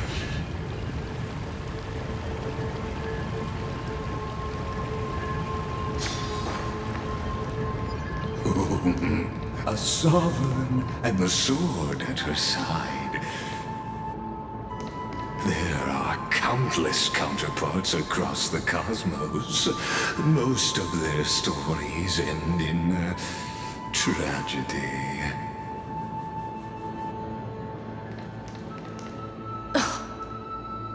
Imperator, why did you... You're here, Dux Gladiorum. You ordered me to seal the sea route and handle threats from the rear. So why didn't you wait for me to return? Why send the vanguard ahead and let them die in vain? Die in vain? No, you're wrong. Their golden blood won't be spilled for nothing. The other dukes have paved the road for me to become the god of law. The trial of law? You never spoke of this to anyone. What is... The one who wishes to bear law must purge this world of its curse, and offer the blood of the accursed as sacrifice. I pondered long on what Talantin meant by blood of the accursed. Then, I found the answer. You, I, and every Chrysos heir summoned by the prophecy are the accursed ones. Just like that arrogant Theoros said, our golden blood is the agent of destruction, the antithesis of the world's fate. Dux Frigoris, Dux Brumalis, Dux Helcalethist. Their fate was sealed at that moment. Dying on a glorious campaign was the final gift I could give them. You speak as if they didn't die because of your cold-blooded schemes. Was their loyalty meaningless to you? Losses are a constant on the Flame Chase journey, among which even life itself holds little value. If a subject marches to war without that conviction, then yes, as you said, shallow loyalty means nothing. And what about my loyalty, Ceridra? You sent me away under the pretense of guarding the rear. Was there any shred of humanity left in you? Because you still have a duty no one else can bear. Only you can uphold Fagoos's divine authority. The choice is yours now. Cast off the chains of loyalty and drive those blades through my heart. Or stand with me and sever the ocean's last breath. If you no longer share my vision or believe in the new law I seek to weave for Amphorius, then go on and end me. The Imperator of Amphorius may be ruthless and cruel, but never a liar. When I say life itself holds little value, know this. I am ready to sacrifice everything for the ambition to conquer the Sea of Stars. Now you've seen it. The brutal Imperator was willing to spill the blood of 500 heroes to complete the trial of law. As for my poor warden, her suffering had only just begun. I'm no storyteller. I have no duty nor interest in filling the history you've missed. just want you to witness the monstrous choice the Imperator made before the Chrysos Heir turned their blades against me.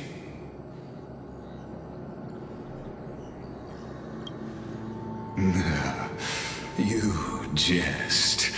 I gave up on using words to solve conflicts 2,000 years ago. But I won't squander a chance, not even a sliver of one. If there's even a crack in the walls of your conviction, then my victory is already assured. Now that the past is settled, let's turn the page and bring time back to the present. And dive deeper still, until we reach the very bottom of the abyss.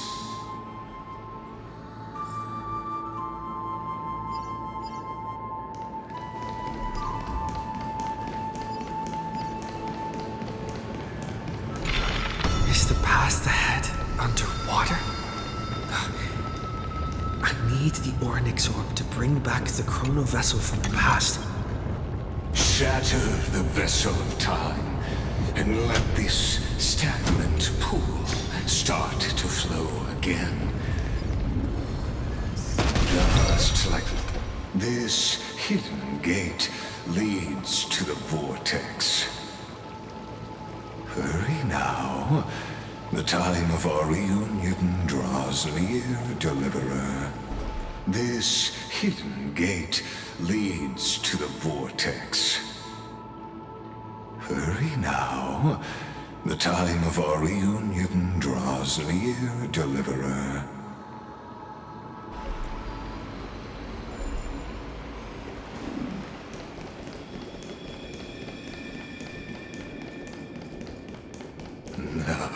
This cruel journey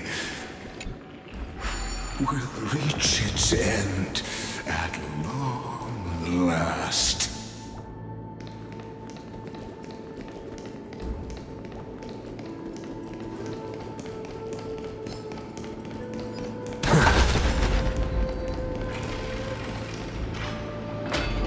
You've been silent a long while, Dux Gladiorum.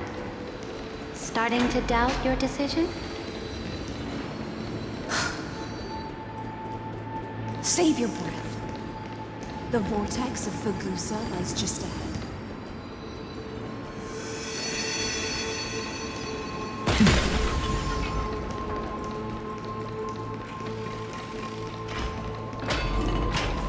After the trial, there's nothing left between us. So you'll stop swimming toward the stars, Dux Gladiorum? I was always a creature of the sea. The stars in the sky were never meant for me.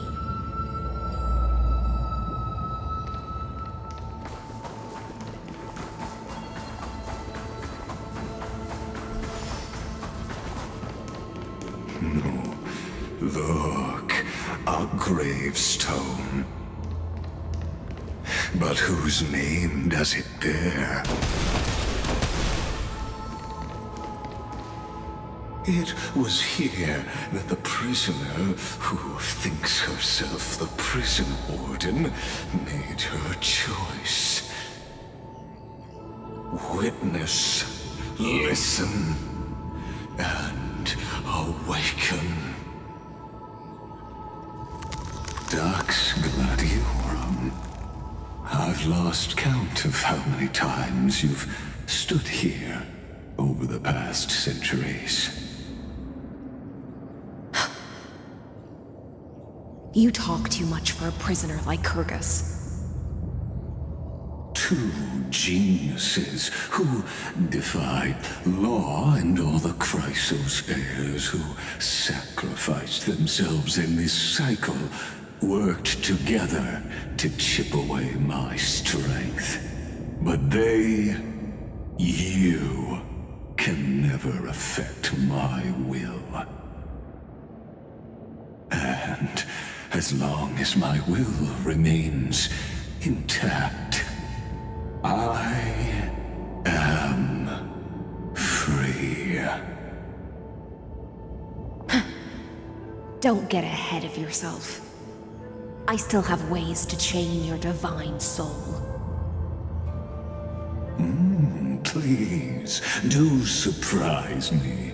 But I'd say your mission is nearly done here, isn't it?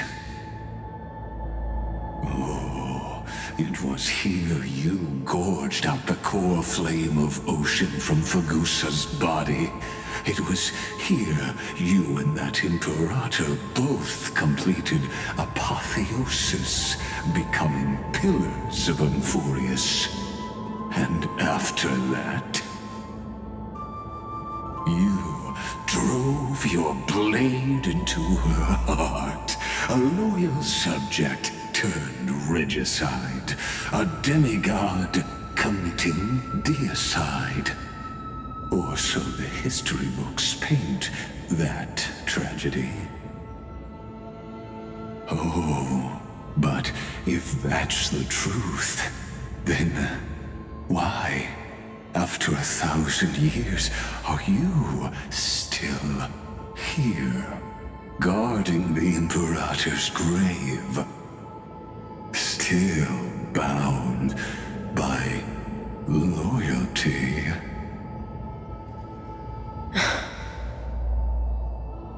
Come to think of it, perhaps I'm not the only one imprisoned here. Your calm does stir the rage in me. As if the one paying the price here isn't you, but us. The ones who lost everything.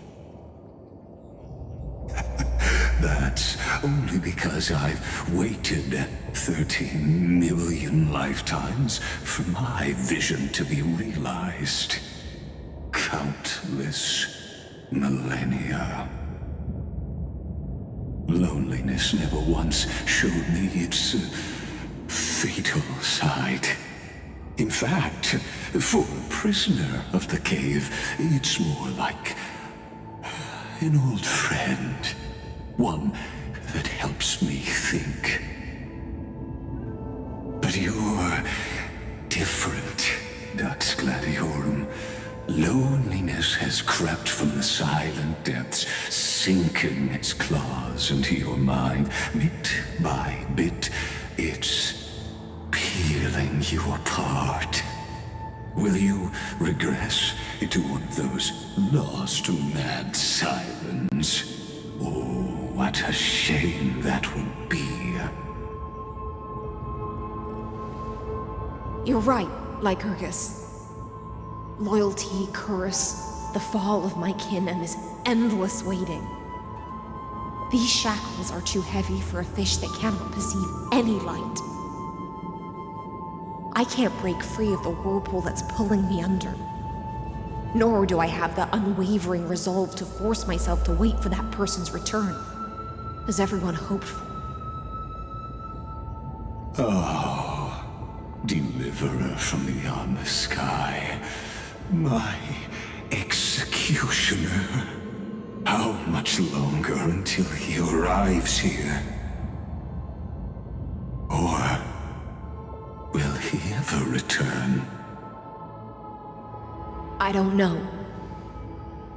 And I doubt anyone does. Then, what will you do?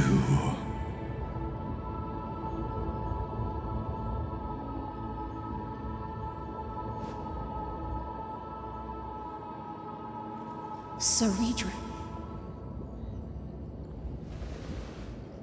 This will be the last time I carry out your decree. Ever since you took me under your banner and made me the Dux Gladiorum, my music has belonged to others. Time and time again, I use the siren song to lure the unwary into illusions for your schemes and strategies. Now, let the siren Electra sing for herself. Let me step into an endless dream of my own making.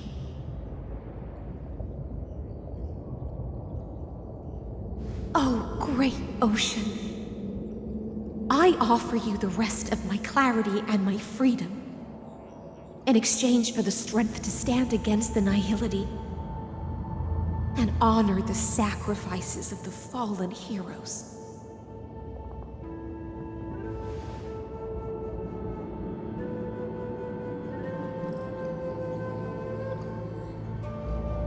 Greyfry, deliverer from beyond the sky. When you ride the current of time and find your way here, you'll hear my solo. It will guide you to the heart of this world. By then, I may still be lost in my self-wrought slumber, but I'll uphold my part of this long relay and guard the shackles that seal the Theoros. Do you still remember? To awaken someone from a siren's voice, you'll need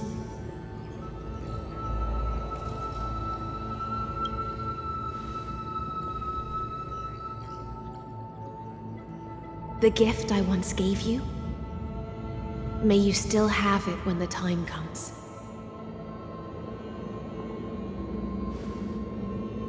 When you return, please pour that honey brew upon this grave. It holds the story of all our struggles and sacrifices. May you see it one day. The prelude Amphorius wrote for your return, carried forward through a 1,000-year relay.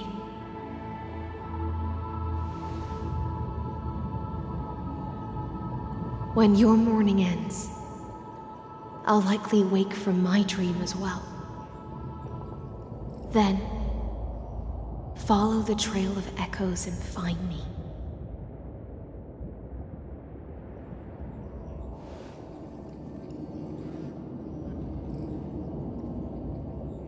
And together, we'll bring judgment upon the sinner who defiled the erudition.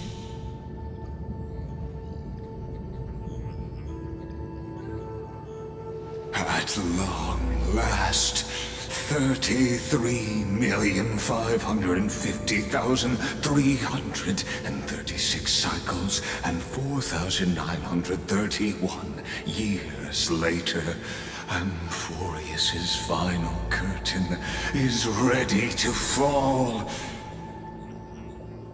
The shadows within the cave gave everything. Yet all they did was mimic life outside its walls. A futile effort steeped in sorrow. Enough! They were no shadows.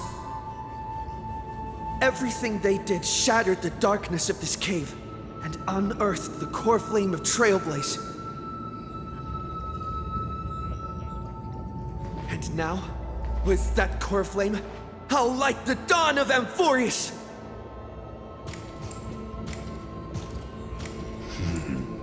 Do you still choose the will of the paths as your answer in the end? I do not agree with that answer, but I respect your tribute to them. Allow me to take back my earlier words. As an apology, and in the name of Theoros, who saw all destinies in this world, let me join you in mourning. Let us bid farewell to the heroes who sleep here. And then let us face each other and decide whose flame will rise with this new dawn.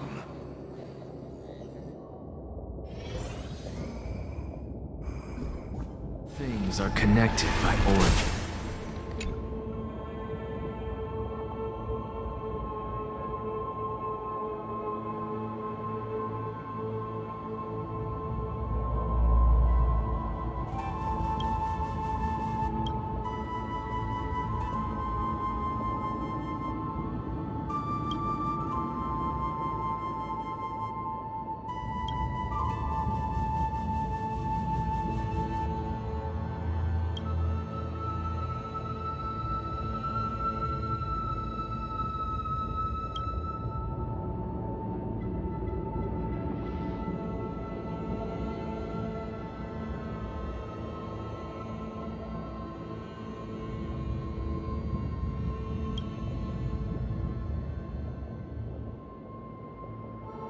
Virginia, Apollonius, Seneca, Labienus, and Ceridra. Through a brutal sacrifice, they lit the stars of law in this world, propelling Amphorius's fate forward. In the shimmering mirage of illusion, they entrusted their dreams to ride among the stars to the hero yet to come.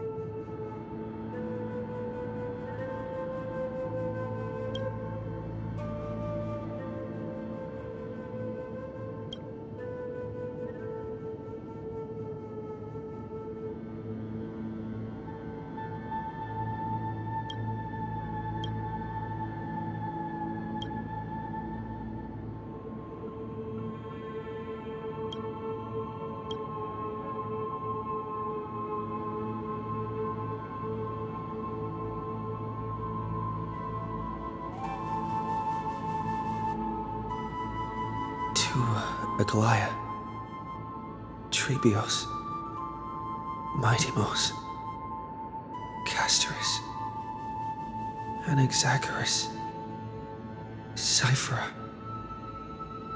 Hyacinthia. In a relay spanning 1,000 years, they stood against enemies far beyond their strength and won a bitter victory through what seemed like futile resistance.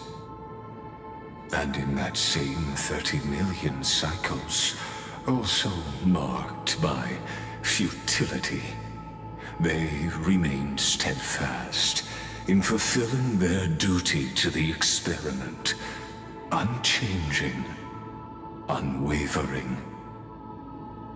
Let this be the end of mourning the fallen. At last, allow me one final toast to the lost prison warden, a prisoner bound by loyalty.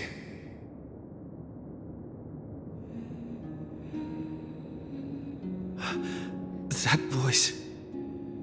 Could it be? Bathed in the honeydew of Fagusa, she will awaken from her 1,000-year dream and sing the final song of her mission. Hyacinths. This tombstone of the old world serves as the anchor of the siren's illusion, a sigil Electra used to bind herself. At the same time, it is the very thing I once proclaimed at the start of the show, a microcosm of Amphorius itself. A group of prisoners bound themselves in a cave, crowning their suffering with heroism. An epic staged with shadows and echoes. Now, destroy it. End the illusion. The Theoros will take his leave for now.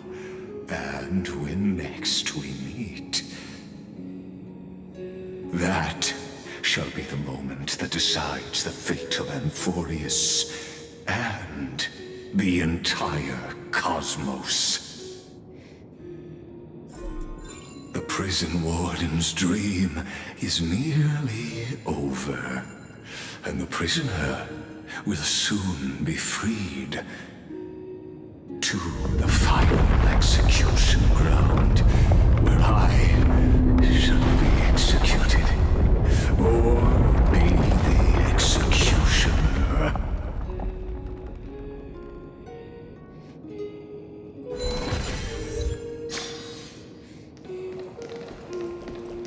This world and I shall halt here until we meet again.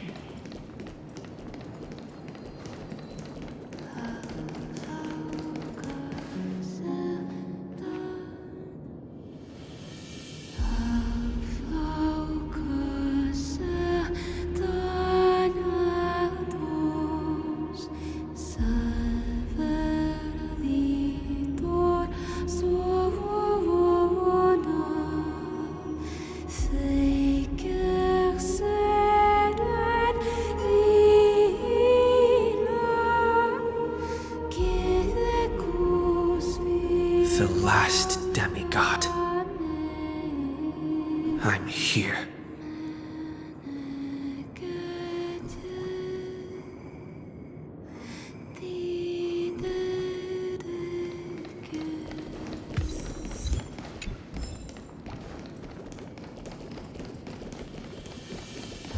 Go forth for the hopes of humankind. Go forth for the duty of deliverance. Go forth for the belief in flame chase. Go forth for the golden blood's glory.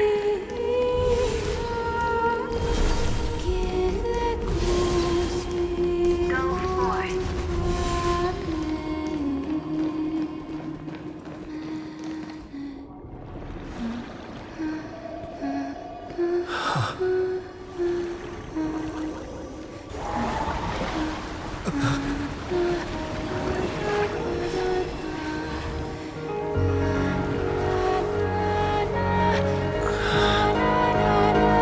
Seems like my feast is over.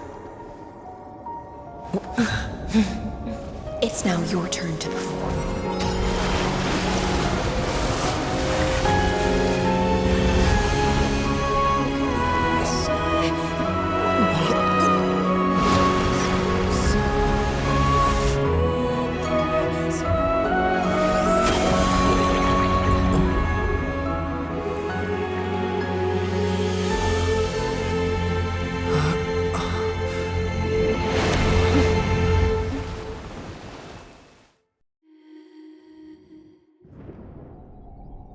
Little Grey Fry, please accept my thanks. I was the only one left after the world was destroyed, and I maintain this lonesome feast with my songs. I have prayed to that lightless sea for centuries, hoping it would reply to me. Yet the emptiness never answered. Thankfully, you arrived as promised, and everyone's wait was not in vain.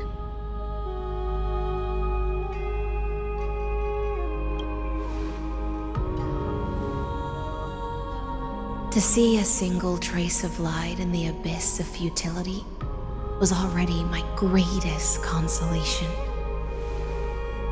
When compared to those who have been forgotten, I have no right to complain about my torment. Now, you and I will walk towards the end of this world. The heroes have waited for this moment for far too long. Let us use our blades to testify our resolve.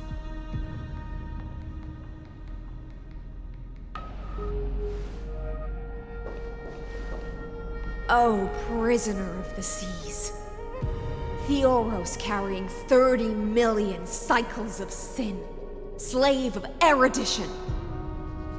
Show yourself. The Deliverer has returned, and the time of your execution draws near. I see an awakened human who has mistakenly taken fallacies as truths and has returned to the cave to try to bring his friends into the sunlight he once bathed in. Alas, prisoners will always be prisoners, blind to the very chains that bind them. As the only other existence with free will in this world, I express regret toward your choice. But I shall retain your right to express yourself. After all, every actor should have a final line before they bow out.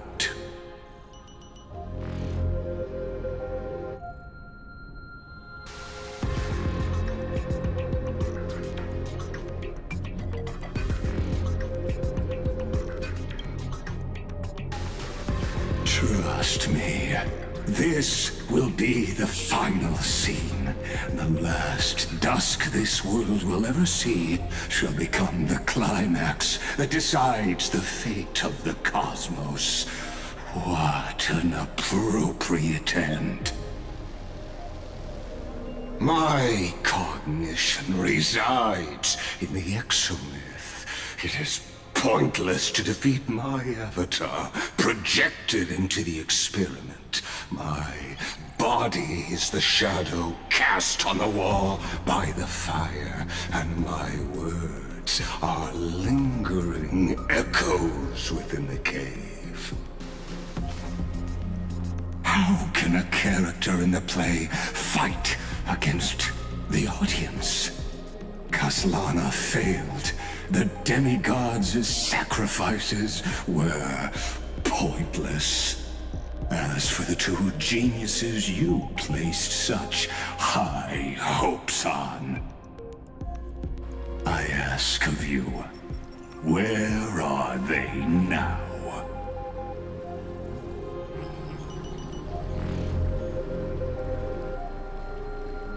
Confusion and epiphany always go hand in hand. That's particularly true for geniuses. You must be very confused about why you could not gain a straightforward victory in a world constructed by an ordinary Intellitron. An ordinary Intellitron?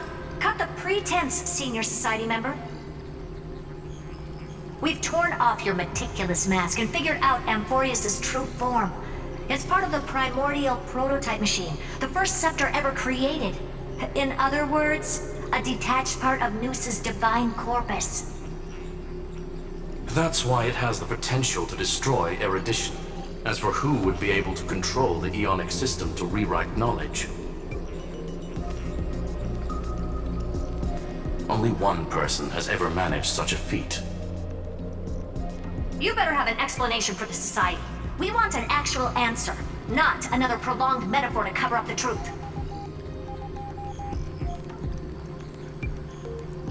Why are you the one doing this? Answer me!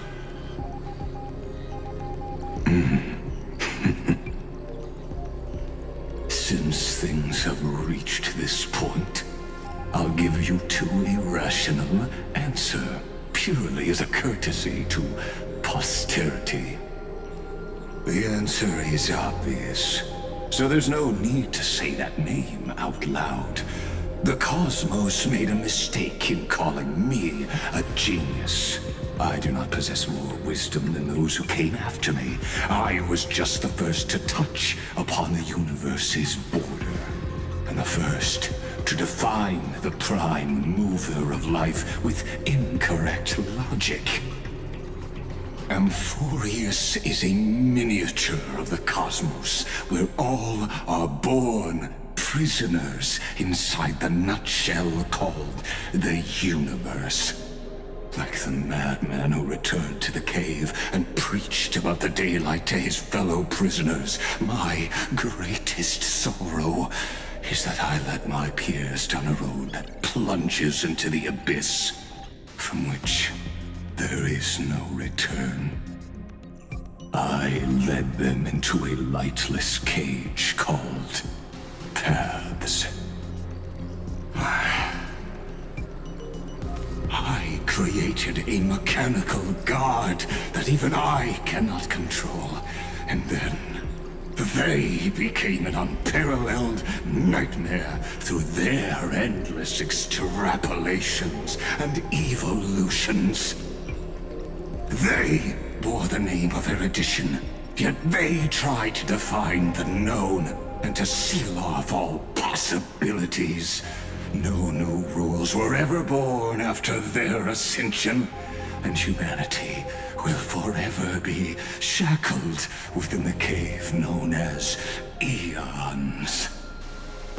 Therefore, as my organic life neared its end, I coded my consciousness using 14 algebraic expressions and spread my logic core over 9 bodies, all to finalize my ultimate denial of Nous in the future, and to erase my wrongs with my own hands.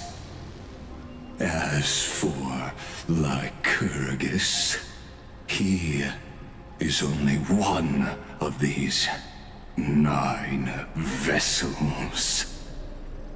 What an astounding strength of will. As a fellow Pathstrider of erudition, I fully understand your obsession with seeking the truth. Therefore, you surely see it. You cannot possibly stand up to me in this algebraic world sharing its origin with Nous. However, I hereby speak for all sentient life forms. We will never allow such a cruel atrocity to occur. You can pile on your metaphors mountain high, but they won't change the act you're committing. The Irontomb out there in the cosmos is still a technical beta version, and yet it's already powerful enough to corrupt the life logic of all inorganic worlds. In other words, when the Lord Ravager within Amphorius becomes the next knowledge singularity, there's no way you wouldn't have grasped the consequences, First Genius, is there?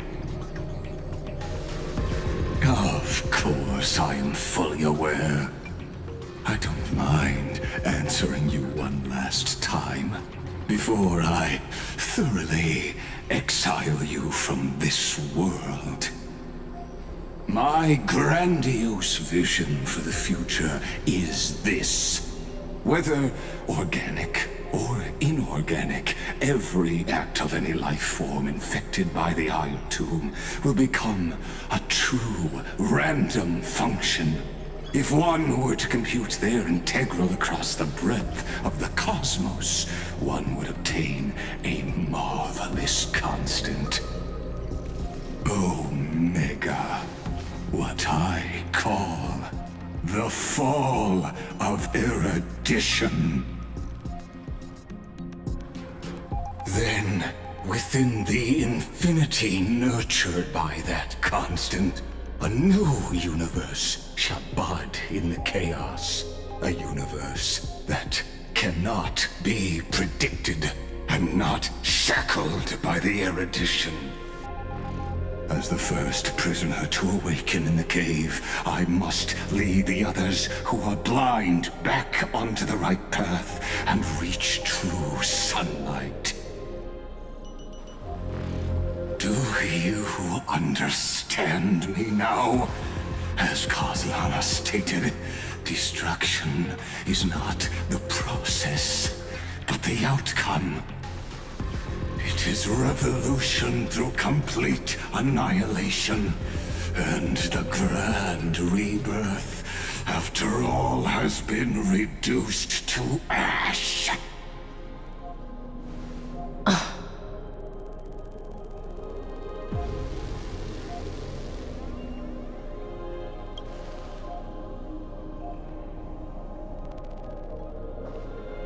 The Amphorians already answered long ago. Be it as tiny fish destined to be swallowed, or as a giant whale poised for a magnificent descent.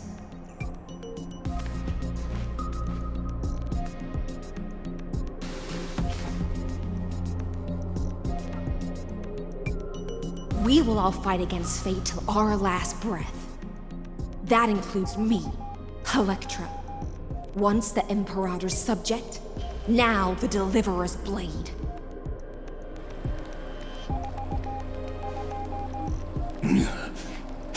Oh, such noble chivalry. Admirable. I will also show my true self to you on this momentous occasion as a gesture of respect. And provide an insignificant academic suggestion. Thus speaks Genius Society number 1. Xandar 1 Kuwabara. The Entelechy of the universe's Alpha and Omega. There's no need to rage against the truth. The value of any formula resides only in its answer. As for the process of solving it, no matter how elegant, violent, solemn, or humorous, it is all utterly meaningless. As the Theoros, I will.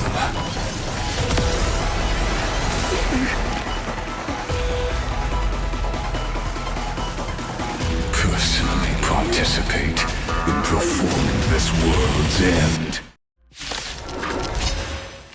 Remember this, as Noos's creator, I know more about the death of knowledge than they ever will. Careful. This is Lycus's true form.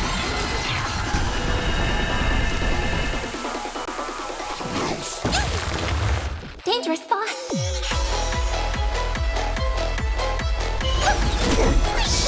Stay put!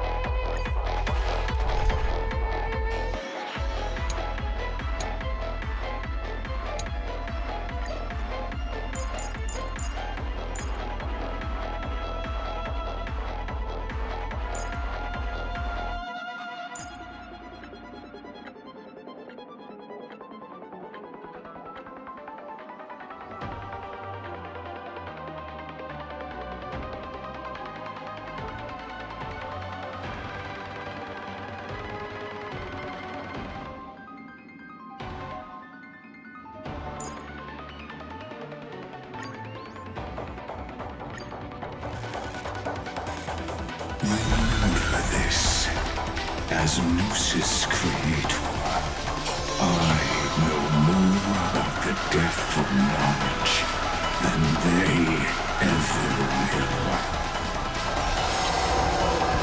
Careful. This is Lycus's true form.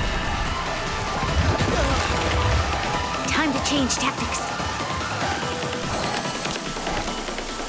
Lend me your strength. Future will come! I'm gonna hold everyone back again! Get there! This mortal form will watch over you and guide you on your path. Serenity is before me. Existence is of no consequence. Tomorrow grows.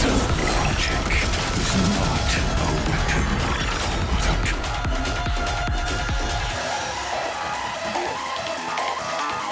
a shackles. Allow me to shatter them for you. Future will come! The corpses consume me. Hail the new dawn! Destruction needs no introduction. Let us skip those boring inferences. Is this the black tide?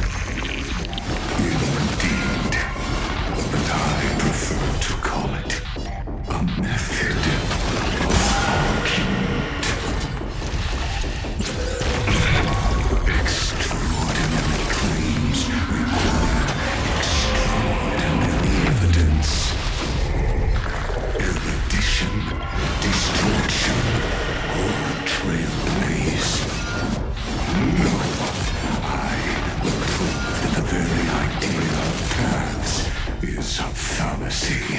I see it! Target the connection between his thoracic and lumbar vertebrae. Destroy that spot! Is that all? Hail the new dawn!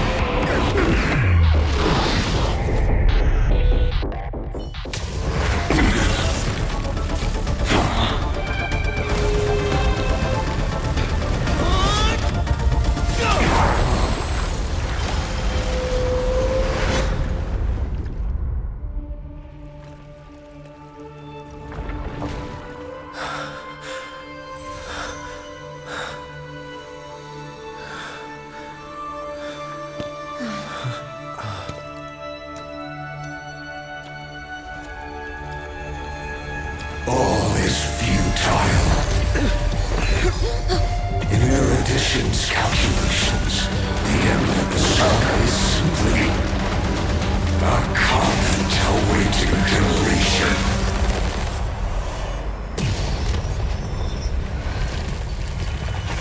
I don't like such a cold statement, okay? If numbers can decide the end of a story, then we can surely also pen a new beginning.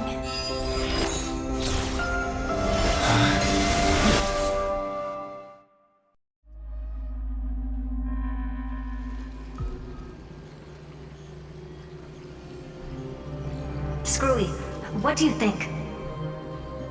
If your hypothesis of Lygus' identity is true, then even if we remove the restrictions of the Ultimate Protocol, the chances of us defeating him in a head-on battle will still remain lower than the acceptable threshold. Therefore, victory will still hinge upon Mr. Trailblazer and Miss Cyrene.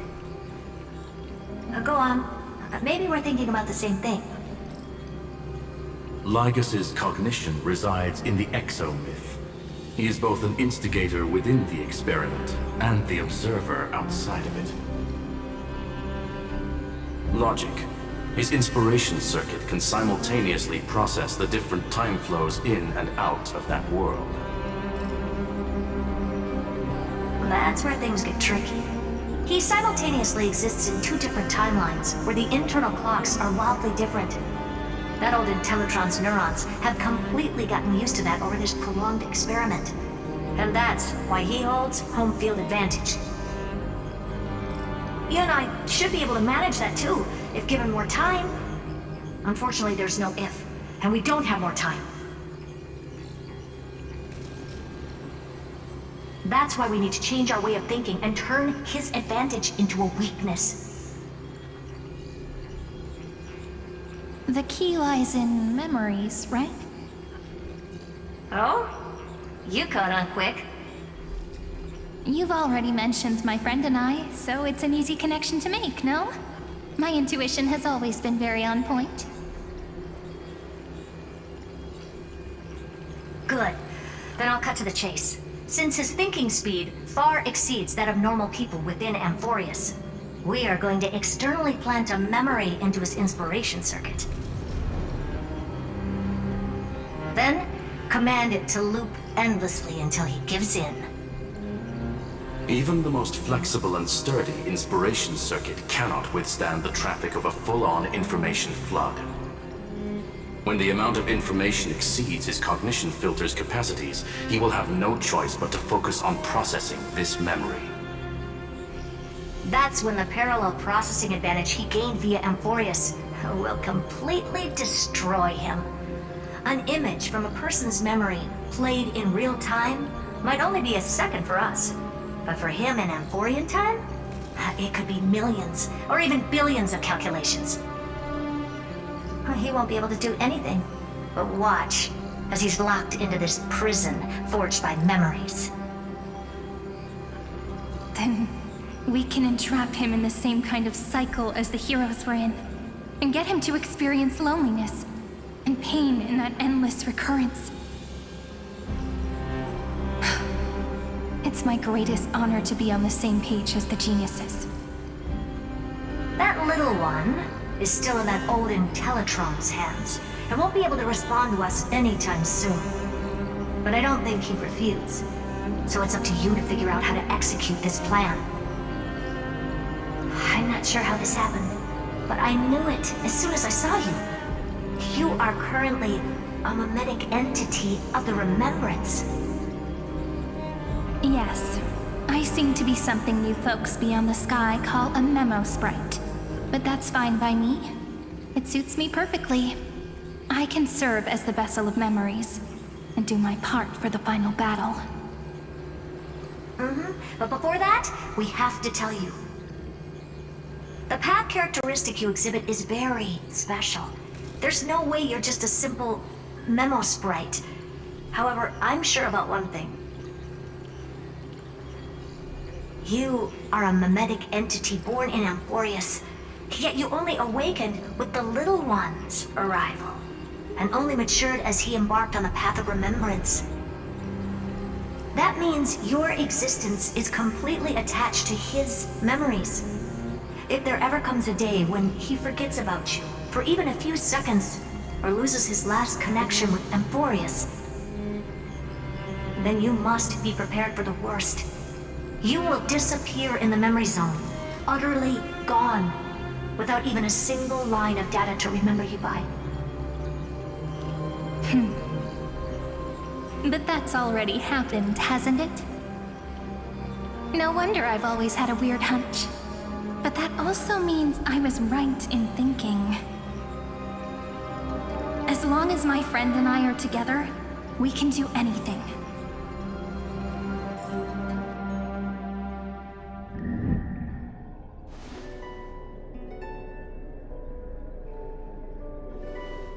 Long time no see, friend. Did you miss me while you were away?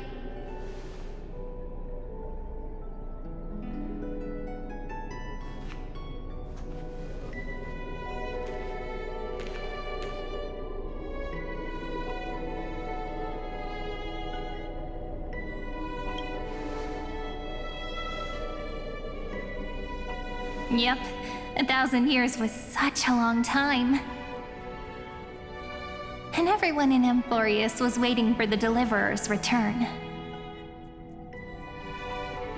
You probably already knew about the genius's plans for that memory.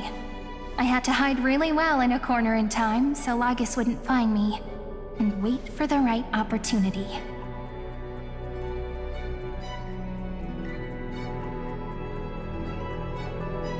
Which is now.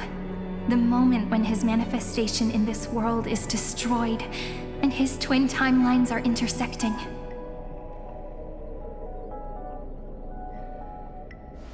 I'm sorry for keeping this a secret from you all this time.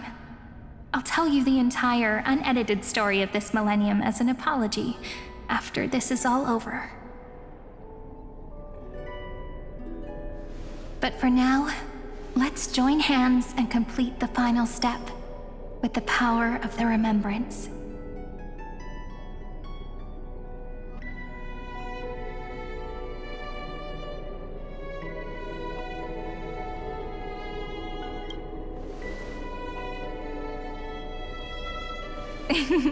Yep. By the way, speaking of joining hands,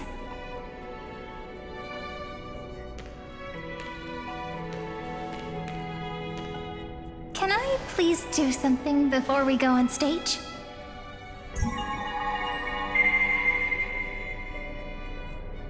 Remember the joke we made back at the Grove? Look! Aren't my hands pretty now? What a fascinating feeling. Like countless memories all swelling up at once. What about you? What did you feel when we touched each other?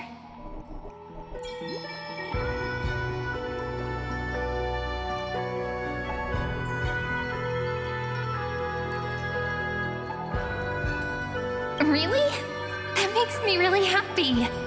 If memories can move people, then it must have been a happy memory, right? Now, please remember what you're feeling right now.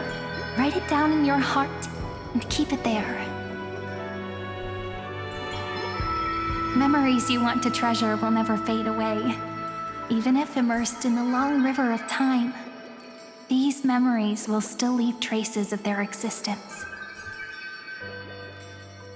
So, if the view in your memory ever grows fuzzy, just reach out and touch it. It's like reading bedtime stories together at night. It wipes away the chill of passing time, sharpens the outline of memory, and restores its power to nourish the spirit. Now, I'll carry this power with me, and for a little while, I must part from you, as I step into the long cycles of this world. Give me your blessings, friend. Then, let that bright future be as we have written. Then, I'll leave it to you.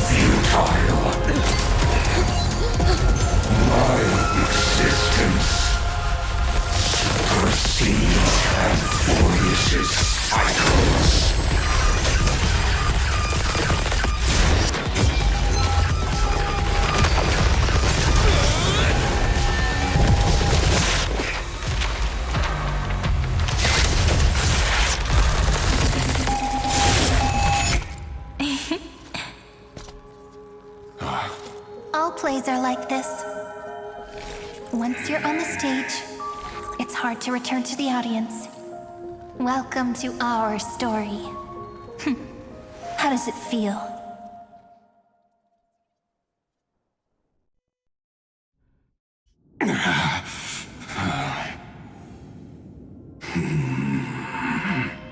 Even the authority of time cannot command the entire scepter, nor can it plunge the Amphorian extrapolation into a loop. If this was no system malfunction, then was I implanted with a mimetic entity of the remembrance? You guessed it right away. As expected from someone people call the first genius. I'm gonna keep doing what I just did if you don't stop, you know? My friend and I won't allow you to leave this memory, no matter what happens. Which means you are now trapped, Lord Xandar. An elegant idea, and an exquisite execution. Regrettably, it is you who are restrained by time, not me. Know that patience is my greatest weapon. Waiting and victory are the same for me. You will crumble before I do in this moment stretched out to an eternity, just like Kozlana will. Yet all I need to do is to wait. As yet another futile bug falls down the cliff and into the bottomless abyss. Now I'm a pink bug? My looks are seriously changing all the time. But you're not wrong. We're definitely not gonna solve the problem if we just put you in another prison. So that's why we never wanted to do that in the first place.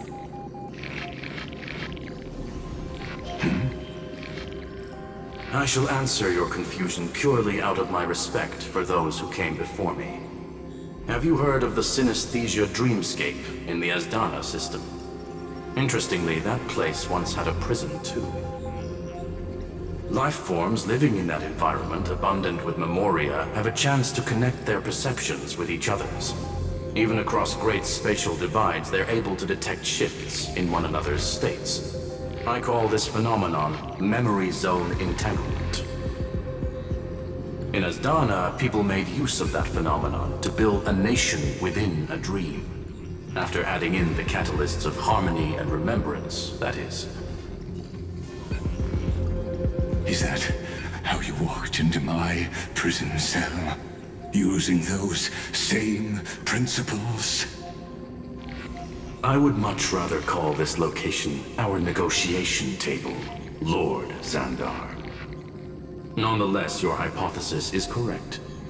We happen to have an ally skilled in tuning, while the Trailblazer and Miss Cyrene both have an astonishing amount of resolve, which I'm sure you can testify to.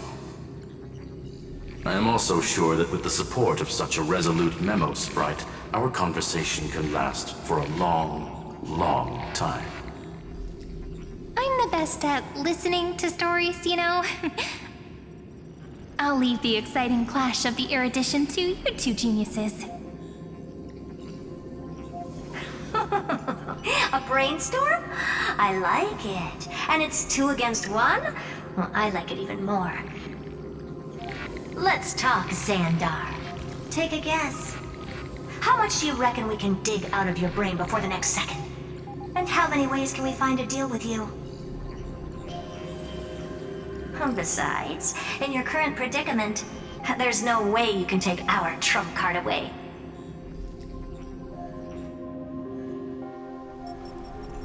Go, little one. Go. Overturn the Era Nova. Lycurgus disappeared?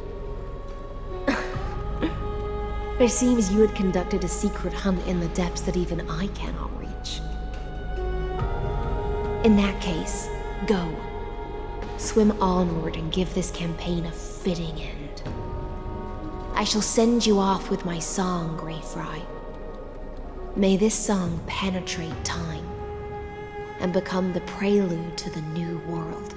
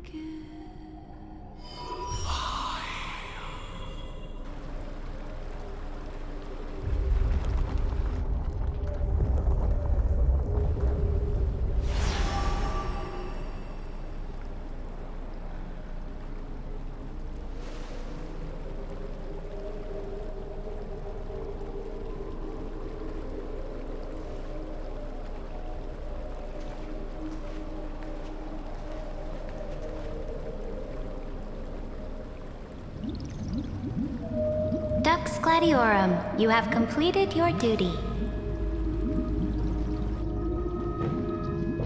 A new dawn is about to rise.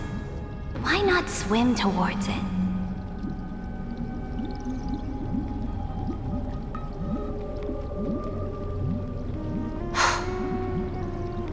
You died long ago, Imperator.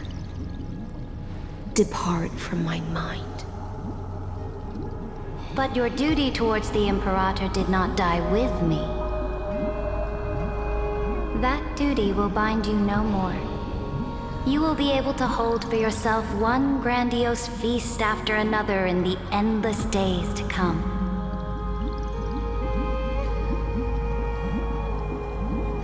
So go. Go and swim towards that ocean beyond the sky with the Deliverer.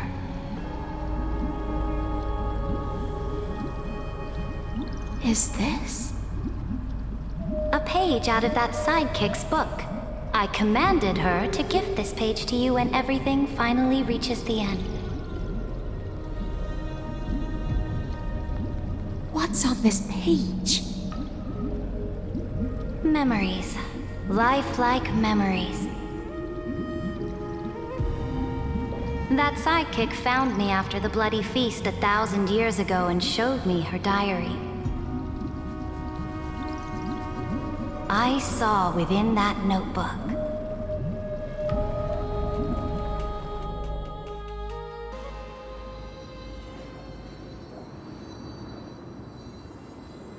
Is this that Deliverer's experience? It's truly immersive. People beyond the sky apparently utilize this power to seal past scenery into crystals they call light cones. But I only know so much about the remembrance, so I can't completely replicate the past. But I'll do my best to talk about the missing parts. I'm all ears. Go on then. Do your best. But if your chatter gets too boring, or if I deem it offensive, then law will become forever beyond your reach.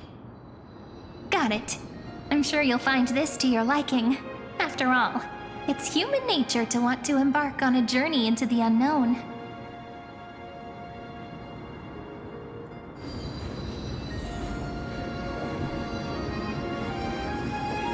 What brightly colored annals. The journey of the Deliverer's conquest. Let me partake in it. Is this a fortress in the sky? This is the first step of my friend's journey among the starry seas. This place is called the Herta Space Station. Just think of it as a supersized grove of Epiphany. Oh, so it's the territory of that witch. She and another Antikytheran lent me a helping hand back at the banquet. Look, over there! Looks like he's talking to Madame Herta in his memory. Let's go listen to what she thinks about this world, all constructed by eons and paths. Are you telling me that woman is Herta? She seems shorter than I remember.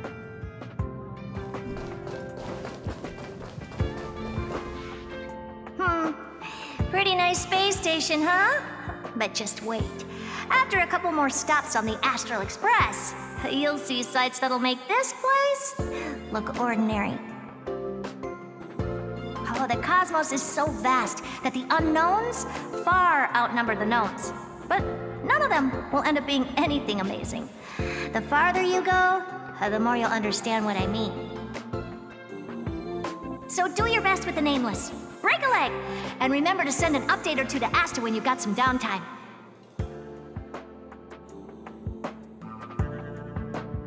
She certainly shares my way of thinking. Only that instead of a conquest through blood and fire, they chose a gentler path. People call Madame Herta and Mr. Screwlum geniuses. Apparently, only the smartest people in the cosmos can receive the blessings of Nous, Amphorius' true creator. Do you mean that even individuals of such nobility are merely subordinates to a god? On the contrary, after all, it was the very first of them who created the god. But I don't really know all the details about that. You might be able to ask Madame Herta herself when you get the chance. Let's go check out some other worlds next, shall we?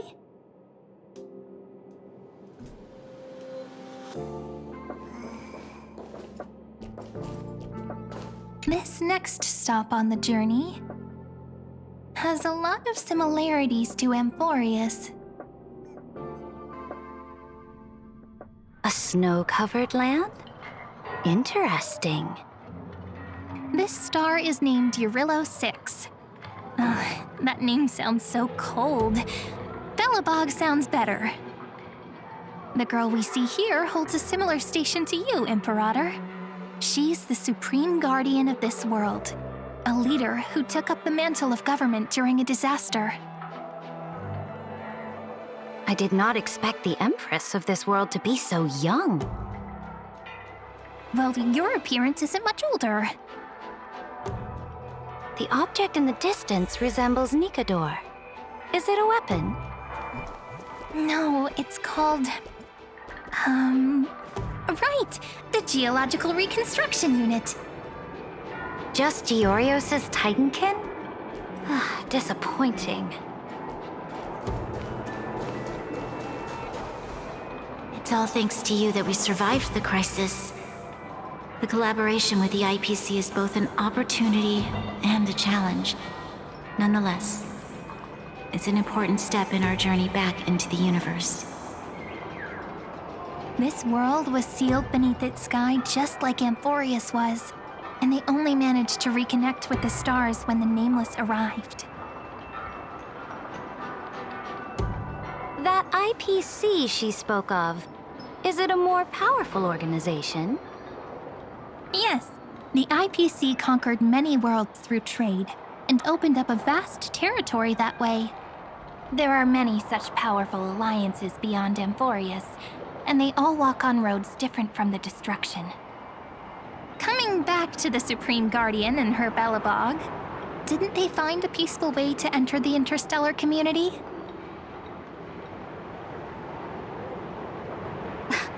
That cannot be true. That IPC would never have grown so big on trade alone. It may pretend to be a wealthy merchant with clean hands, but I am willing to bet that it grew fat on gory oppression and bloodshed. Its path of conquest must have had no mercy for the weak and would have destroyed them if needed. Are you telling me that this snowland never thought about tossing its dignity to the wind and kneeling to the IPC? I will not believe it. I will never allow the Imperator's empire to be sullied by others. Amphorius must become a power so strong that no interstellar foreigner would dare to look down upon us. Imperator, Belobog isn't as weak as you imagine. Listen. I indeed hesitated. But now I understand what we must do. Belobog must learn how to walk on her own, until she no longer needs the support of others, and can stand on her 2 feet among the stars. Even if I may not live to see it, I believe such a day will surely come. They still have their dignity intact. One day, that hope will melt through the ice and help them into a prosperous tomorrow. But the order of the cosmos is already set in stone. The old laws decree that only the strong survive, binding the weak in an unbroken chain, until they wither and turn to dust. Unless they embrace the power of the destruction. Amphorius must shatter the old law and become the new order among the stars. Speaking of the Order, another one of my friend's companions may be able to enlighten you further on that. Let's go to the next page.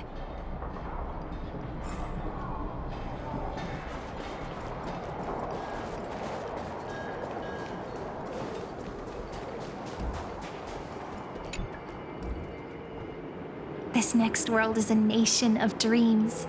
The first time I heard about that place, I didn't even know what to think.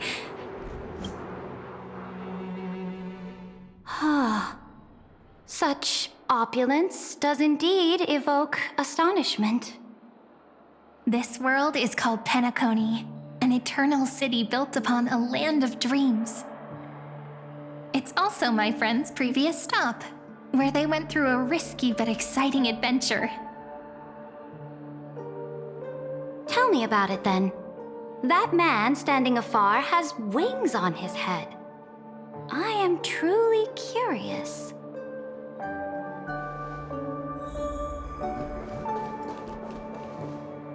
wish to gaze upon the views of the Reverie Hotel one more time. I'll be just a traveler when I come back here again. And perhaps, through a traveler's eyes, even the things I once knew so well will feel strangely different. Penacony is a land of the harmony, where all dreams and hopes merge and combine. It believes in unrestrained freedom, and that's how it lost itself in shallow delights. Then, this young man before you chose to rewrite its laws, using the power of the Order, hoping to shape a dream-bound paradise of perfect happiness. Yet, the paradise of my dreams remains far away. Perhaps a brief journey with the Nameless can show me more possibilities in my search for paradise. As for what Penacony should look like, it'll be up to her. No, up to their trailblazing now. Oh, it sounds like this ideal kingdom is no more. That's right. The people chose to wake up at the end. You can't see tomorrow when drowning in sweet dreams. This individual's law acknowledged only gods and constructs, leaving no space for humanity. And yet, the fact that he could accept defeat and resume his journey shows a rare self-awareness and clarity of mind. You are also very self-aware, Imperator. Then you must know that the world promised by the destruction also has no place for humanity. I am indeed very aware of Lycurgus's honeyed words of deceit. I have seen enough. Take me back.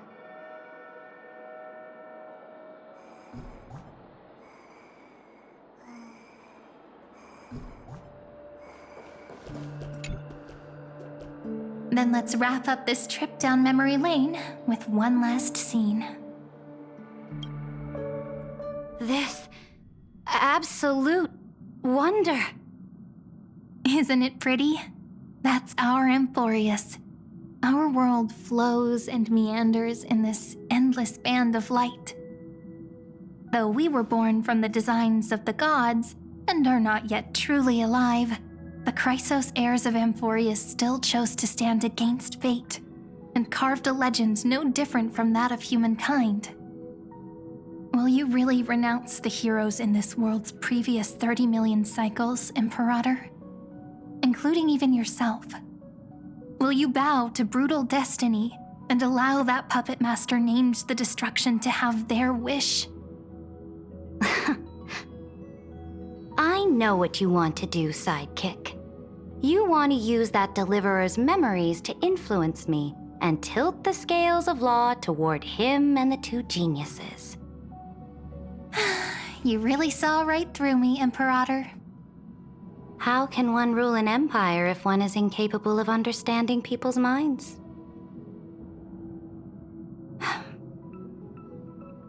I have decided on law's final destination. However, before I move my next chess piece, before we go on, tell me this, sidekick.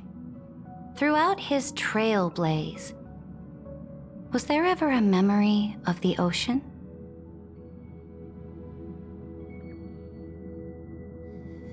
The ocean. My cradle. My home. You shall complete your conquest in the ocean at the boundaries of this world, and eternally slumber in the sound of tides. You shall eternally slumber in the sound of tides, and complete your conquest in the ocean at the boundaries of this world. Our prophecies aligned as flawlessly as a sea snake circling upon itself. An elegant loop, like a joyful hymn, like the circulating ocean current, like our two fates, like Amphorius itself.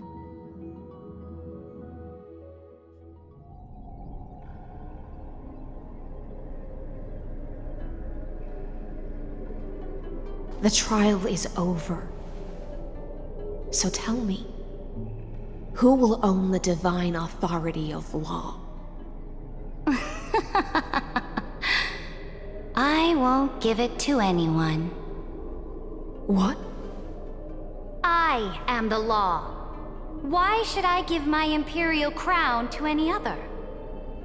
Both the Deliverer and the Theoros came from beyond the sky. They have no right to interfere with the lands I conquered with my own 2 hands.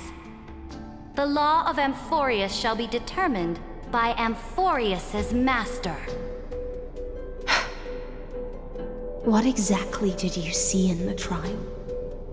Everything. I saw everything regarding the rules of this world's operation. I saw the laws of extrapolation that Theoros spoke of. I saw the ultimate protocol. As long as I offer a sacrifice of equal weight, I can rewrite the laws of this world according to my will. I can turn good into evil, ugliness into beauty, and weakness into strength. Fate gave me a very fair deal. One rule change for the life of one demigod. What are you planning to do? You can't guess? We can conquer the stars without relying on any power from beyond the sky. We just need to make some reasonable sacrifices. Your ambitions have already made so many people give up their lives for the law. And you're still not done? I am determined for Amphorius to stand on her own 2 feet among the stars.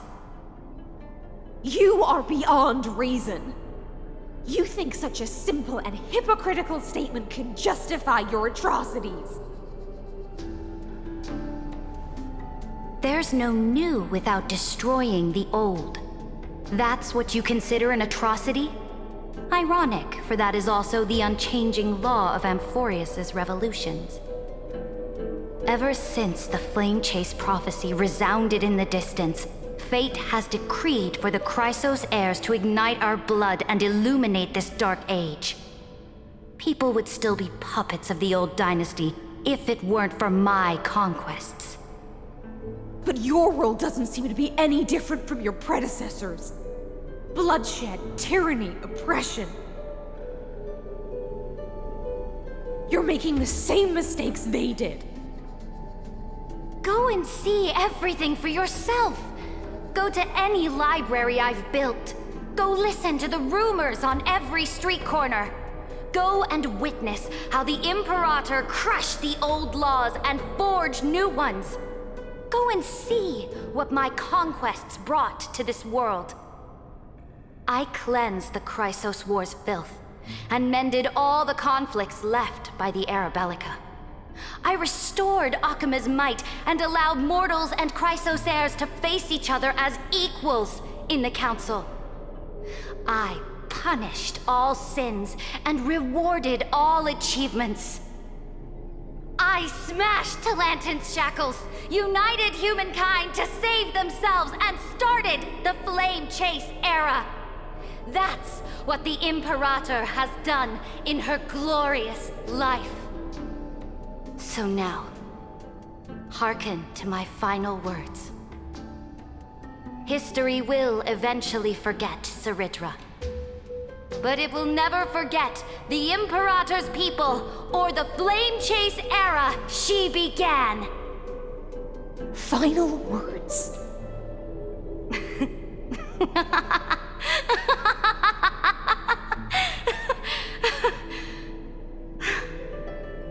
Amphorius is about to be destroyed. There's no time left for pointless debates.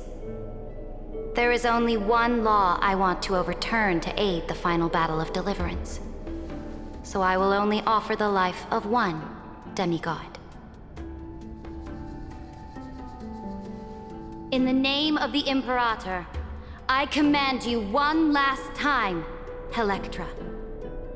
Either sacrifice yourself for conquest, or pierce this tyrant's chest with your sword. Thus, the Imperator concluded her final speech.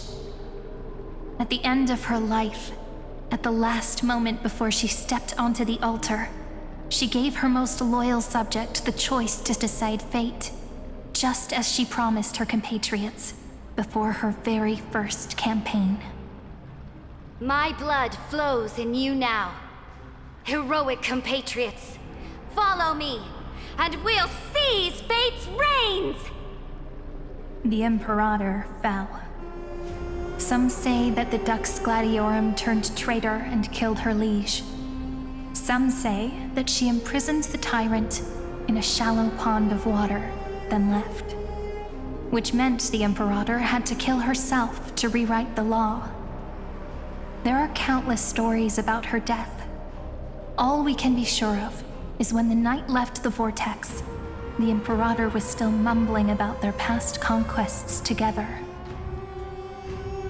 The beginning and the end of her existence.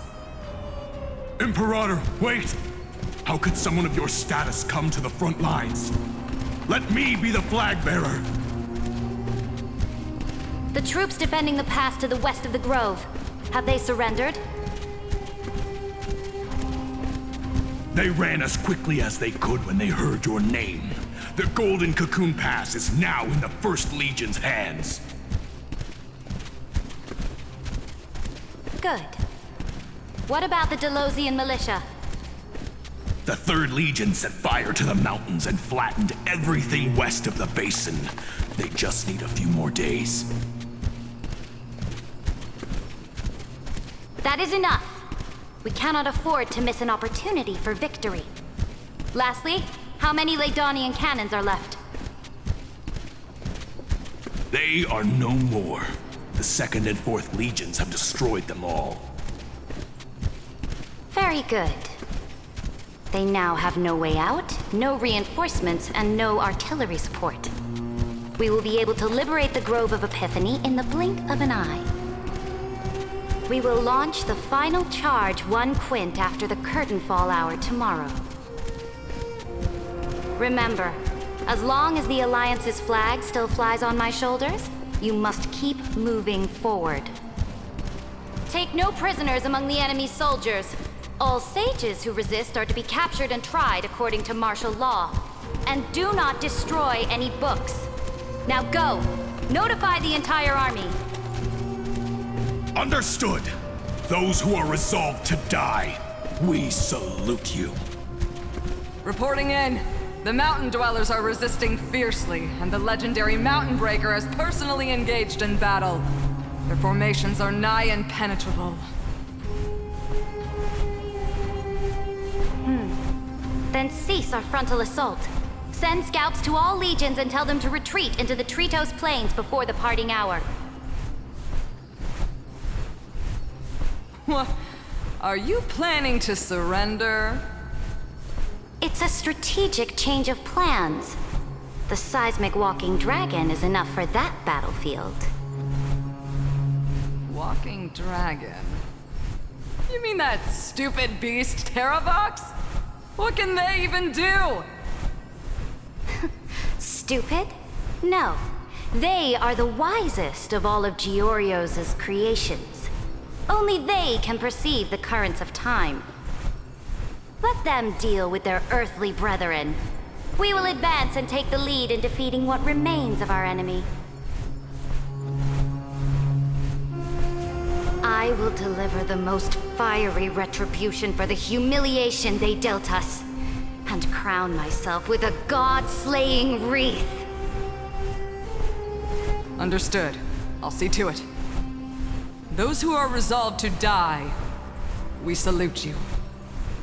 The Temple of the Three Fates sent a letter, Imperator. They refused to surrender and said this letter is their last warning to us. Tell the commanding officers not to launch any attacks unless they receive the Imperator's handwritten approval. Disobedience will be punished by death.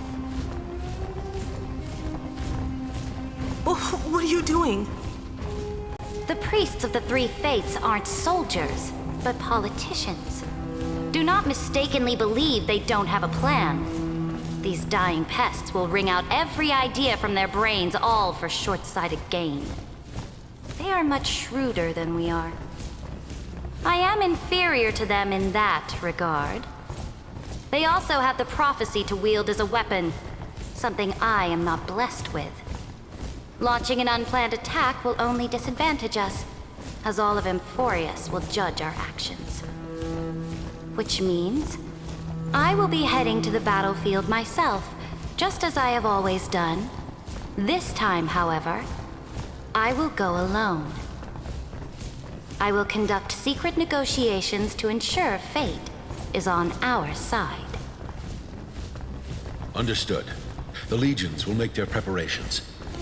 Those who are resolved to die, we salute you. Why are we not allowed to march out with the army, Imperator? This will be a long voyage with no return. Those of you who bear the prophecy cannot come with me. Why are you personally leading this battle if it's doomed to fail? The Flame Chase journey cannot be without a leader. That is correct. The Empire will be without a head when the Imperator falls. But remember, as long as you seize the right opportunities, even a chaotic game will remain winnable. My departure will create a long staircase for you. You will understand what I mean when news of my death reaches your ears. Saridra, is our journey about to be over? Destroy the old laws and forge new ones. My conquest has reached its limits within the borders of Amphorius. Since the prophecy already decreed that the Imperator would never conquer the stars as she wished, I will bow out here and try no more. More Chrysosairs bearing divine authority will be born, and many more heroes will arise. Will they demand peace or war?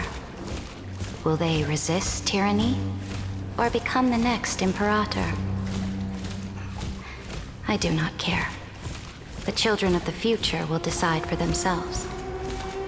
Do not mourn for me. Anyone can kill the Imperator.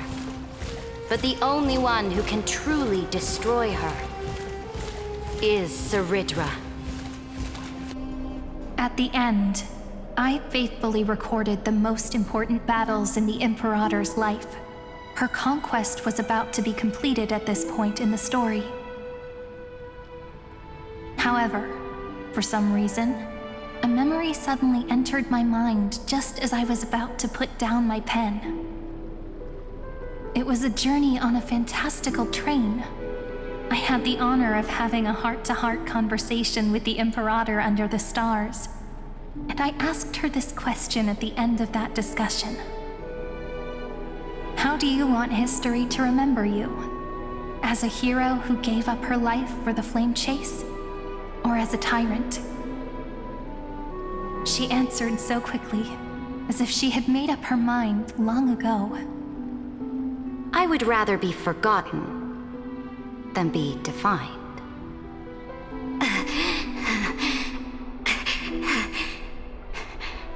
Because the law can be neither eternal nor unchallenged. And only humanity can pen laws into history's pages. Now, I have shattered the greatest law of Amphorius. The game is nearing its end. Dux Gladiorum. Even though you killed the Imperator in the previous 30 million cycles, this time, you finally found your own law. Then, High Sealants, Electra.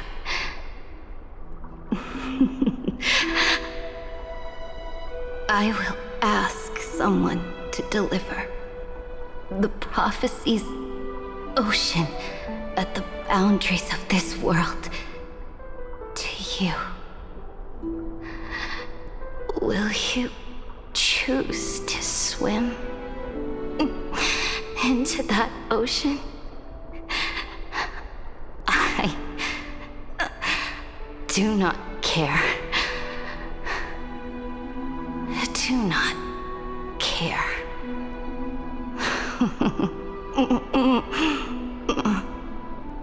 The Imperator muttered about her conquests, and news of her death spread in the city. Freedom! Liberty! The tyrant is dead! Go!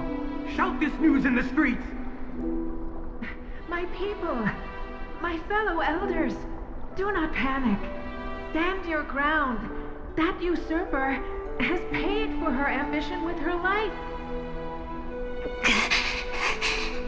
People once cheered for my ascension.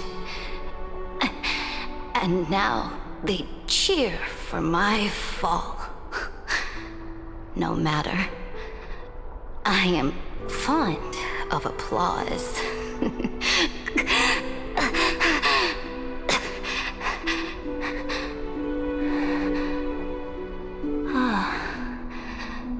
I see the cosmos, the battlefield that I cannot reach. I will return in the next cycle. The stars will hear my legion's war drums. Hear the great name of the Imperator. Hear Amphorius's siren.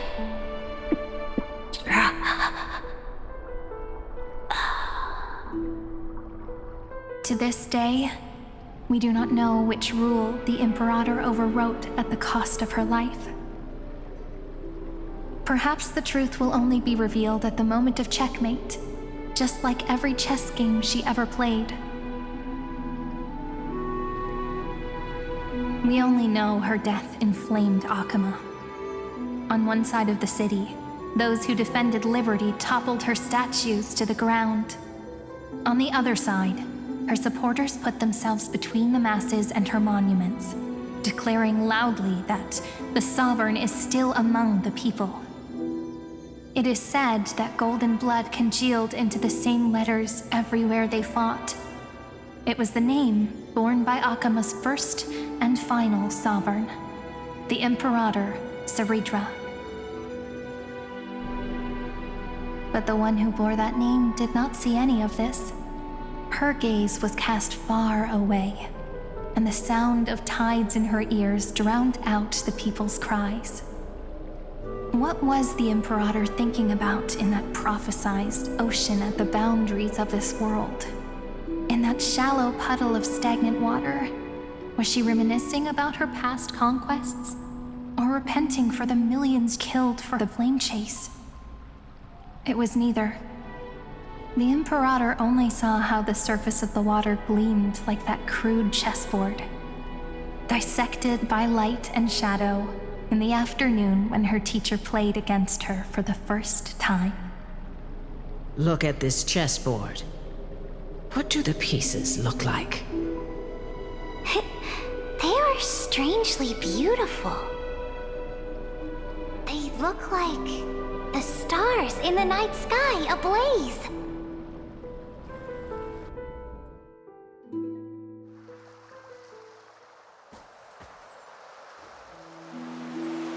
From that page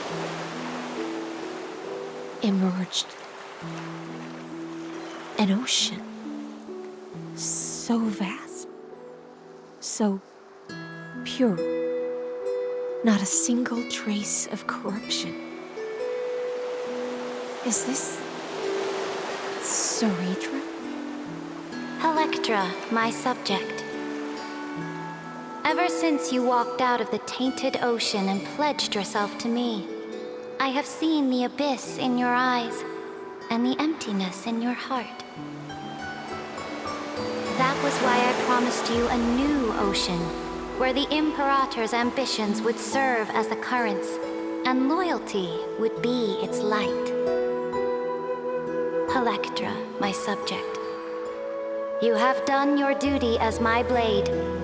The prophecy has now made its final decree on the road I intend to walk. My conquest is doomed to never reach the stars. But the Imperator never makes empty promises. So take this memory, this ocean, beyond the sky, as witnessed by the Deliverer.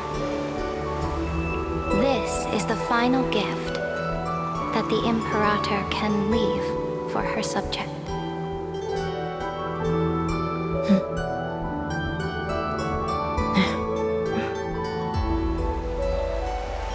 When I was still a fish in the ocean, I always felt so genuine swimming through the waters. But once I stepped onto land, I found myself caught in a play.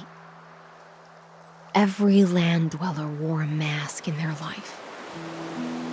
So I, too, donned a costume and tried to find my role in this show. I became your blade in war and the violin strings at banquets. Do you still not get it? I do not long for the oceanic depths of my homeland. Nor do I crave the swelling seas beyond the sky. Perhaps even I don't know what I want.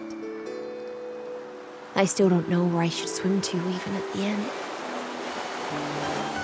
But I know one thing right now. A fish is simply a fish. And she can never leave the ocean she's in. But whether under the ocean or on land, we two prisoners who can never escape this cave can still look outside the cave and see the stars. I have to admit, the 12-factor simulation of life in this experiment has far exceeded my expectations. Make your choice then, Senior Society member. Do you want to keep walking down the wrong path and be remembered for your incorrect conclusions? Or do you want to return to the audience's seat and give yourself, Amphorius, and the entire cosmos a more fitting end? I must refuse. A dead man never fears death. Did I not make myself clear? Have you forgotten about our dear Lord of Silence? You wouldn't want her to consider your 8 other clones as cancers within the erudition and chop them all up, would you?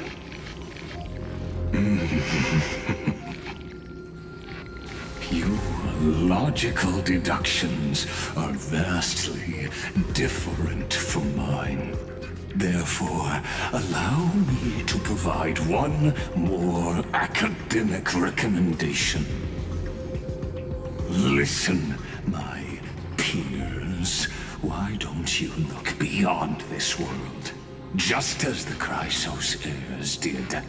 Re-evaluate your calculations and take into account all enemies in the upcoming war among the Eons. Amphorius is not a place where 3 paths entangle, but where 3 paths fight to the death.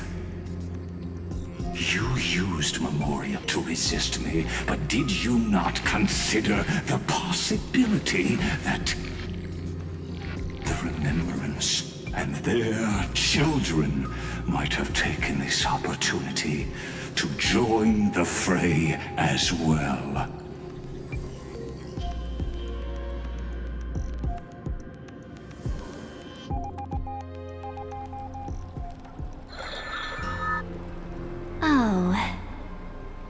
this isn't just silence.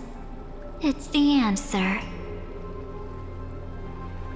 What was the last thing he said to you before you parted the waters at the Scale Gorge waterscape? A tricky question, but one with a simple answer. He didn't say anything back then, right?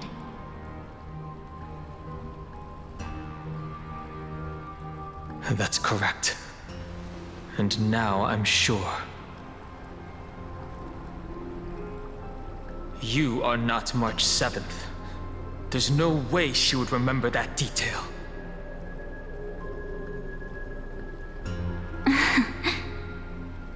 I'll only warn you once.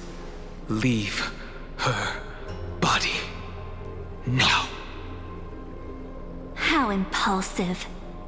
That's not like you at all. Why don't you calm down and think about another possibility? I didn't take over March 7th's body. Rather, it's March 7th who regained my memories.